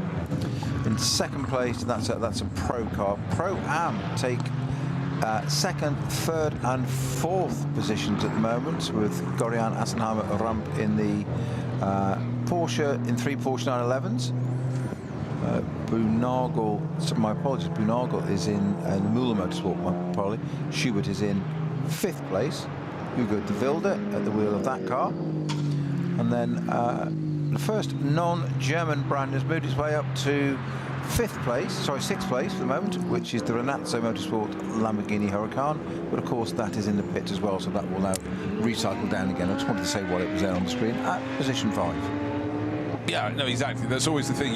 You have sort of a spread of 2.5, 3 laps over which people make their pit stops later in the race. Earlier it's normally a spread of 1, possibly 2. So it does take a while for everything to settle down, but all become relatively crystal clear after the next and final round of pit stops. They'll do them as late in the race as they can, but just remember that the lap is 25 kilometres around. You don't want to go, well, I thought I had enough fuel for the car to do another lap. And it's happened across the years, trust me. There's a story of, I will allow the people to remain nameless, but there's a story of an historic Formula 1 race at supporting the British Grand Prix within the last, let's say, 10 years or so. Okay. And the car that was most likely to win it, I think it was on pole, the team owner enjoyed the highlight event, shall we say, enjoyed being more involved in the team than he would do normally. The team didn't necessarily share that view on the basis of, it's great that you own the car and allow it to be raced and run by us properly, and I have a proper driver in it, but no, at the British Grand Prix support race, he wanted to be involved in it, and he decided his role was going to be working out the fuel calculations for the car. They disagreed with his calculation, and the car led all the way round until the final lap when it ran out of fuel at the British Grand Prix support race. I will just leave that at that. You just must feel such a whatever. I've heard that story from the driver's point of view and there wasn't a swear word involved. It was just utter heartache and pain of, unbelievably, I'm leading a historic Formula 1 race at a British Grand Prix support race with how many corners to go? I've started the last lap and yes, out of fuel.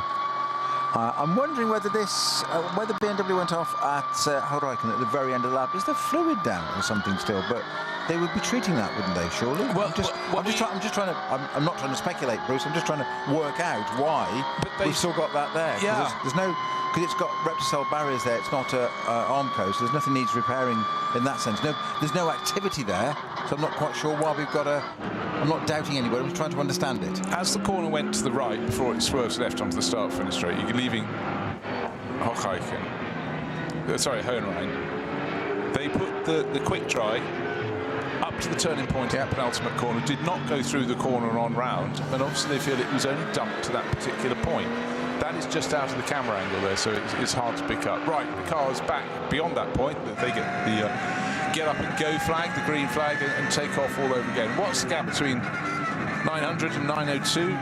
Fighting over 12th position, but more importantly, fighting over the lead in Cup 3. Well, the gap between them on the start-finish line was 0.6 of a second, so that's going to be intense, I would suggest, all the way through to the finish. But at the moment, it's advantage for car 900, Benjamin Koslowski from Atlanta in Georgia. So he'll be having a good time here, but being kept on his toes is very much a factor in this race.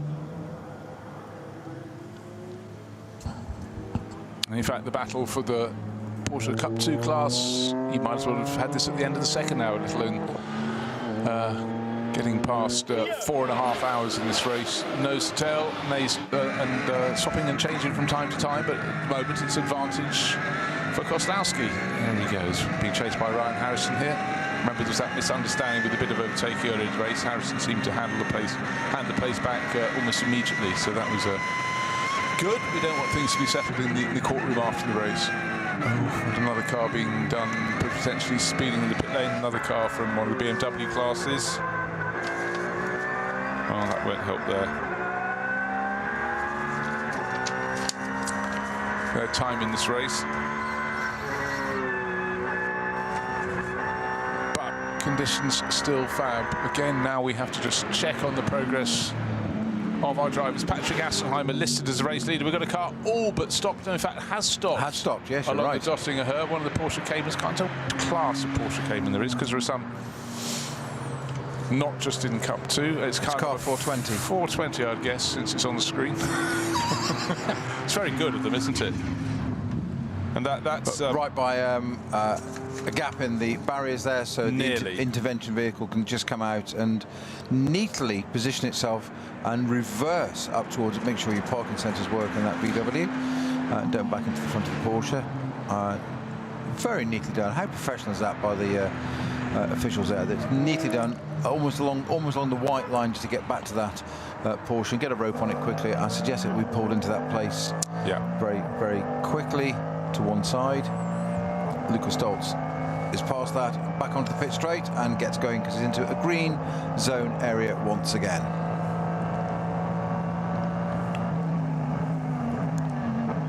Looking good. The gap we have to look to is principally the gap between Lucas Stoltz, car number 80, race leader. Well, he's second at the moment because by pitting out of sequence, Patrick Assenheimer has moved ahead, but that's not a real position.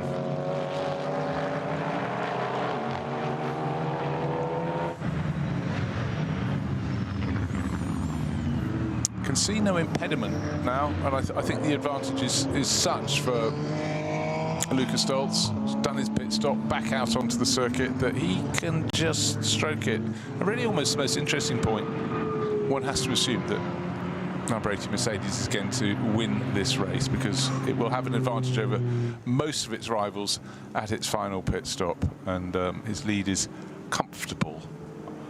Nothing is ever forever, though, is it? Because we've got number 878 off at the side of the circuit. It's like you're trying to take the back entrance. Oh no, where do I have to go? I have to go, oh yeah, out there. And again, the M2 racing class has people from all over the world. Your point being there that there's a three-way split ahead of you on the track there, where that BMW's just had it split, 878, where the left-hand side of the track is going left into Sabine Schmidt's hairpin. The middle bit of the track is the Grand Prix circuit looping back, and the right-hand part of the track there, marked off, is the actual pit lane entrance. So it's kind of like those sort of multi-way junctions of which way do I go, to the middle of the road or yes. not? He had chosen the middle of the road, but quite very wisely went to the left and rejoined the track. Yeah, so much to learn. If you come here for your first time, there's no way you should start it with a car in the top class. It's far better for the lower speed, learning the vagaries of the circuit, also where you're supposed to pull off. And again, still the slow pace along the Döttinger, which denies a lot of drivers their chance to so have a crack. I'm guessing that Porsche that was pulled back then wasn't pulled into the area the intervention vehicle came out from, but it's been pulled back to the pits at their request. Sorry, Bruce, didn't mean to cut across you. No, not at all. No, I'm sure you're right. I wouldn't go that far. I just didn't mean to interrupt you. That was all. I mean, sitting on your hands for 5 hours waiting to cut in, but manners are far more important than facts. Damn right. Stop speaking in public. So again, this global mix, this global draw, waved yellow flags. We'd quite like to not see them for a while yet, which would mean there are no further incidents to clear up. But while incidents need clearing up, they are out and made plain and obvious for the drivers. I'll say a lot. There's a long code 60 approaching Flansgarten, which becomes, sorry, a code 120 halfway through it, then it becomes a code 60. That's still all the way there until we get to Schwalbensfans before it's clear again.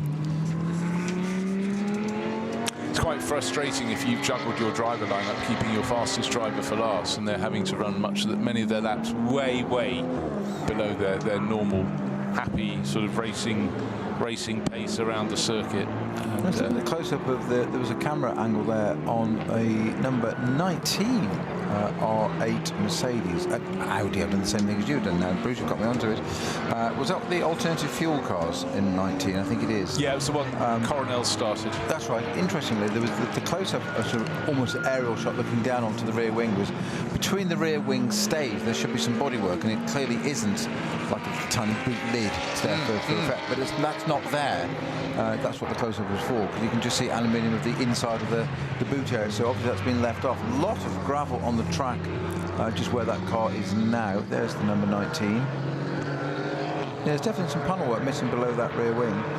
Keep seeing smoke in the trees in the background, but of course is probably potentially the drifting going on down at the bottom part of the Grand Prix circuit. I certainly hope that's nothing else than that, and not any barbecues or wildfires or anything like that. Yeah, well, we warned them. Don't do it. Don't do it. But that is a constant. We are not that angry. It's a constant feature at the Nürburgring down because we're not using the entirety of the Grand Prix loop. There's a drift show down there through the day. So quite a lot of the drivers and the fans, particularly the fans and their families, to see and do. There's a great big arena on the other side of the circuit. Right, a bit of overtaking potentially happening down into first corner. The Renazzo Lamborghini having a bit of a play with the Jutta Audi, a car that had its problems early in the race, and as a consequence is same engines further that back. I know, it's extraordinary.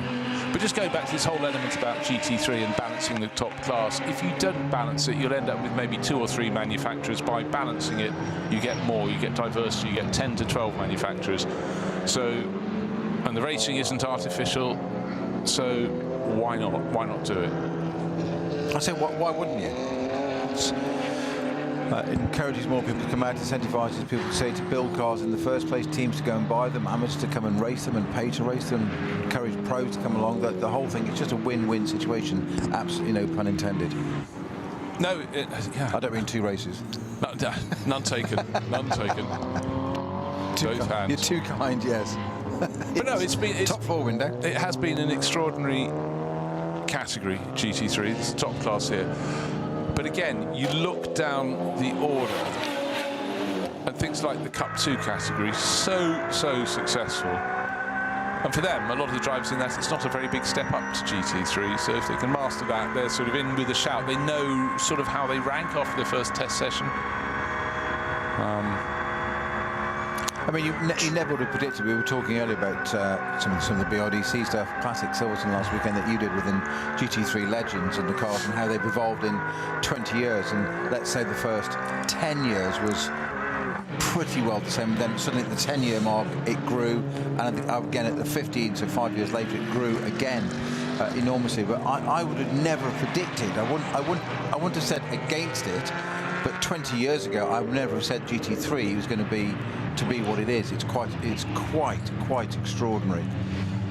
Yeah, it is, and it's down to the fact a lot of people poo-poo the very thought of balanced performance.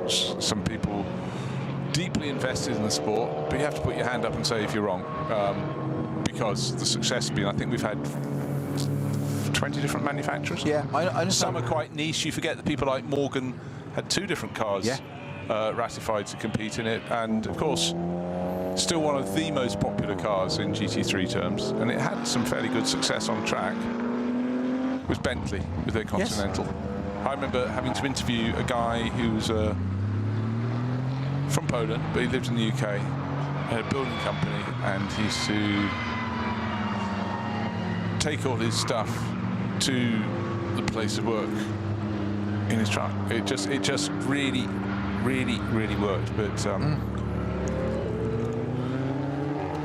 truck pulling off the circuit there, disturbing my thought pattern there for a second. But no, it's just the different cars you get to compete in now. Which car is that? We see 3 names on it as we zoom in. I think it's a GT3 Audi. Zooming in one thing, it needs to be in focus. Muller. No, okay. Try and work out what that is, but I'm Is it an M4? I'm not entirely sure, but I'm just having a quick look. Sorry, it rather disturbed me. I was trying to see what it was. It was coming out into shot. It's a fabulous. It's the Porsche Cayman 440. Well, things still happening, and we've got just over an hour and a quarter remaining in this race. We're going to get prepared for the final flurry of pit stops, but before that, we will go away for an ad break.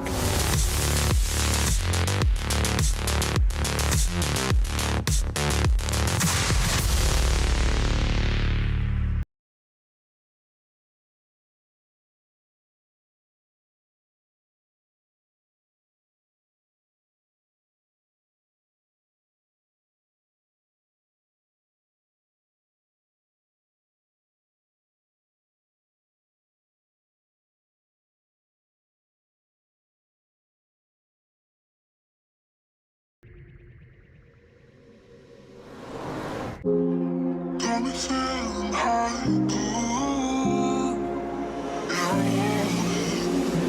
Here we go.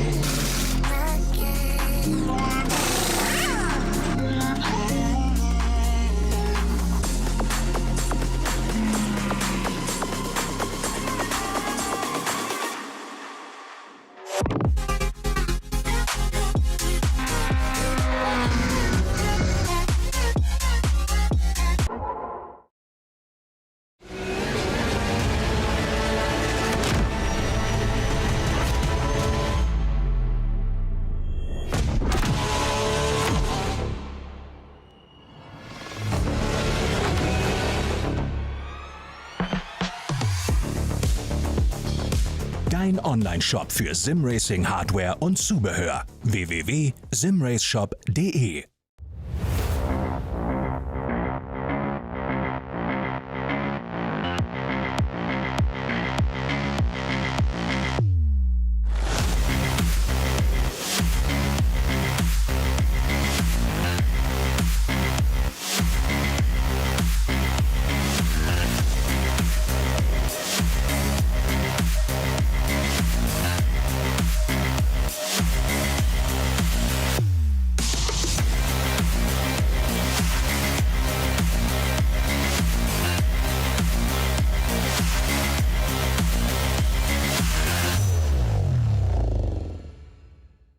This place leaves no room for error. No escape. Just asphalt, adrenaline, and the legend. The green hell never forgets. It never forgives. Every corner, a fight. No room for weakness. The Nordschleife is no place for empty promises. It is the place where they are delivered. Engineered for the green hell. Official partner of the NLS. Liebe Fans, Lovely fans. besucht uns auf unseren Social Media Kanälen. Follow us. Auf Facebook, Instagram, YouTube und TikTok. Willkommen bei der NLS.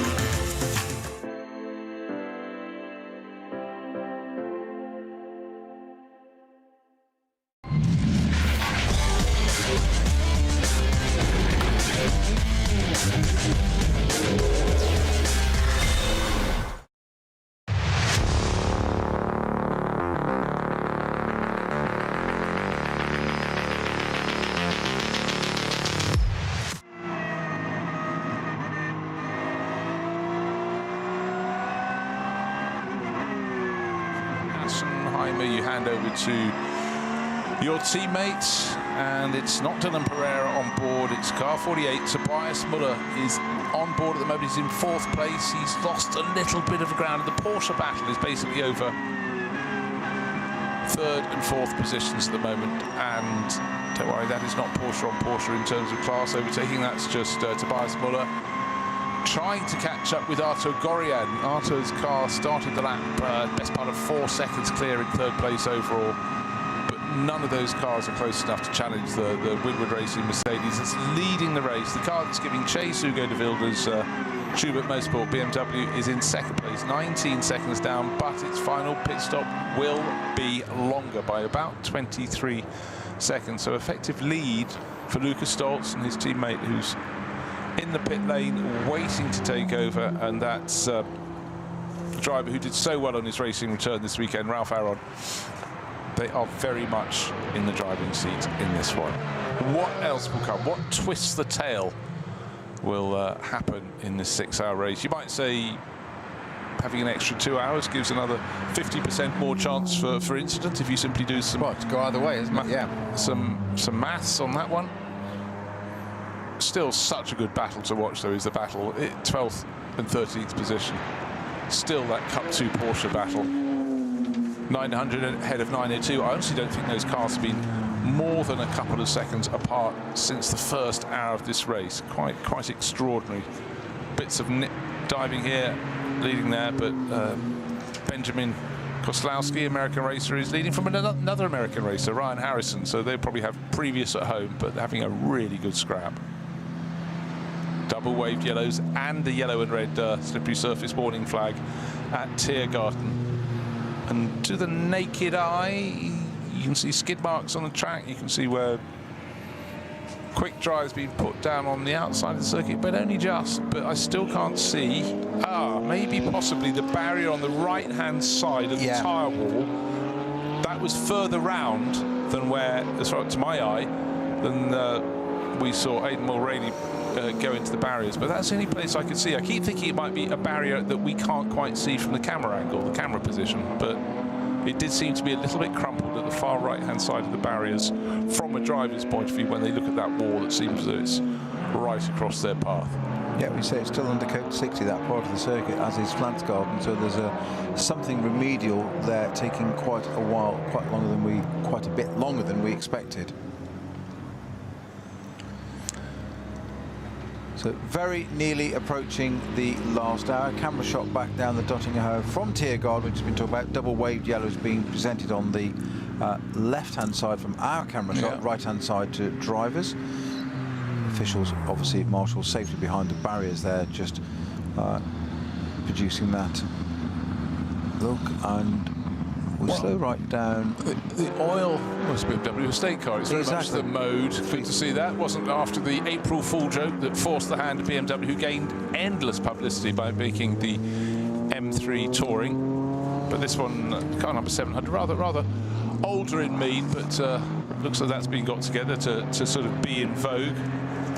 And great to see people having a sense of humour. And actually, we all know that estate cars actually can have a bit of an aerodynamic advantage. It's not going to trouble the front runners because that's not running in the very top class as the Morgenhorst Aston Martin goes through. And of course, they were very, very delayed early in the race, so Christian Kron is not able to push it all the way back up to the front of the field. He's showing that with Dennis Fetzer, the Swiss racer. It's actually listed as a this is the 325. The QTQ Race Performance is the team that have entered it, and it is listed as a BMW 325i Combi. Okay, Combi estate. So it's, yeah, exactly. It's not a boiler. Don't worry about that. It's not a gas boiler. Combi as in combination. Can offer greatest torsional rigidity as well in the estate car. Indeed. And I think they look cool as well. I do too, and I've definitely got an eye on an estate car because we're getting another dog at the end of August, so 2 big bow wows in the boot, you need a bit more space. Because you like small dogs, don't you? Not. 3 iron. Summed it up.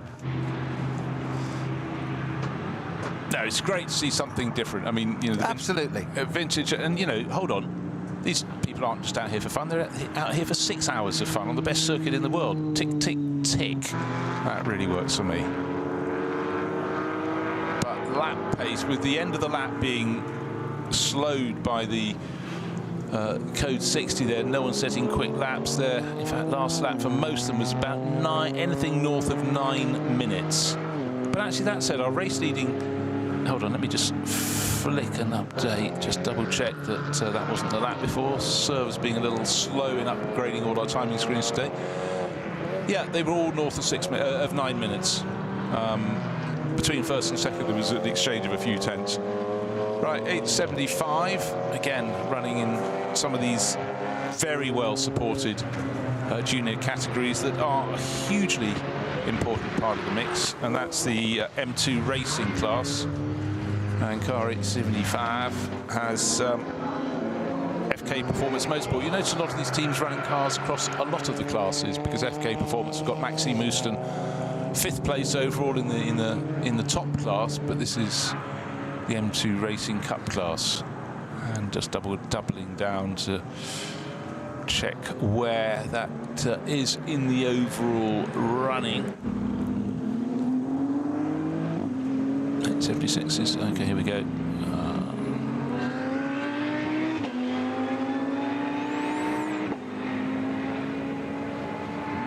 Yeah, running nicely in class, but 888 is the car leading the BMW class, and it's got a double champion, Franko Mijatovic. He's been champion in recent years with a couple of teams. He's very much a BMW man, so again, he might be scoring useful points all the time. But best placed BMW in the race is the Advan liveried car, black and red, and Yokohama on the nose, so the double sponsorship there. And Hugo de Wilde, he is, unfortunately for him, going to have to make his final pit stop a lap earlier than the race leader. And I know I can go on about it, but the length of your final pit stop is dictated according to how close it is in number of minutes to the end of the race. And the larger the number of minutes, the larger the number of seconds your pit stop must be. But all Hugo de Wilde, the young Belgian driver, can do is just keep pressing on. You never know. We've seen this over the years. We've had cars cruising to an apparent good result and then cruising nowhere at all. 6 hours, high temperatures, hard work. Not just for driver, but for machinery too.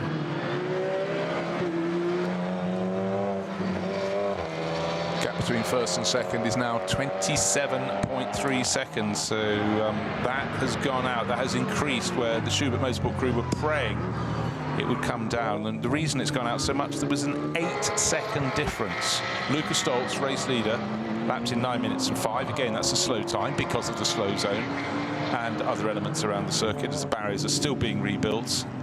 And then the chasing Hugo de Wilde. So Winward Racing have very big grasp on this race. Just remember, who qualified on pole? They did with their Mercedes. Who led into the first corner? They did. Who opened up a little bit of a lead? They did.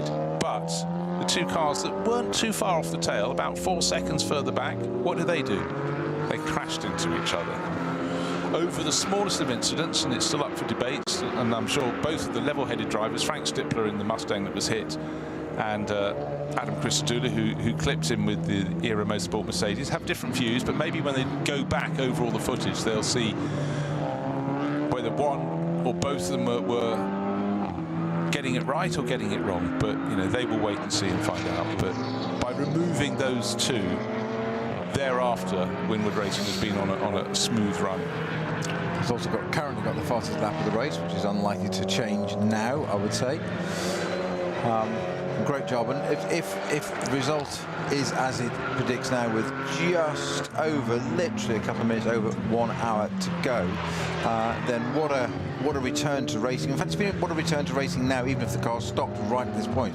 They'd like to win, but what a return for Ralph Aaron. We were talking about mental side of understanding of the incident happened back in Bathurst in February for him, and how a driver has to deal with that, and not being able to do anything for 2 months, and not being able to get fit and go to the gym, and the dark bits, and the doubt and self-doubt, etc. All those things that must go through and play on your mind. And then to come back, and I said, even if the thing stopped now with, I always joke about, a fuel pump or a fuse stopped at it now, they could walk away head high, absolutely no doubt they're doing everything absolutely right. To get it across the line and be the first pass to checker flag would be the icing on the cake, but right now, 5 hours in, they have done the most amazing job, and Ralph Aaron, I think, he will sleep so well tonight. He will, because probably the best he has in 3 months.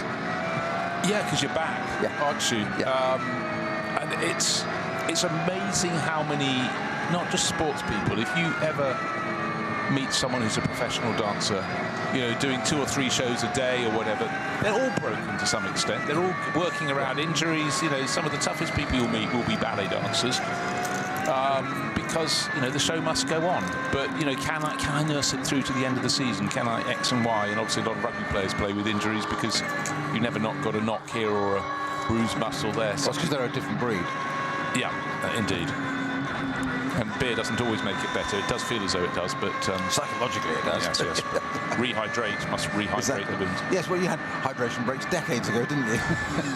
they were just post-match. After, yes. I think I have to call that now, post-match hydration break. There we go. Oh, he's overdone. I like that. He's overdone it again. Yeah, it's gone too far, too hard, too soon. Right, blink of an eye, or a slight pause in the eye, blinking, and we'll be at just 1 hour to go. 6 hours here today, 7th round of the championship. 2 races had to be sort of knocked off the championship because of the first one of all, because the weather was so cold. The car, just nothing could function. Still barrier repairs going on. Background of one of the shots, looking back from our just totally enthralling Porsche Cup 2 battle. Now in 11th, 12th place overall, and it is next to nothing between the pair of them. Either of these crews, crew number 900 or 902, will remember this race for just the most fantastic scrap. You've got no guarantee the cars can run together. Someone could interrupt them, could interrupt their pace. There could be an incident in front of one, not the other. They're separated. They have not been separated. And it has just been the most fantastic race for the pair of them and for the fans, because when you can watch it from trackside, you can watch it on TV, you can listen to it, and it's just relentless. And this would have been astonishing if it had run to the 4-hour mark, the traditional end time of this race. But we've got 2 extra hours. What have they done? They've packed in 2 more hours, or so far 1 extra hour, 1 hour still to go, and they're still nose to tail. It's still Ben Koslowski. That's the black and red Black Falcon Team Zimmerman car, and getting a tow from it, as it has lap after lap, fellow American racer Ryan Harrison, Team Liqui Moly by Black Falcon. They're running the Liqui Moly white with blue and red stripe livery, and the slow zone up ahead, no overtaking, and so 902 gets right under the rear wing of 900. They will go up through the final sequence of corners where the slow zone is out for slippery surface. Tell you what, I'm going to have a little, and the cars in front all but come to a stop, so luckily there wasn't a collision between those. But you can be sure when they turn out of the corner, the final corner onto the start-finish straight, that hammer is going to be down, throttle mass through the floor, and so you can get the better run down to turn 1. But with 1, 2, 4 cars across their nose, any one of those cars could have a role to play when they take the rush to the first corner. Any single one of the cars in front. The green flag is only as they come over the gantry, and what's happening? They're nose to tail going into the pits. I thought that might just be coming. And some of the cars coming to the pits take a different line because they have to actually go to garages elsewhere. This is going to run to the very end. And of course, being both Black Falcon cars, they're in neighbouring pit garages. They'll have to be put up on the dollies, swung around through 45 degrees, and what's happened, this 6-hour race for them is about to turn into a 1-hour blast to the finish. It's been a blast from the very start, but one slip for either of these cars and things could get really unfortunate in terms of battle won or battle lost. Who's going to come out on top? For now, by the length of 1 car, it's 900, the Team Zimmerman car, entered by Black Falcon, that has the lead. But what a lead, next to nothing.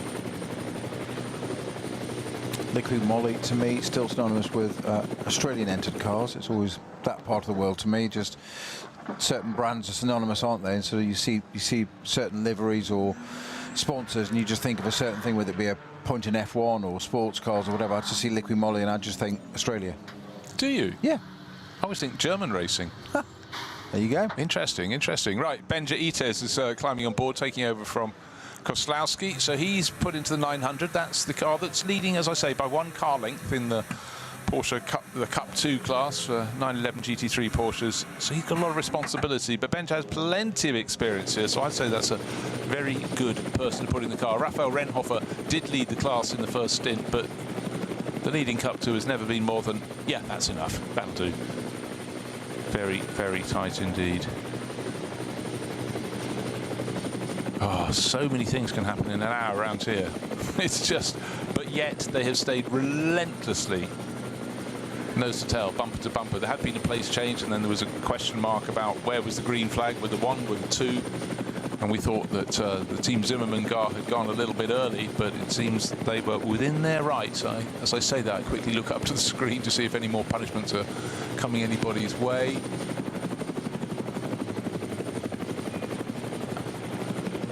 Not so much about cars that are at the sharp end of the field, so that's good. You never like someone who's laboured long and hard to get a good result. Keep Vitesse, unfortunately, they're only SP9 AM. They've got to fail to manage Code 60 under investigation, and then later still under investigation. Maybe they did it twice. We will see.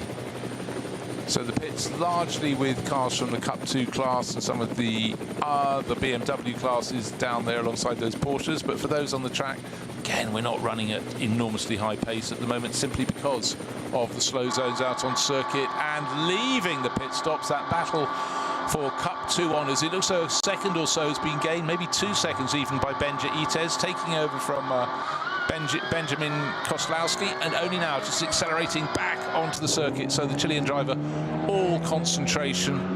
He's got a job to do, and he's suddenly found a tiny little buffer. In fact, pretty much as that car has had all race. He turns out of turn 1 at the very point, hitting the apex of turn 1, is the chasing 902 still, and it's Vasa Teura who's taken over that, and Benja Ites who's in 900. Let's see what they can do. What's left on the clock? 55 minutes. What was the gap between those as they came in? It was a car's length. Yeah. They were nose to tail, and when they've come out, there's about a 2-second gap between them. And they came from neighbouring garages, so one could take a look at the other, but certainly Benja Ites' crew did it slightly the better.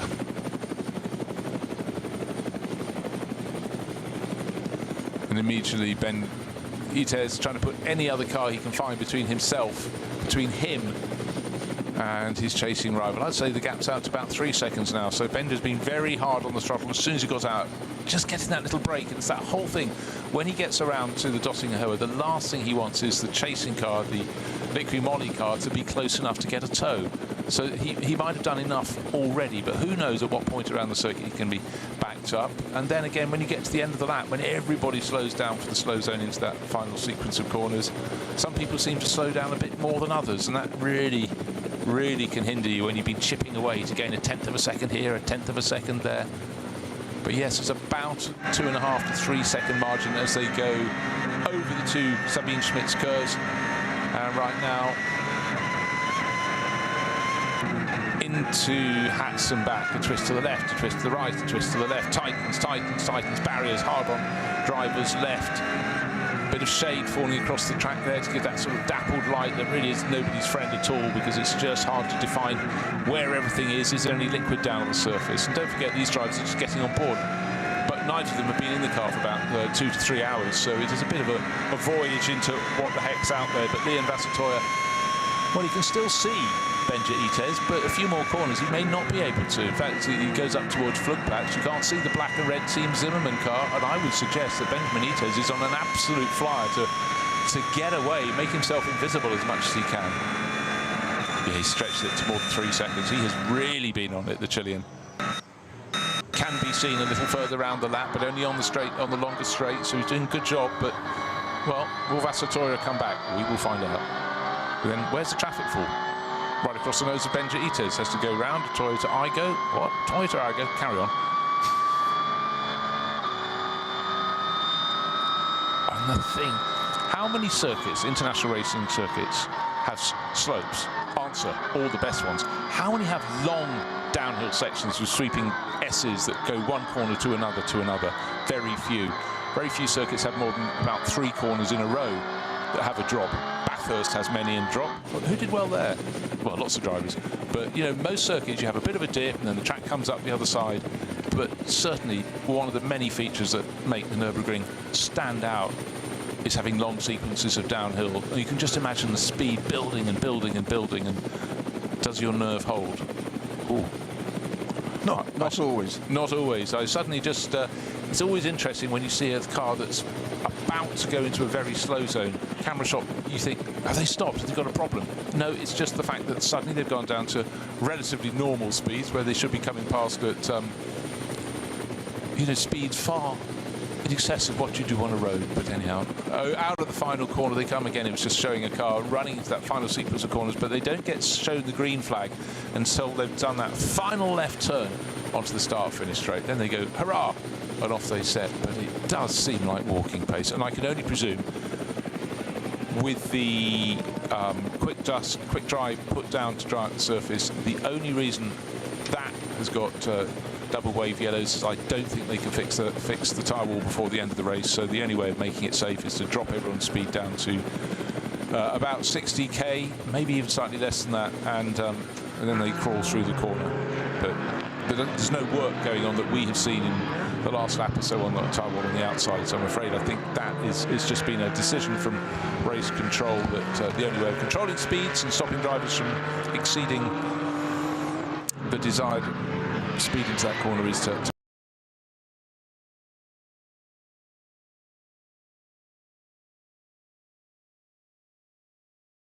make it official. They have to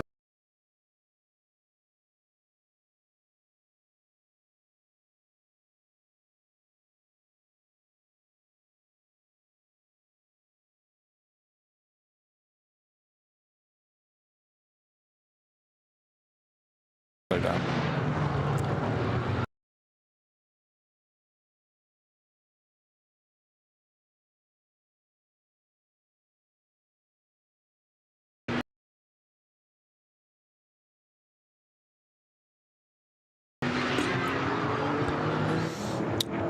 Just having a look at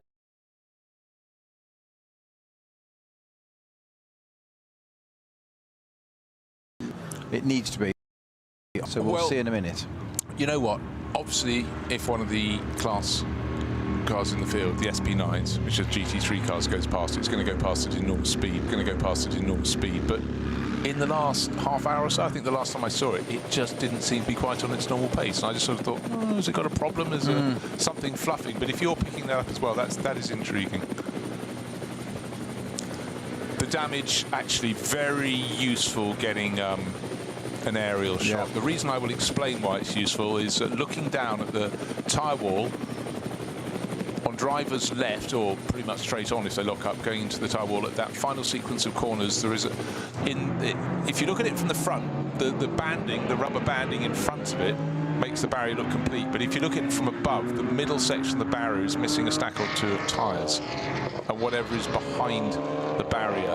I'd like to have another look next time around. I think, but I stick with what I was saying. Here we are with just under 50 minutes remaining. I don't think they can repair that before the end of the race, and so that I believe, again, it's my assumption here, that they have decided the safest way is to control that corner and keep the drivers safe is to force drivers to back off. What it does mean, of course, if we had a last lap sort out, there could be no overtaking through that final sequence.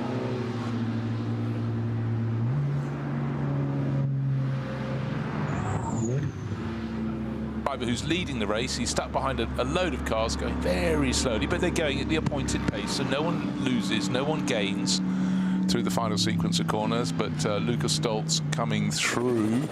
This is lap 34. Car number 80 came in for a pit stop after lap 30, so doesn't require one at the moment. But actually, I'll tell you what, this will be quite interesting, is it? As we get closer to the end of the race, because the lap speed is so much longer than normal, means those final pit stops will be a little bit shorter. But again, the real factor that counts is if you come in a lap before someone else, your final pit stop is going to be 23 seconds longer. That's the figure you need to know. Just keep that figure in mind. So if everyone slows down, it means their final pit stops are all shorter, but still the relative disadvantage of a car pitting a lap earlier is about 23 seconds. So that is a lot.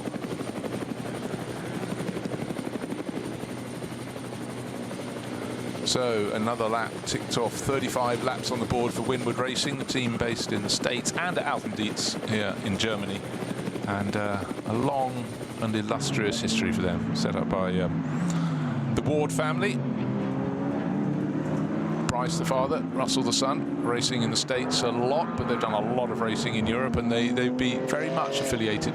Makes sense if you're running Mercedes, as they have been uniformly, to base yourself in Germany as well, help out.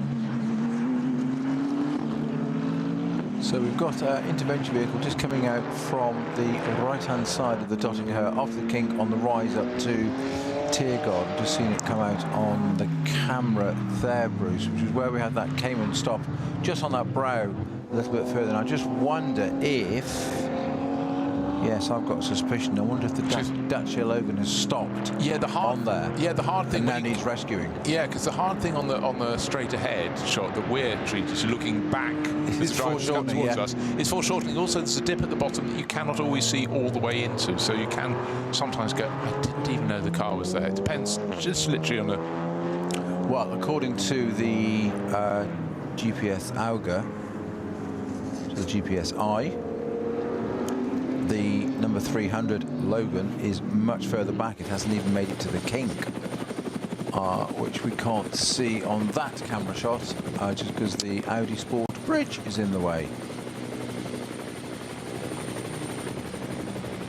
Well, here we are. There's been no fog, no mist, no rain, no snow. I hardly feel it's around the NLS. But, of course, it's a championship that runs across the year. The start, early races in the year, and sometimes the late season races can be prone to the sort of weather that you don't get in July. But we've had races here in July that have been strafed with rain as well. It's now the start of August, but this summer in Europe has been very, very hot indeed. As you can see, if you're watching rather than listening, that the grass verges are a sort of almost a mustard yellow, a browny hue, sort of mixture of English and German mustard, I would suggest, together. But anyhow, it is arid here, and we had to give out warnings today. Do not, if you're at the circuit, have a portable barbecue that may set things on fire.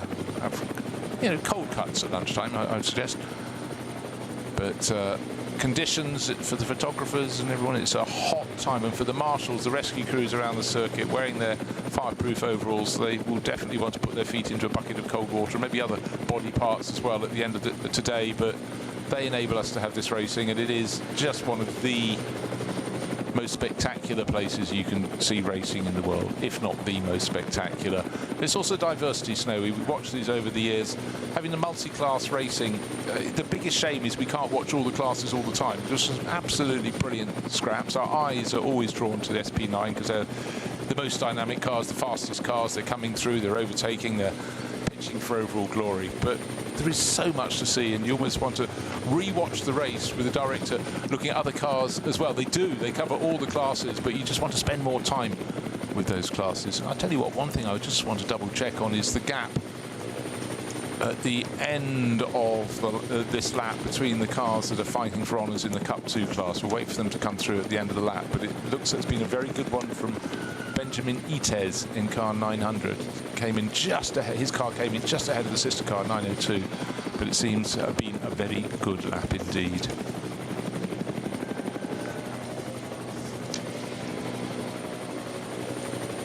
So it's a solitary run at the moment for Lucas Stoltz. He's still got the final pit stop to come in, and I would presume he'll hand over for the blast at the finish, which could be, I don't know.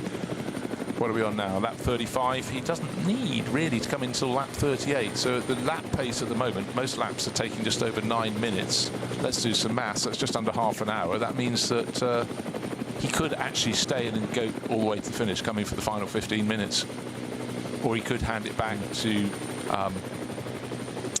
Ralph Aaron, yeah. Who, remember, Ralph did basically hour 2 and hour 3 of this race. Hours 1, 4, and now 5 have been done by Lucas Stoltz. It'd be quite a thing, wouldn't it, to hand it back to Ralph Aaron to take it to the end and hopefully the win. That'd just be even more icing on the cake for the comeback, isn't it, Drive? Oh, totally. And also not just a comeback after the accident where he was laid up for effectively 2 months, couldn't do anything, which is quite frustrating, not being able to rehabilitate. Just that is your rehabilitation. Don't do anything, just rest. That can be quite challenging, I would imagine. But to come back, not only in a top car, but the same type of car he was racing in the incident in the first place, but come back to somewhere like the Nordschleife. It's not like he's gone around to, a simple circuit somewhere. No. No circuit is simple in a GT3 car. It's going to have forces and loads upon your body, but there are some that are going to be less challenging on the body than others. And you're not, apart from, this is going to be the most. And to come back here and pick the most difficult circuit with all those compressions and dips, etc., and all the forces on it, and come back, and so far with 40 or just under 42 minutes to go, is well, he's sitting in the pits at the moment, isn't he, just thinking this couldn't be much better. I'm sure he will get in the car again. I can't see why they wouldn't. I can't actually, unless he's sitting there and go, actually, no, I'm really aching from that, because as much as he'll have trained, he wouldn't probably have been as fit as he was before his incident at Bathurst. He'll be getting there, but as you say, 2 months laid up doing nothing, your muscle wastage is astonishing. I mean, if ever you've been stuck in hospital for an operation, I went in to have a knee rebuilt, and the muscle loss I had while I was recovering, it was ridiculous. But you have to work your way back. But the muscle that almost needs the most exercise is that brain, isn't it? The brain. Absolutely. And all of the functions that it controls for you or otherwise. But depending how much control that you've got, yes. Loose grip on reality. Yes, people vary. Yes. And anyhow, really good job. And also Lucas Stoltz. I mean, what has he not won in a GT3 car? It's been astonishing, and over a long period of time. He's not the most demonstrative of drivers. Some drivers are sort of just fabulous in front of the camera. I know Luca is, when he's interviewed in English, obviously it's not his first language, but he's not someone with a big smile on his face. But he should be. He wins so many things. He's incredibly honest. I have huge respect when someone has made a mistake or been caught in an instance. If they don't try and hide it away, there you go, this is what happened. Matter of fact, and nobody is deceived. But he's been racing in GT3, good grief, since 2014. So you wind back, we were talking about the evolution of the cars in this top class, the GT3 class cars, how they've evolved since then. He's ridden that horse the whole way through. And a lot of the people he's raced with, he's raced for a very long time. Hubert Hout, Maro Engel, they were all with him way back. But the thing is, he keeps on winning. In 2023, he was Intercontinental GT Challenge champion, and that was a thing that does those great races. They won Indianapolis, Suzuka, Bathurst. It's the sort of creme de la creme. And now, of course, it includes the Nürburgring 24 hours along with the Spa 24 hours. So you're judged on that as well. And to back that, and to put no too fine a point on it, the drivers who were competing in the early days, the first decade of GT3, obviously are not on the level now because it's so packed. Some of the very best obviously were on the level, but it's now so packed with works and semi-works drivers, and drivers who are racing these cars, as I said, so frequently. They could be competing in Australia in GT3 in Japan, they could be doing North American series, the Asian series, the European series of various factors, various sorts, various championships. You can get a lot of races in the season now. First to second, 35 laps on the board. The gap is 27 seconds, and Hugo de Wilde should be pitting. He's the car in second place. He's in the Schubert Motorsport BMW. He should be pitting a lap ahead of Lucas Stoltz. And even if he didn't, even if they decided to come in on the same lap, the gap between them is 27 seconds. With the differential, Stoltz's pace versus de Wilde's has driven the advantage out to 50 seconds, the real-time advantage. That is enormous in NLS terms.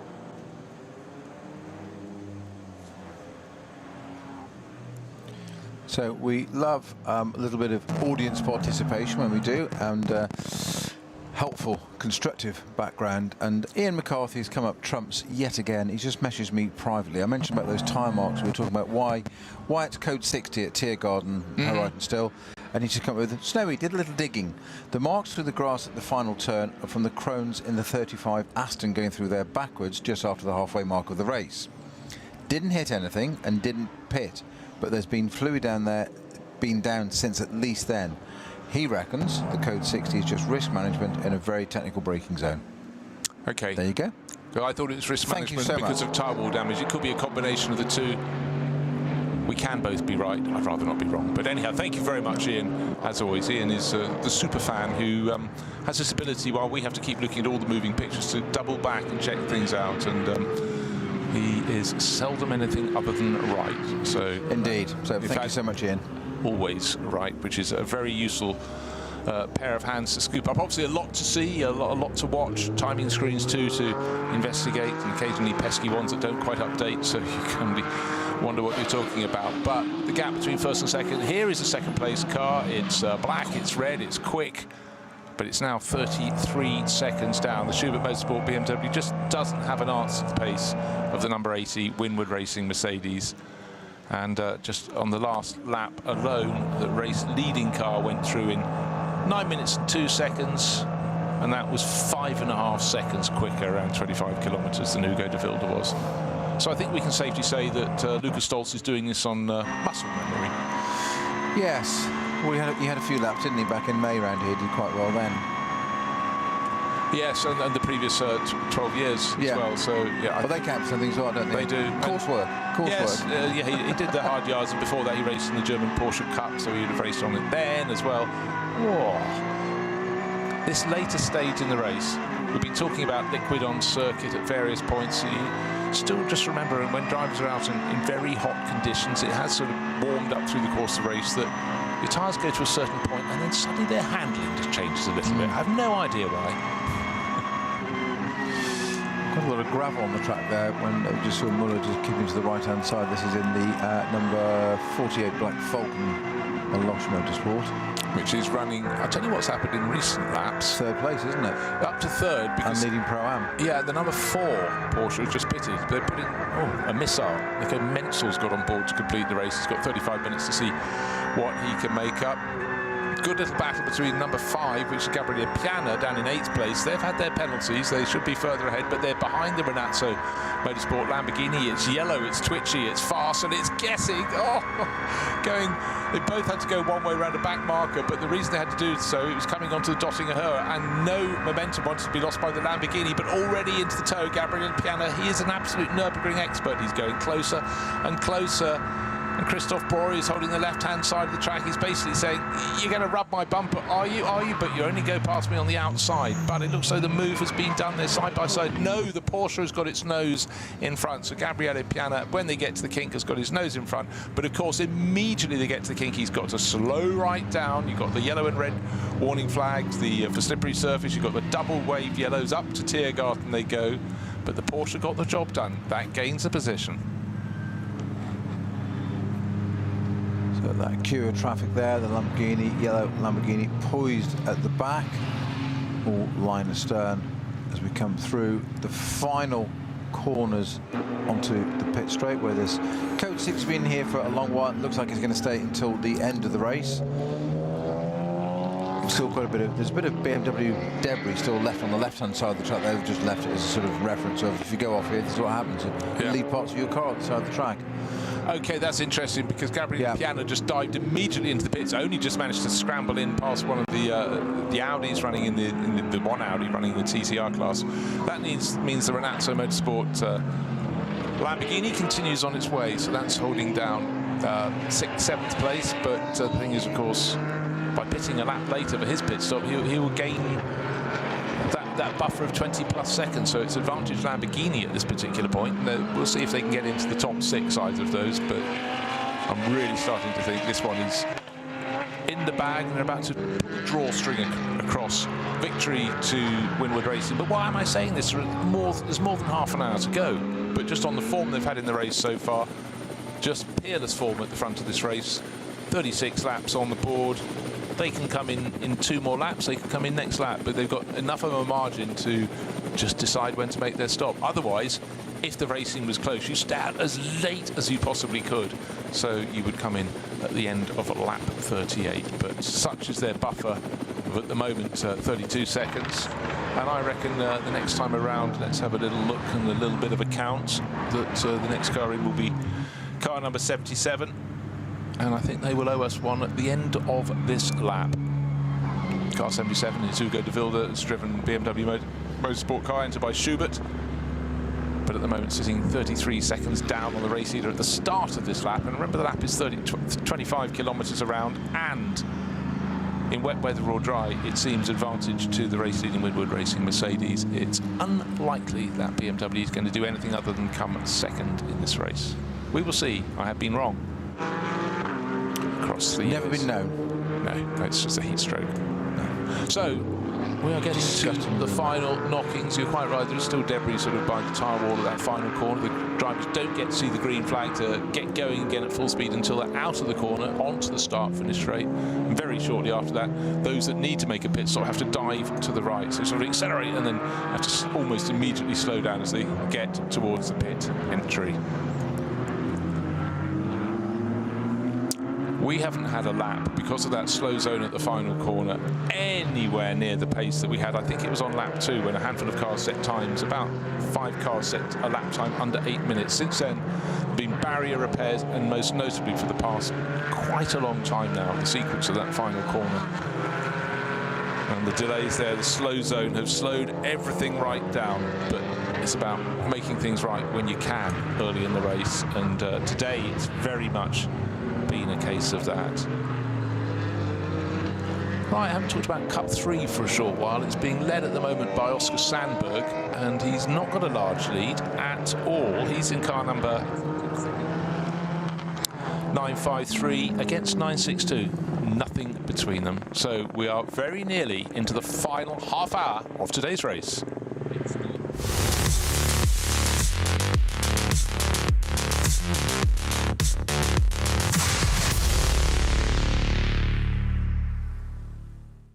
This place leaves no room for error.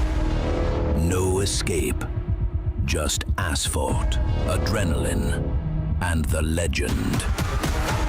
The green hell never forgets. It never forgives. Every corner, a fight. No room for weakness. The Nordschleife is no place for empty promises. It is the place where they are delivered. Engineered for the green hell. Official partner of the NLS. Die Legenden der Nürburgring Nordschleife sind unterwegs. Und zwar direkt zu dir nach Hause. Dank CK Model Cars sicherst du dir deine exklusive Erinnerung an den Besuch an der Rennstrecke. Unzählige Modelle findest du auf ckmodelcars.de oder im Shop direkt in Adenau.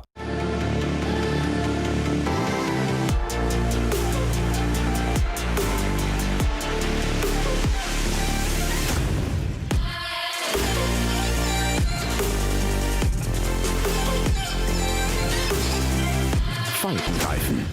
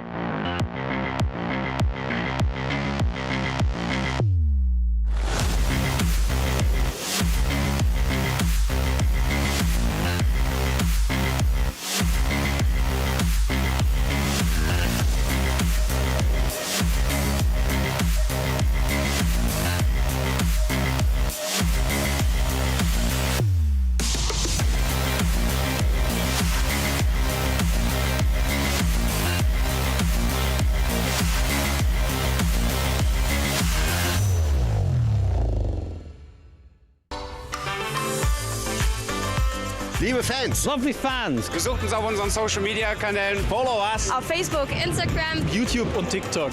Willkommen bei der NLS.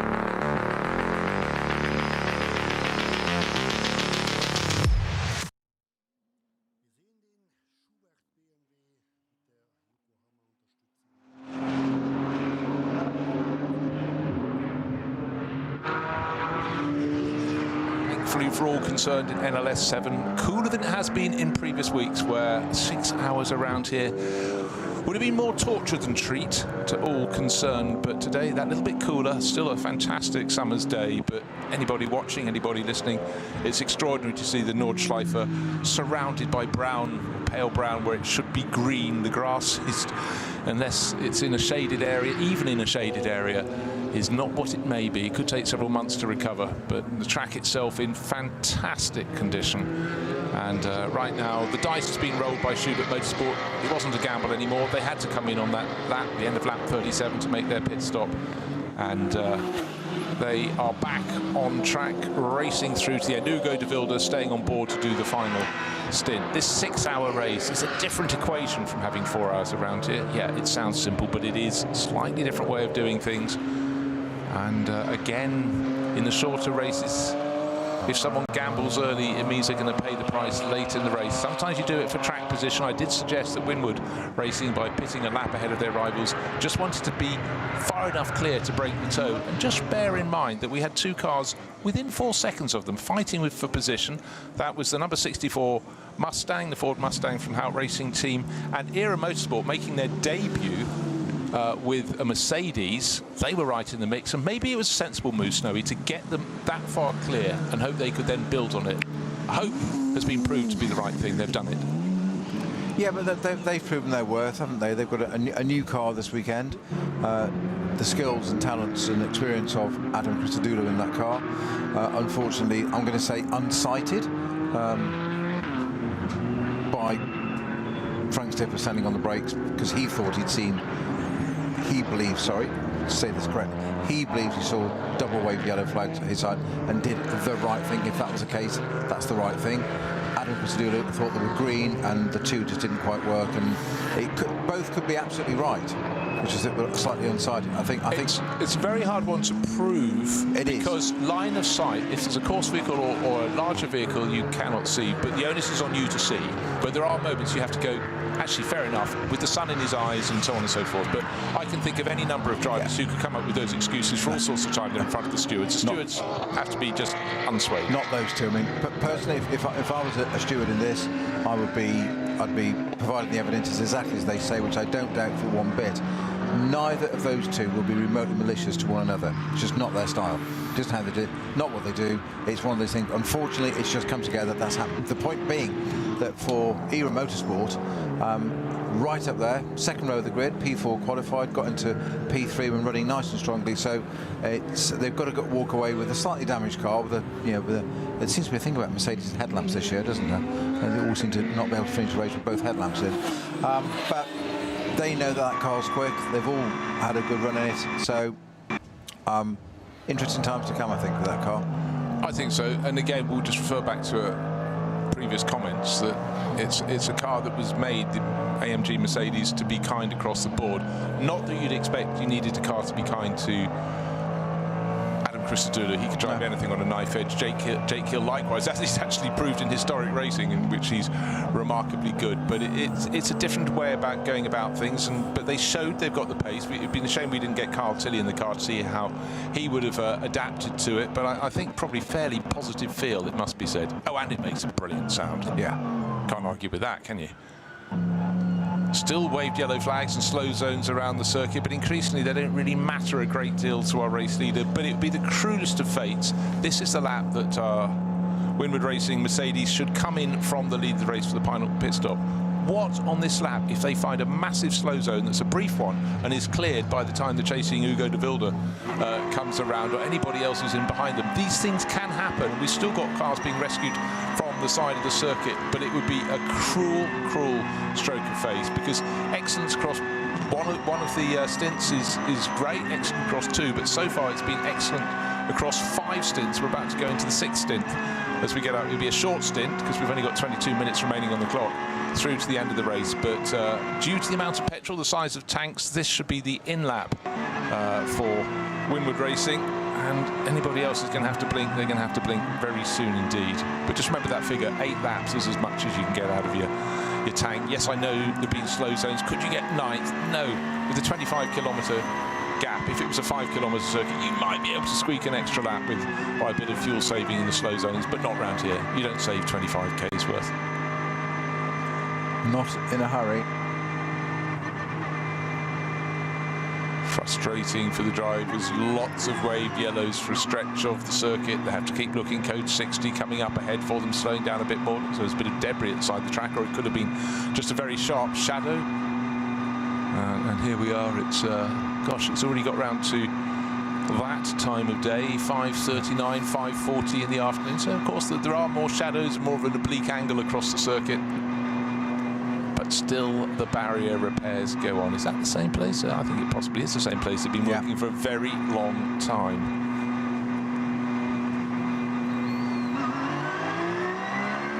So there's that green flag on the left that we couldn't see before. Yeah. With the intervention vehicle parked right. That's why we missed it. And the lights changed very slightly in what, it was an hour or so ago. Yeah, and I also think defending us in the commentary box, I think it was right.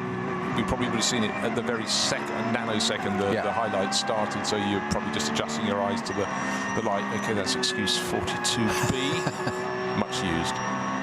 But generally conditions today have been fine, but you know, what the drivers would really have loved in all of this was not to have slow zones at any point, just getting in your rhythm. You don't want to be interrupted, but as you get towards the end of the race, it's just a countdown. In for the final pit stop. Will Lucas Stoltz get out from the Winward Racing Mercedes, or will he stay on board? Driver out, orange and blue helmet out.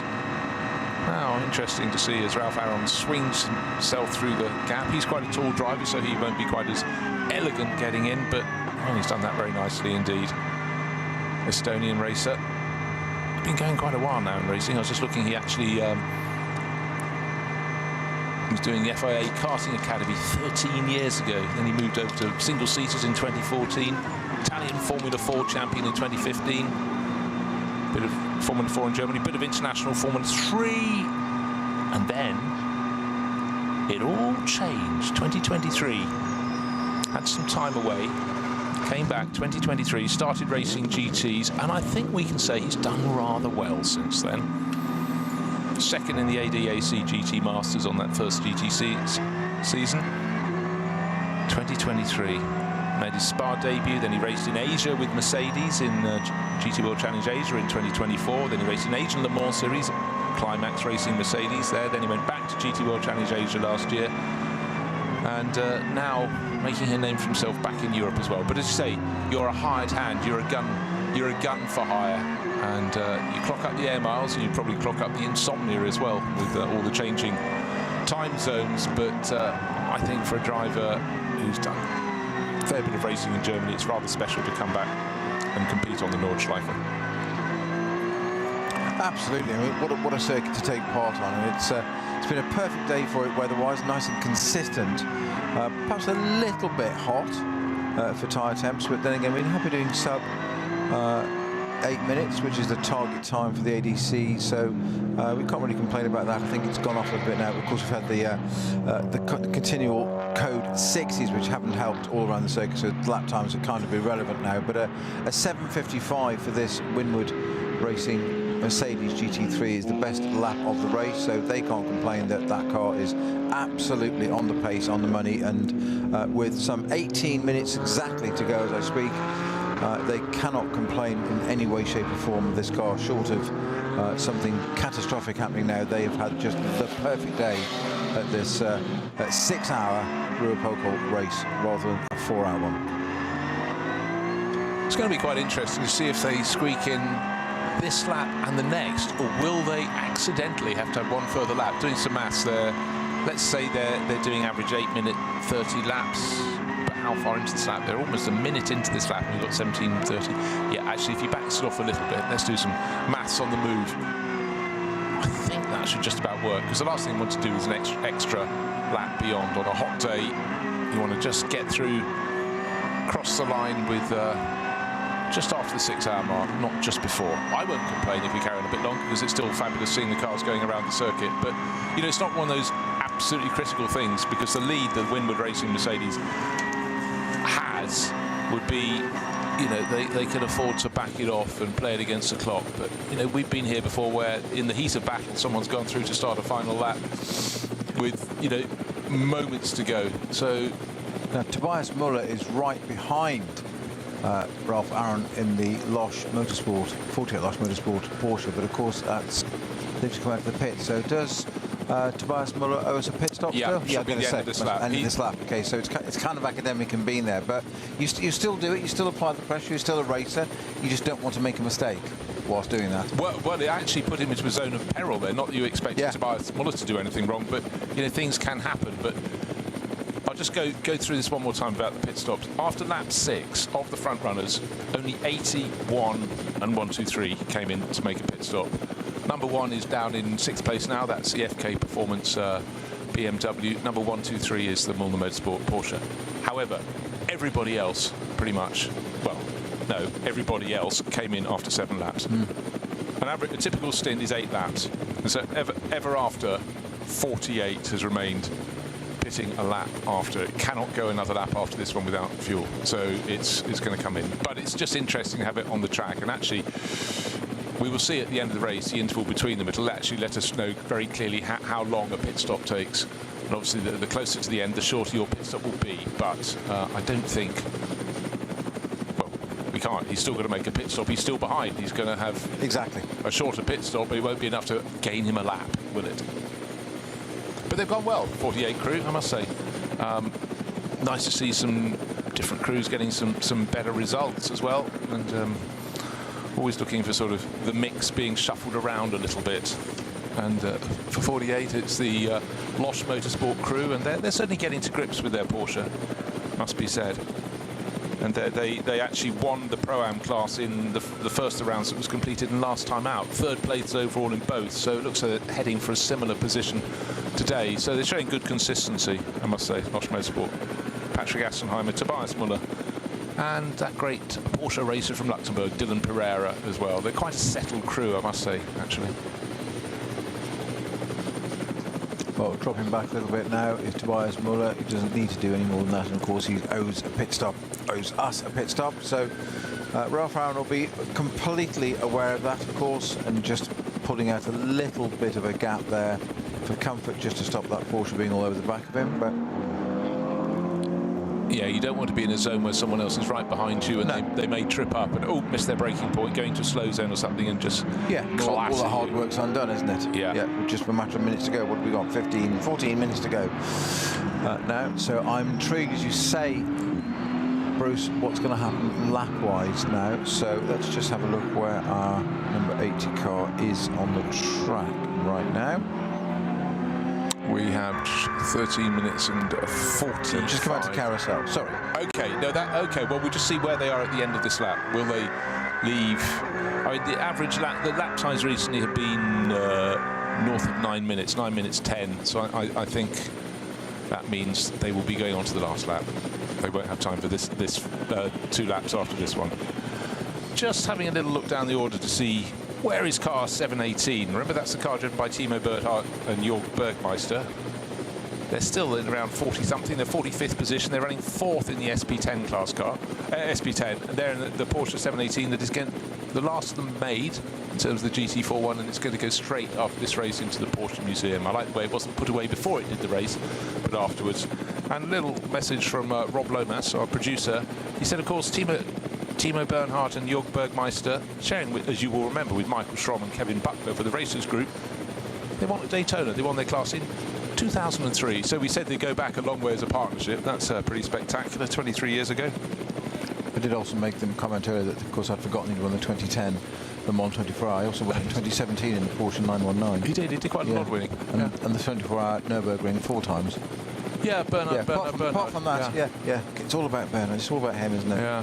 I thought I'd just eke it out over the programme rather than say it all at one go. Drip feed. Drip feed, exactly. Yes. Timo water torture. So we lost a few of the front runners. Era Motorsport, we mentioned, of course, they were very much challenging. They started 4th, got up into 3rd place and looking very competitive.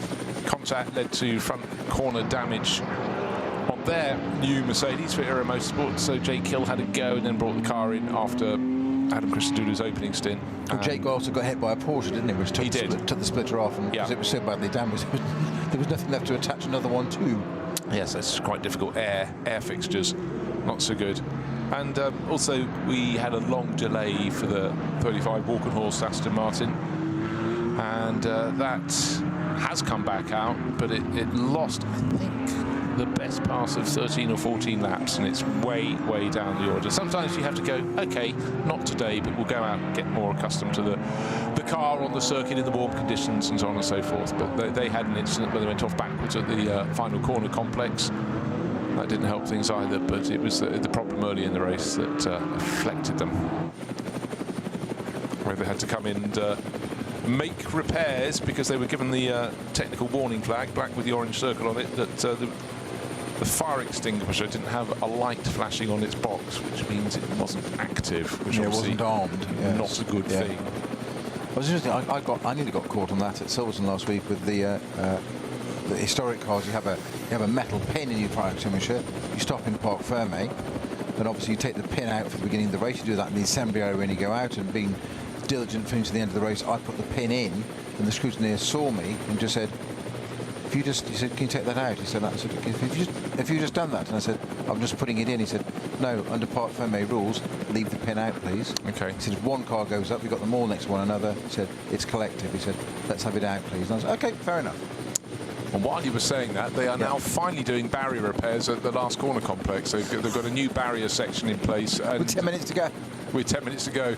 I ordered this yesterday. I ordered the poppadoms. Exactly. Yeah. But anyhow, they I said leave it by the gate. It's fine. Don't worry about the dog. He doesn't like curry. Delivery drivers. Yes. Anyhow, so the gap that I had seen where the tire stack was missing was obviously where there had been contact. From the front side, you couldn't really notice it so much, but an aero shot showed there was damage. But on into the pit comes the 48 Losch Motorsport Porsche, car number 48, by the way. And others will be visiting the pit lane too, but that means our race leader Ralph Aron will have an even larger lead. He's got what's left on the clock, 9 minutes 39, and he has 39 laps on the board. He needs to back it off on this one, or he'll end up doing a further lap, because the last time around 9 minutes and hold on, refresh. The previous lap was 9 minutes 10 for him. I would reckon the latest lap will be a similar amount of time, so he needs to slow it down. 9 minutes 51. If he does another one of those, he should be fine. Or should he? We will find out. Hugo de Wilde should go back into second place. The Schubert Motorsport BMW black and red, the Yokohama tyres, because it's lying third at the moment, but it's already served its final pit stop. And that would have been a longer pit stop than its rivals, though. It'd be really interesting to see, because the number 48 Porsche came in 2 laps later. That could be a big swing in difference. Big time difference, I would reckon. We will see. Clock under 10 minutes, under 9 minutes, counting down to the end of 6 hours. By the way, just looking back to Cup 2, the battle is in 12th and 13th positions overall. And the gap really shot out, but actually, last few laps, it's settled down. It's 17 seconds between Benjamin Ites, the driver from Chile, and Vasatura in 9:02. And just checking the lap times. Actually, I tell you what, the last lap was 8 seconds faster for the chaser. But maybe Benjamin Ites just is sort of quite content, feels he's got the margin, he thinks it's the final lap, he thinks it's all over. We will find out if it is. But for now, Leon Vasatura, all he can do is chase and hope. But you can't help feeling at this point in the race, or for the last 4 hours, that a lot of drivers must be thinking, we have a green flag lap. But sometimes that is a treat you only really get in the very early laps of the race, because it's one thing if you have to go out and repair a barrier on a circuit that's 5 kilometres around, but 25, the logistics of getting your parts around the circuit, the organisers are absolutely excellent at it, but it is still a big beast, Nürburgring Nordschleife, and the crews have to be multi-skilled, of course, and they're incredibly efficient, but it can be a slow job, because some of the points around the circuit, if you have contact, you're going to be going at very great speed, so it's it's imperative any barrier damage is repaired to bring the safety level back up to a proper standard. Yeah, I can't recall a race 4, 6 or otherwise actually hours where we've had code 6 for so long at a section of the track without any activity going on, i.e. for another reason. Totally justifiable, and the officials know exactly what they're doing, of course, but just with no apparent activity. We've seen barrier repairs and things going up, or quick dry going down, but just sitting there waiting for it, and then suddenly with 10-15 minutes to go, a set of barriers arriving seems slightly odd. But well, it'll be interesting if you look at the logistics, how flatbed trucks they have with the high-ab crane, or what other mates are allowed,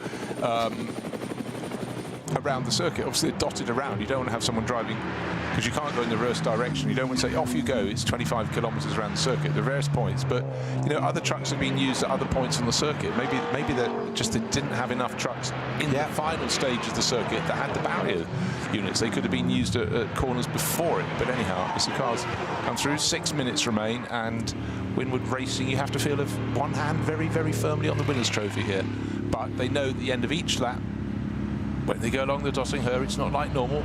They normally have their ears pinned back, trying to pick someone off or drop someone off their tail. And now, as soon as they get to the kink, they've got to back it right off, slow it down to 60 kph, and negotiate the uphill left into the right as it flattens out a bit, and then a tighter right, which is the penultimate corner, and then the left onto the start-finish straight. And the drivers can all see the rescue crews. And it very much is towards the end of that penultimate corner where the barriers have been damaged. The crane is sitting at the edge of the track, the flatbed truck, the units are being moved across, but you feel the checkered flag will be done before that repair is complete. so our race leader is just approaching the Corraccio carousel now and into the middle of it. So they will complete. It will be this lap and next, won't it? There'll be one more after this. I'd be interested to see, he's sitting on a decent margin, so he could back it off, but it's always so hard to judge. And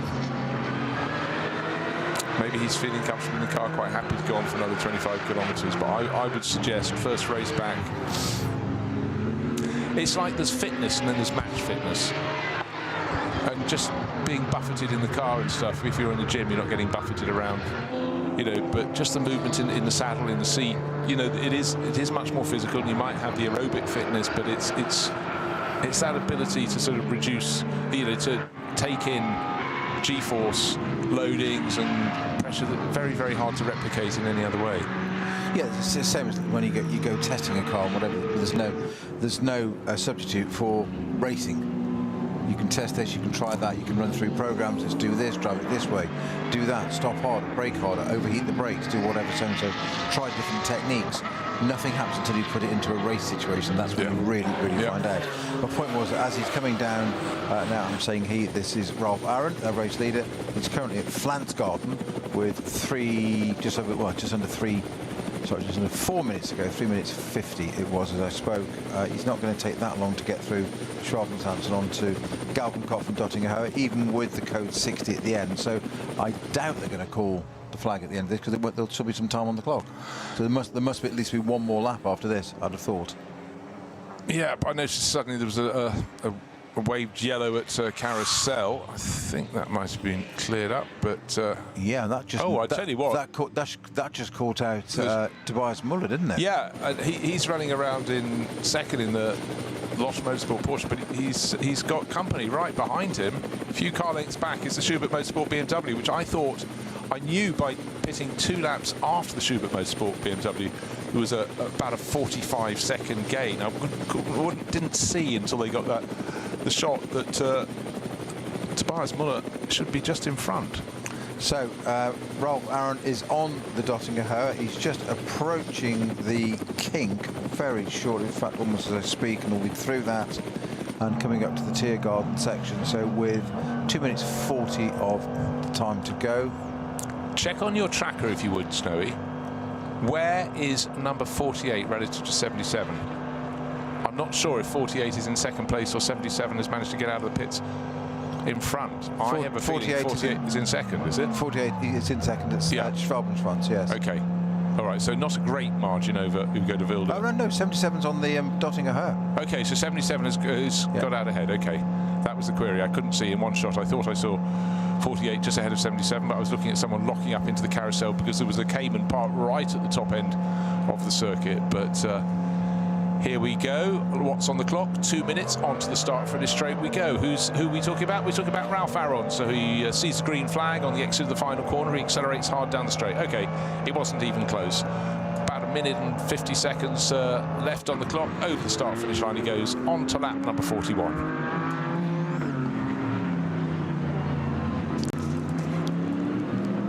And so this one is not in doubt in terms of on-track action, in terms of position. And number 80, apart from pit stops and by dint of pitting early, it put itself in a different position to a lot of its rivals. But in terms of pure consistent pace, Winward Racing have really got this one together today. And for Ralph Aaron, who unbelievably has never raced on the Nordschleife before, oh boy, is he going to wind up the other drivers. Something about a Winward Mercedes, isn't there? They've been around for quite a long time as a team. Don't think of them as a new team anymore. You know, for years you thought, oh, they're pretty new to this, but they're not. I mean, first on as FAA GT3 European Series in 2012. Working in conjunction as HTP Motorsport. Yeah, 14 years ago. Yeah. And then they had instant success the next few years, and yeah, scored a lot of honours. 2012 to 2017. And then since then, you know, perhaps actually as international GT3 racing has become more and more competitive, they've been there or thereabouts, but another title would be something that they very much want to put in their cupboard. Based in Pasadena in Texas, and also, as I mentioned, Dietz in Germany. So very, very close with Mercedes. Well, the clock will have stopped, even though our legend, of course, is telling us the final lap. Obviously, we know that, but was it just over? Was it 2 minutes? Just under 1 minute 47. Yeah, exactly. I think. Just under 2 minutes. Right. The gap between first and second is nearly 39 seconds. The gap back to third place, 1 minute and 3 seconds. So my concern that Tobias Mullis's pit stop definitely a lot quicker. As we look at one car and a rescue car, course vehicle, stuck high on the banking, right up against the barriers at the top of the carousel. Yeah, they gained a lot of time by their later final pit stop, but for 77, they had enough of a buffer there, so they're sitting in front of it by about, what, 34 seconds. So that's safe, and then a bit of a gap back to number 4 crew. Had a good run, certainly with Nico Menzel on board. They've looked very impressive indeed. They're running in 4th place overall, just under 2 minutes down, an hour, minute and 51 seconds down on the race leader, but suitably clear of Moulin Motorsport. Their Porsche, Ben Bunagel on board, is a little bit further back. But I think actually looks as though Pavel Lefterov might be able to gain a position. And also it's very, very close. Oh my word, here we have a battle for Pavel Lefterov looking one way, and then Gabriel Piana's getting on the mix. He's right on the tail of Christoph Breuer. The Renazzo Motorsport Lamborghini has got company, and it's Gabriele Piana. Car number 5, tail end of the top 10. They're fighting over 8th place and 7th place. 7th place in Breuer's hands.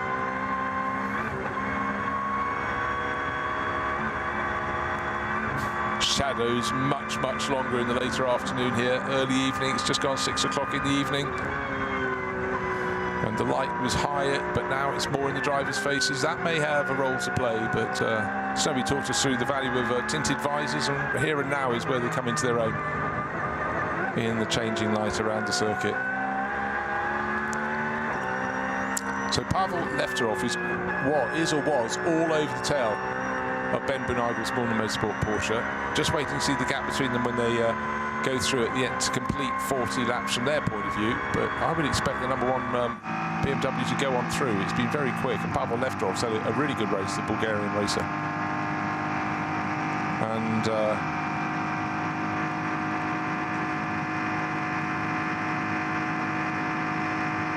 the battle between Christoph Breuer, car number 786, the yellow Lamborghini, and Gabriele Piana. Well, push almost comes to shove, but a point at which Gabriele Piana would have fancied a move, of course, has been removed because you've got that slow zone at the very end of the lap. No overtaking allowed. He has to just sit back in and wait. But he's got one further lap to get around to it because, of course, the race isn't over until... Well, no, for our front runners, in fact, they're still going around the lap. But for the others, it's that sort of...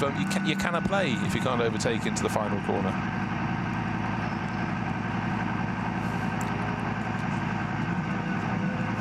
So the Lamborghini has, I've noted that it's crossed the blend line coming out of the pits on its final stop. Whether that's going to be noted by anybody else and anything done about it, I'm not sure. But it definitely did cross the line. Only fractionally, just a wheel over, but rules is rules. Indeed, they are. And car number 23 was in the running early on, Motor Racing, but that spent a lot of time in the garage, and that's just dived in to make its final pit stop at the end of the race, or simply just to park up in the race. They lost a lot of time with repairs early in the race. And that was a potential lunge down the inside for Gabriele Piani there in the number 5 Porsche, trying to get on terms with the... Oh, he's taken the long way round, gone around the outside of a back marker there to try and... that's completely off track. It's kept him in touch. He's got him even closer to the Lamborghini. I'm not sure whether that's a legit manoeuvre or not, actually. The back marker stayed where he was, and the Lambo went down the inside and the Porsche around the outside, but way off onto the runoff area. It's quicker, much quicker through the corner of the technical stuff than the Lamborghini and the Porsche is at the moment. But I think the Lamborghini's got the power at the moment. They've got to finish this Grand Prix part of the circuit, and then when they get onto the Hatzenbach, so really Gabriele Piani needs to get this done now and then. Look at that through the faster parts, Schumacher S, and up to the Vidal chicane. The Lamborghini's got the legs and pulled out 3 car lengths, 4 car lengths already, but through the technical parts, the Porsche was just all over the back of the Lamborghini, as we see through the chicane again, not just catching under braking. This will be interesting through Shabin Smith's curve, where how quickly he gets out of this. It's Piani I'm talking about, treated some lovely onboard here, down through the Hatzenbach. It should be quicker than the Lamborghini, as we've seen for the previous parts of this lap. The Lamborghini just pulled out a tiny little bit there, but I think the Porsche will just hold it there. Yes, look, starts to gain. Now, to get more technical, the Porsche starts to gain ground again and closes that gap from 3 car lengths down to at least 1, 2 maybe. Yeah, the Lamborghini seems to have plenty of poke in a straight line, but he's really having to hang on in the corners, but he's got to do it for another lap. Oh, don't worry, it's only another 22.5 kilometres. Press on, press on.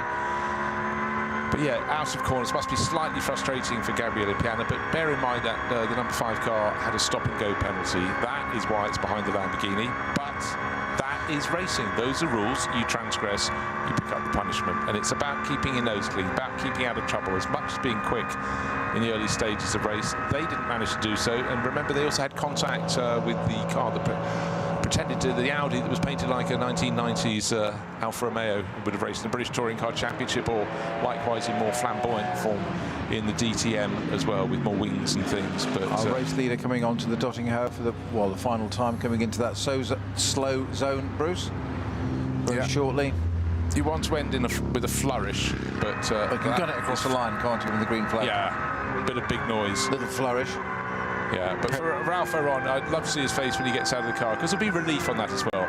I mean, in fairness, they've been so well placed, starting on pole position, his pole position, but through to the end of the race. He's watched it unravel, while Lucas Stoltz did a slightly longer run in his 3 stints, because this final stint for Ralph Ferron, who did stints 2 and 3, was only going to be about 20-odd minutes, but to come through the final corner at what we call slower than walking pace, 60 kph, but then a little bit of power going down, a little bit of noise, and victory going to Winwood Racing, and Ralph Lauren goes over towards the team who are up there fists in the air over the pit wall, so they'll be delighted with that. He'll be delighted with his comeback, and the margin of victory in the end is going to be what we call beyond comprehensive, because they got things right. They worked the tactics very nicely indeed with their strategy, but the pace of both of the drivers, Lukas Stolz, who did the hard yards, did the start of the race, kept the lead from pole position, but between them they did a really, really good job for Windward Racing.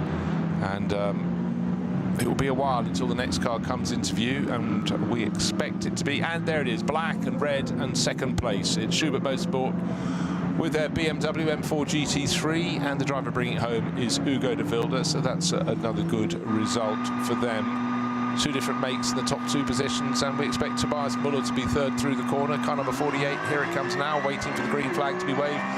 Final flourish, the acceleration to the start-finish line will take the checkered flag in third place overall. So Mercedes from BMW from Porsche, and there'll be another Porsche in fourth place overall. Gap between first and second, just under 40 seconds. Wow. And well, sorry, like I said, that is a decisive performance from Windward Racing all weekend, from qualifying, all 6 hours of the race, pit stop strategy, both drivers. Lukas Stolz never had a question mark over it. There was no question mark over Ralph Aaron, other than how's he going to perform on his comeback and how's he going to feel physically on such a demanding circuit. That was all. There was never any question about his ability. No, absolutely not. But I almost feel if we hadn't had slow zones, their advantage would have been even greater. Their pace and their balance of the car looked supreme. Oh, bit of contact right at the end of the race. Yeah. The Bullner Motorsport Porsche clattered into a back marker and struggling to get out of the chicane. Car running in front of it, running in the Porsche Cup 2 class, getting very loose indeed. And this is the point that Cup 2 class cars can be very, very quick in a straight line. But at the end, we had 4 cars on the lead lap, and that Bullner Motorsport Porsche we saw just running a little bit wide is probably got to complete its lap. But at the moment, 4 cars over the finish line, with the 2 Porsches in third and fourth. 48, which is Losch Motorsport, and number 4, Nico Mansell's come through into fourth in his. Again, a penalty for them didn't help proceedings. The next car through should be that number 123 Bullner Motorsport Porsche, some distance further back, but getting very busy. And where is the number 1 Mercedes? Because that Pavel Lefterov, is he ahead of it or behind? Because that car has had a lot of pace. Sorry, when I say number 1 Mercedes, FK Motorsport BMW, shared with a host of other drivers. Dan Harper, who started, Pavel Lefterov, Maxi Mooston and Leighton Fury, the South African driver. That has been quick in dispatches as well. But that was the one that started at the back of their pack because they didn't set a time in qualifying. So lots of ifs and buts and maybes, but no quibble, no question about the merits of Windward Racing, winning and controlling things from the very outset. Half a second quicker than anybody else in qualifying. Thank you, Ralph Aaron. And then in the race, his pace and the pace of that ultra steady, ultra reliable, but ultra quick driver, Lukas Stolz, that did the rest. And Gap, we've got a few more cars. In fact, yes, Pavel Lefterov, the number 1 BMW, did get through into 5th place ahead of the number 123 Bullner Motorsport Porsche, and the Renatso Motorsport Lamborghini should probably be the next in line, or will it? But anyhow, Lukas Stolz goes up to open the just waiting for his teammate to get out, all dressed in blue, the tall Luca, waiting for Ralph Aaron, who's probably just pausing for a moment, unclipping the net, and will be helped out of the car. Well done. What a return to Ralph Aaron. Can't imagine the relief. Yeah. He must feel. Oh, 100%.